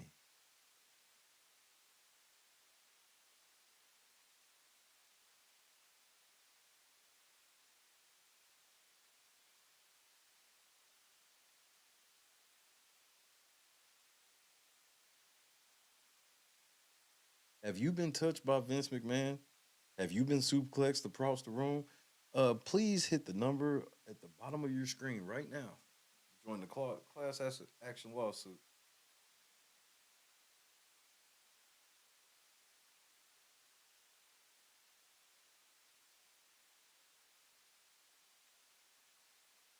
Got a Rey Mysterio.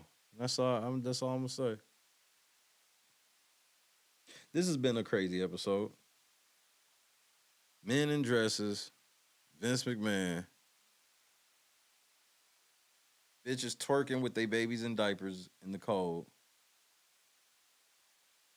Earthquake don't know how to read. Yeah!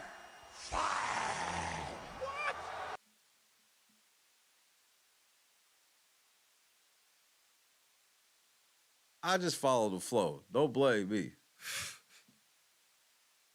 I just go where the wind takes me, and the wind has been all over this motherfucker in 2024, nigga. I was like, damn, long gone are the days of just reacting to a Karen video because y'all niggas is just wilding in general.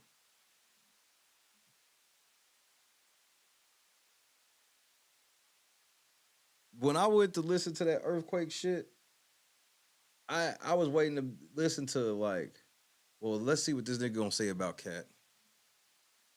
And then I did hear some of the shit he was saying or whatever, but it was like the astonishing thing was, I was like, this nigga, wait, they want you to prove, they don't even believe that you can read without you proving it, bro. Because if they did, they would have never brought it up. They'd have never brought it up.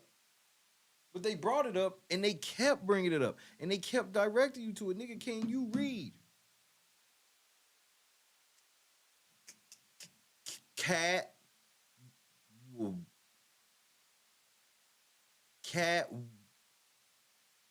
Williams is a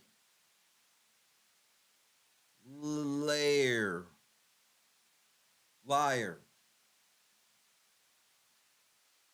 That was the first thing they asked. Cat Williams, nigga. That nigga said you can't read. What's happening?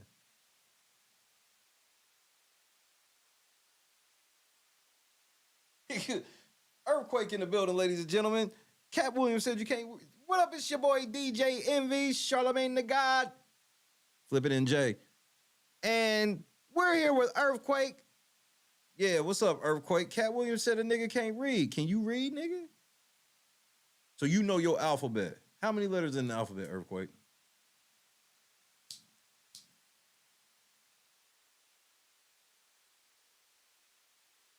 This nigga like, I dropped a nuke. What? Nigga, we was wondering if you could read. What the So you mean to tell me the government had a nigga that can't read with the nukes and you dropped it and then they took your stupid ass off the nukes and put you on the snack bar? Yeah, I have incompetence running in my blood. And that's the answer you're giving to whether or not Cat Williams was lying about you not being able to read. Remember, this nigga said he was telling the truth about some shit, lying about some other shit, but he wouldn't tell us what. And he never called Cat Williams a liar. He read that on a piece of paper in bold letters in 45 font. No, that shit was like 72 font.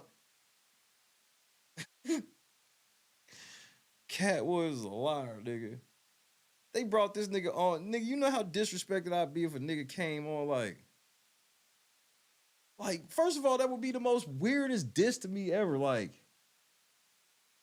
yeah, that nigga Shay can't read. Swing and a miss. That's what I be thinking. Like, you said some shit like that to me, I'd be like, oh, well, that's a swing and a miss. That's the best you got is saying a nigga can't read. Why? Because I messed up a word. I misspoke a word or missed a period or missed a comma. Ooh, now I can't read.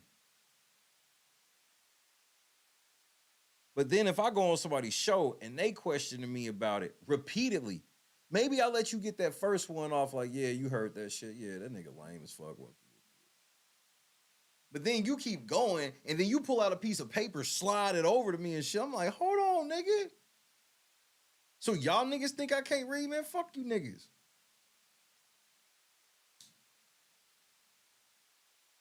Did you ever hear Charlamagne and DJ Envy said, we know you can read? Did you ever hear them say that shit?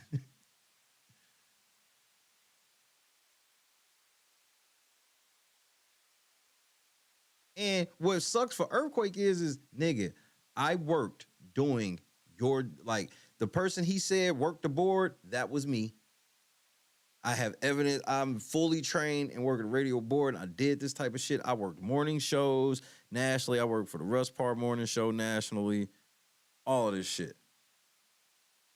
So I know how easy it is for a nigga that's considered a personality. Because that's the thing. He might not have been able to pull that shit just like a nigga come off the streets being on the radio station, but a nigga that had the personality. That's why they gave him his own producer to run the show. They like, you don't know how to run this equipment. We got somebody to do that. You just come in and be you. And you host this shit. So when it comes to so they're giving all of the fucking commercials and shit to the producer. So all them liners and shit he's talking about, bro, it's easy to get him the bullshit. Hey, man, just bro, you ain't even got to give me these, bro. Just tell me what the gist of it is and I'll let it be known. That's all he would say. And nobody would think that's weird. I wouldn't have thought that was weird when I was working. Because that is a way to save time. Where it's like, hey, man, we got a spot coming up. It's Mike's Car Wash. Mike's Car Wash is coming up. So, you know, the one downtown. Because especially if it's like spot, because it's be the same people buying ads. You've noticed that. And the main reason why you be like, you hear the same commercial, especially when you used to listen to the radio and you would hear the same commercial, is because those businesses was spending the bread. Just that simple. It wasn't the radio's decision. It was them businesses deciding to beat they shit in your head to death. So yeah, he could have been faking the whole time, not being able to read for real. And my thing is I believe he can read certain words and shit like that, but he did not help prove that he could actually read. And Charlamagne them knew it. The way they kept staring back to it. These niggas knew it. They like, man, this nigga might not be able to read, bro.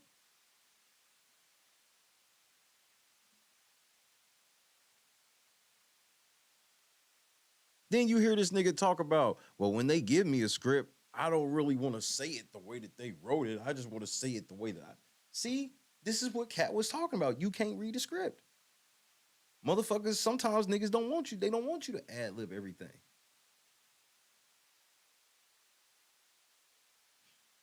He went on to admit it. I don't write things physically. I write things mentally. What? The more he went on, the more I was just like, this, no. Cat wasn't lying about this either. He told you, I can't do elongated jokes. All of my jokes have to be quick hitters. Because he can't memorize. Like he memorizes concepts. It's not that he necessarily remembers jokes. He memorizes concepts. So the air thing, he can transition that, and I'm sure he has on many other things where it's just like black people have bad credit. So you can apply that to several different jokes.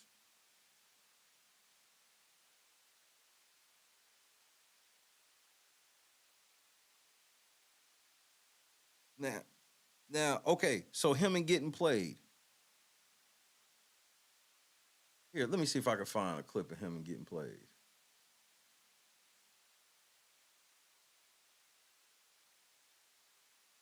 He was in it for one scene.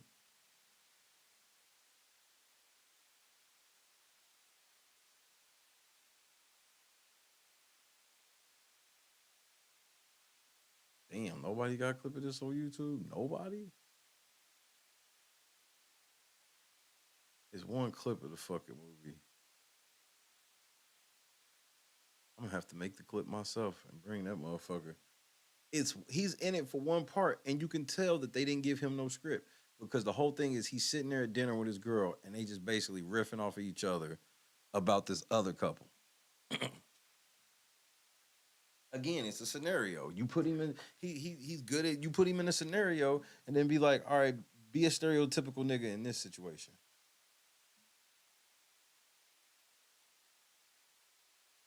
This nigga's like, yeah, I went to this high-ranking shit where the smart kids went. I didn't get accepted, but at least when I went, I was and then that was his proof. His proof was he got invited to the shit and didn't get accepted. And then he tells you that, what do you remember about the place the most? I ate some donuts. They had donuts and juice. I let everybody else go around and I ate donuts and juice, which means you didn't go. You know why? They wouldn't have let you just stay there and eat donuts and juice. They told you bring your ass on. That's your way of explaining why you can't tell what actually happened there. I don't know what happened. I was eating donuts and juice.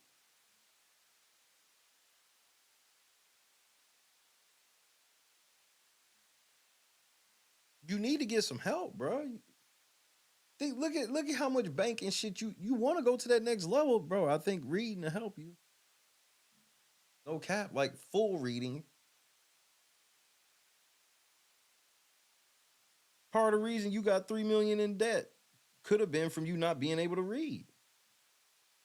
How the fuck you end up owing the IRS $3 million? They was probably sending you notices and you couldn't read them.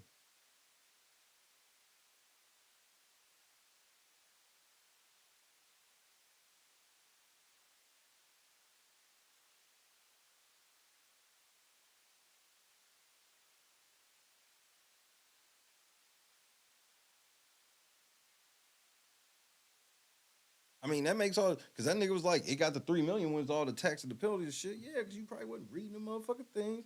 You was probably taking your little tax shit to somebody, and it was something they were missing, and you forgot to report or whatever.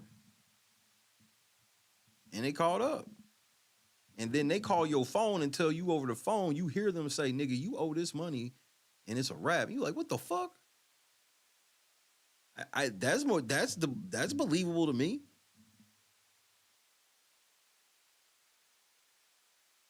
And just let you know of priorities. You've made all this money and you still didn't think it was important enough to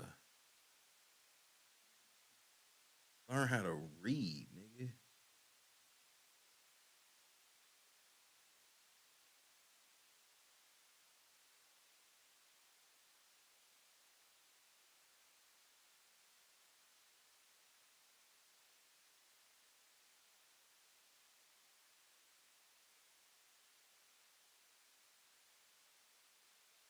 What up, Jordan?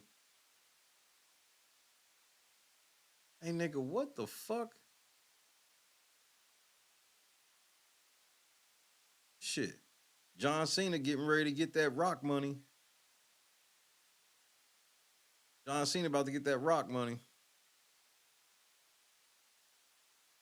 Yo, the devil's in full effect.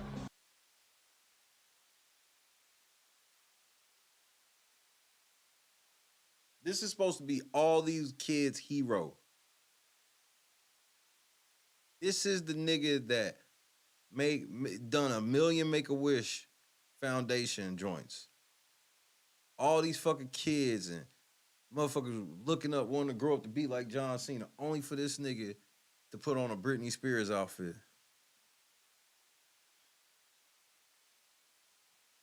I mean, this is some shameful shit. I would have been swallowed up. Have you ever been swallowed up? Have you gone through a time of swallowing? Okay, so this is what I got. This is what I want to ask Earthquake. First of all, do you see how they strategically put that banner over where John Cena's dick is probably hanging out?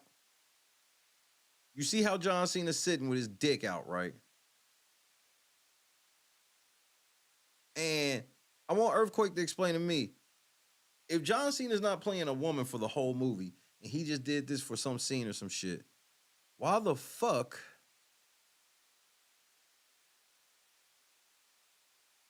would this be the cover then? Let me find the trailer for this. I got enough blunt love for that.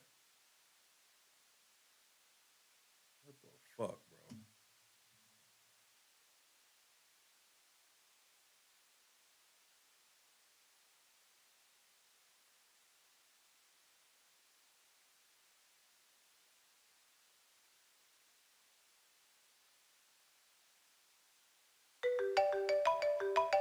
Stanicki, what up, man? Are you serious? Have someone call me when you get out of surgery, all right? You should drive out there. Ricky's been there for you guys your whole lives.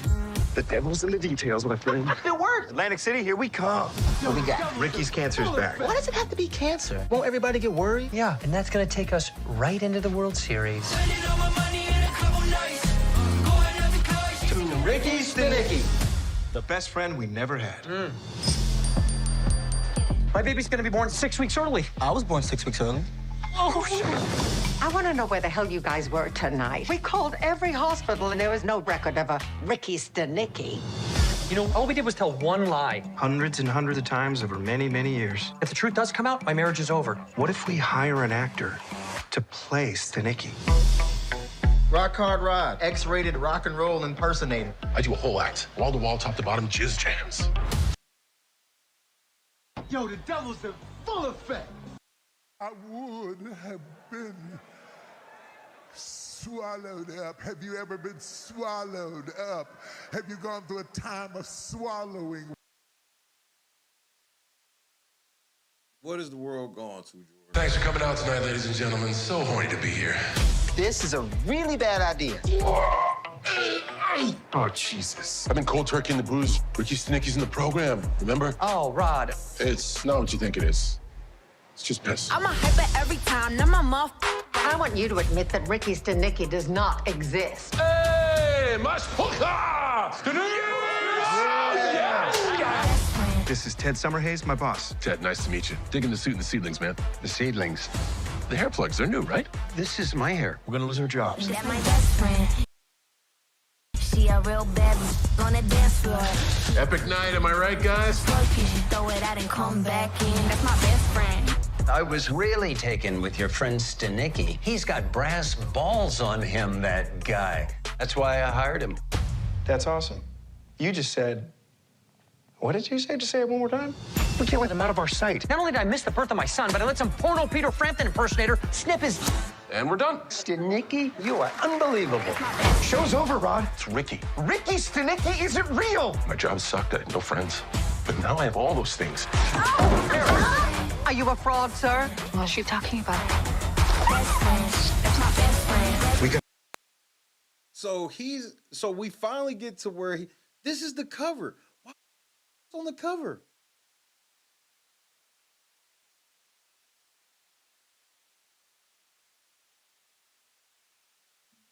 I'm confused. Why? I'm sitting here watching the trailer like, waiting, when the fuck is he gonna be in this fucking Britney Spears shit? Get rid of him. Every time he tries to make a point, it's like he's smoking invisible dogs. Dear God, it's true. To support. Now it looks like I'm cupping the balls.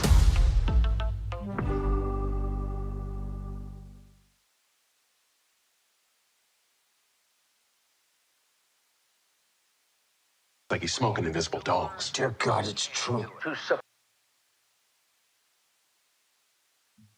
I I would have been swallowed up. Have you ever been swallowed up?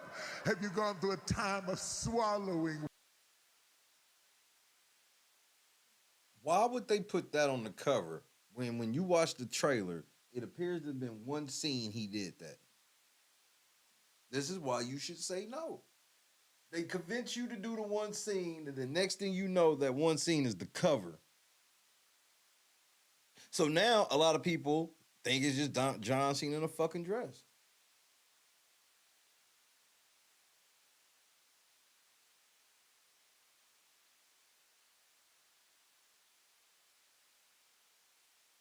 Y'all heroes, man. Why y'all heroes should be Jesus, bro.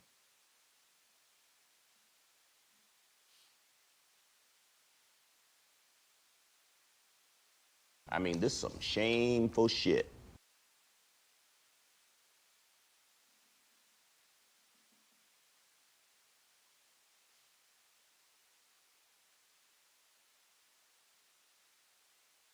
Wowzers.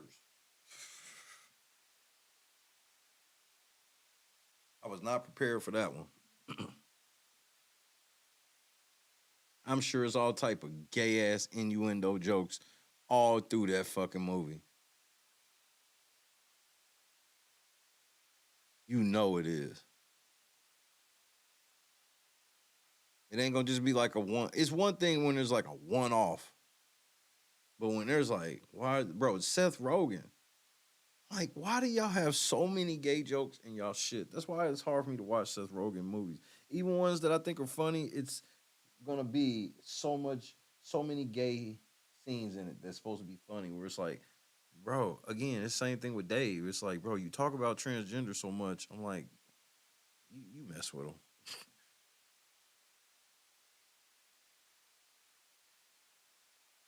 Allegedly.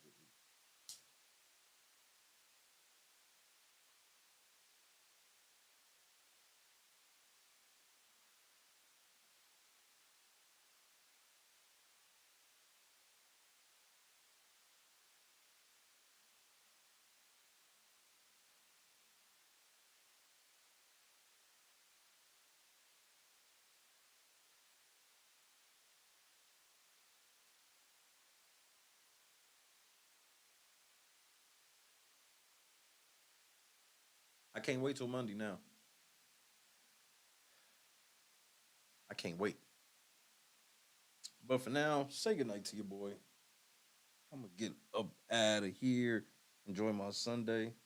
Read the Bible today. Maybe watch a little sports. Play this game a little bit because it's a double money week, so I gotta try to get some bread. Kendra, the GOAT. What's wrong with Angela? Jordan, Clee, Blessing, Janice, Latasha.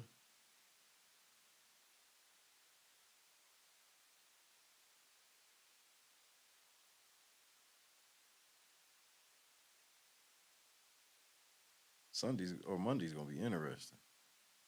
So I got questions. And a nigga like me, you know me, bro. I need answers.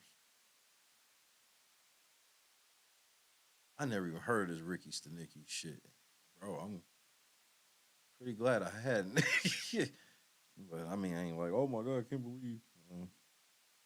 That shit is what it is. Don't surprise me a bit. Everybody have a great Sunday. Make sure you read some scripture today. Try to get your butt up and go to church somewhere, somehow, man.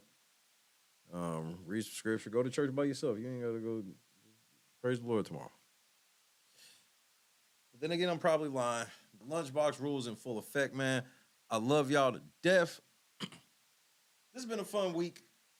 Hit that like button, hit that subscribe button, hit that PayPal Cash App so we get the $20 goal. All that good shit, bro. I'll see y'all Monday, man. You know me, I take church day off. I'll see y'all Monday. We up and at 'em. God is great. Peace. Hug your loved ones, nigga.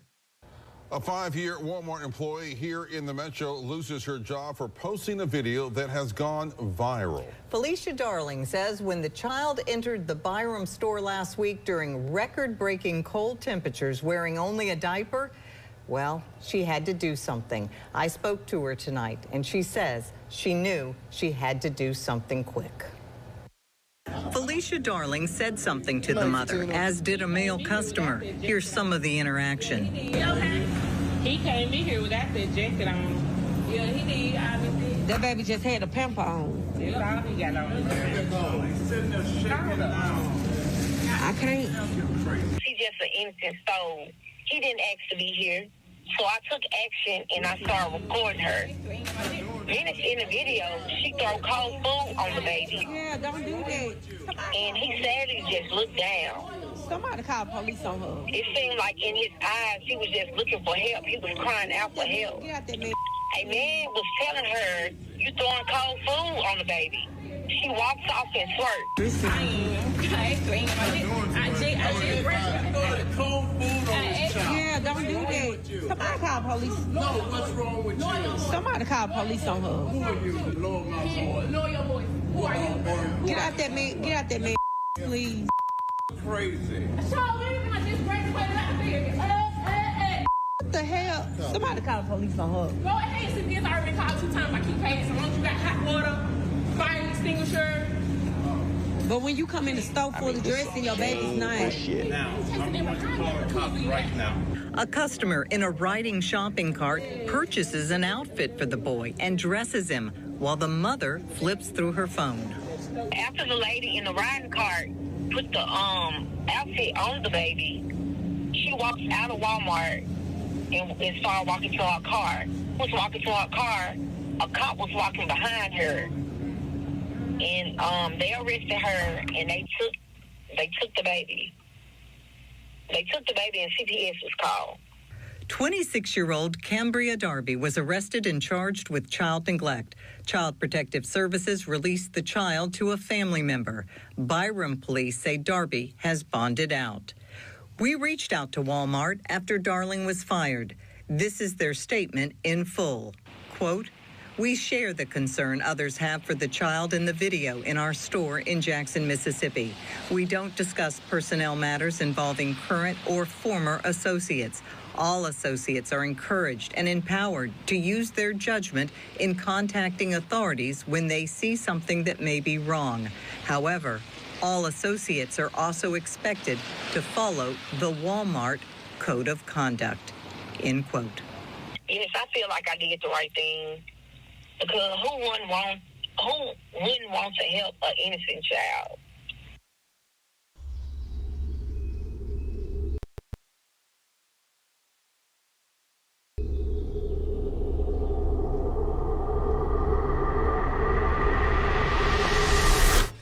Yo, what's going on, boys? How are you? Yo, dab me up. Hey, all right, damn. What part of the city are you from? Yo, what's up? there, brother. Hey, Yeah. What's up? Yeah. You guys ready for this? Take this. Oh, all right, sick. Why don't you guys come inside? Don't ski. These are the guys. I'm Octavius Gray. And I'm Steve. Steve Lavoie. It's okay, I have bacon here, right?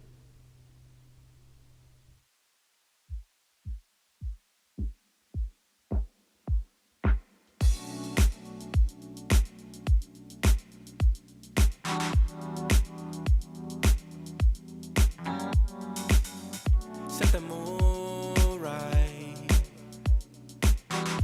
Pick you up, baby, I'm looking so fly.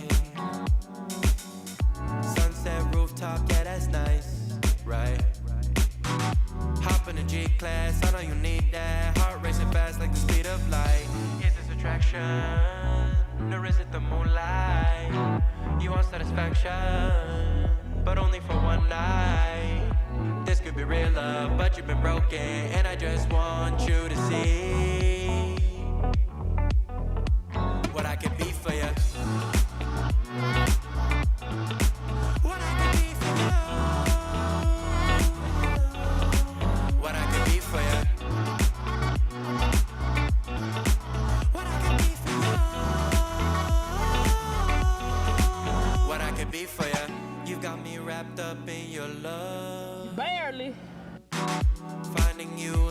sacred treasure, making my heart feel this way, yeah, yeah. And I'll treat you so damn special. What you did, who you were with, I don't care about those days. When I'm with you, I won't complain. Share your success and heartbreaks. Yeah, you know I stay by your side. Never leave you dissatisfied.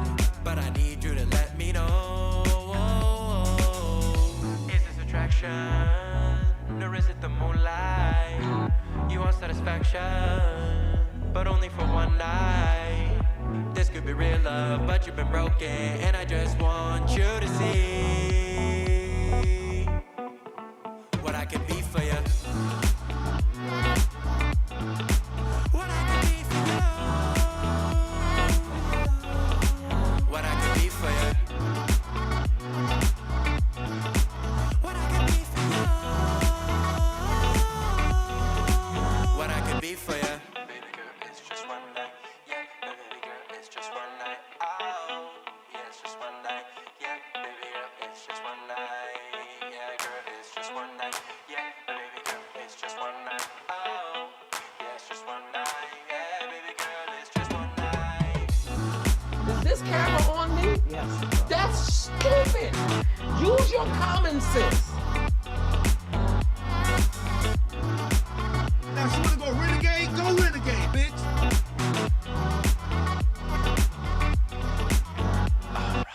Crushed it. God is great, bro. Happy church day. I love y'all so much. LNC faithful. I got a feeling about these next 2 weeks. It just came to me.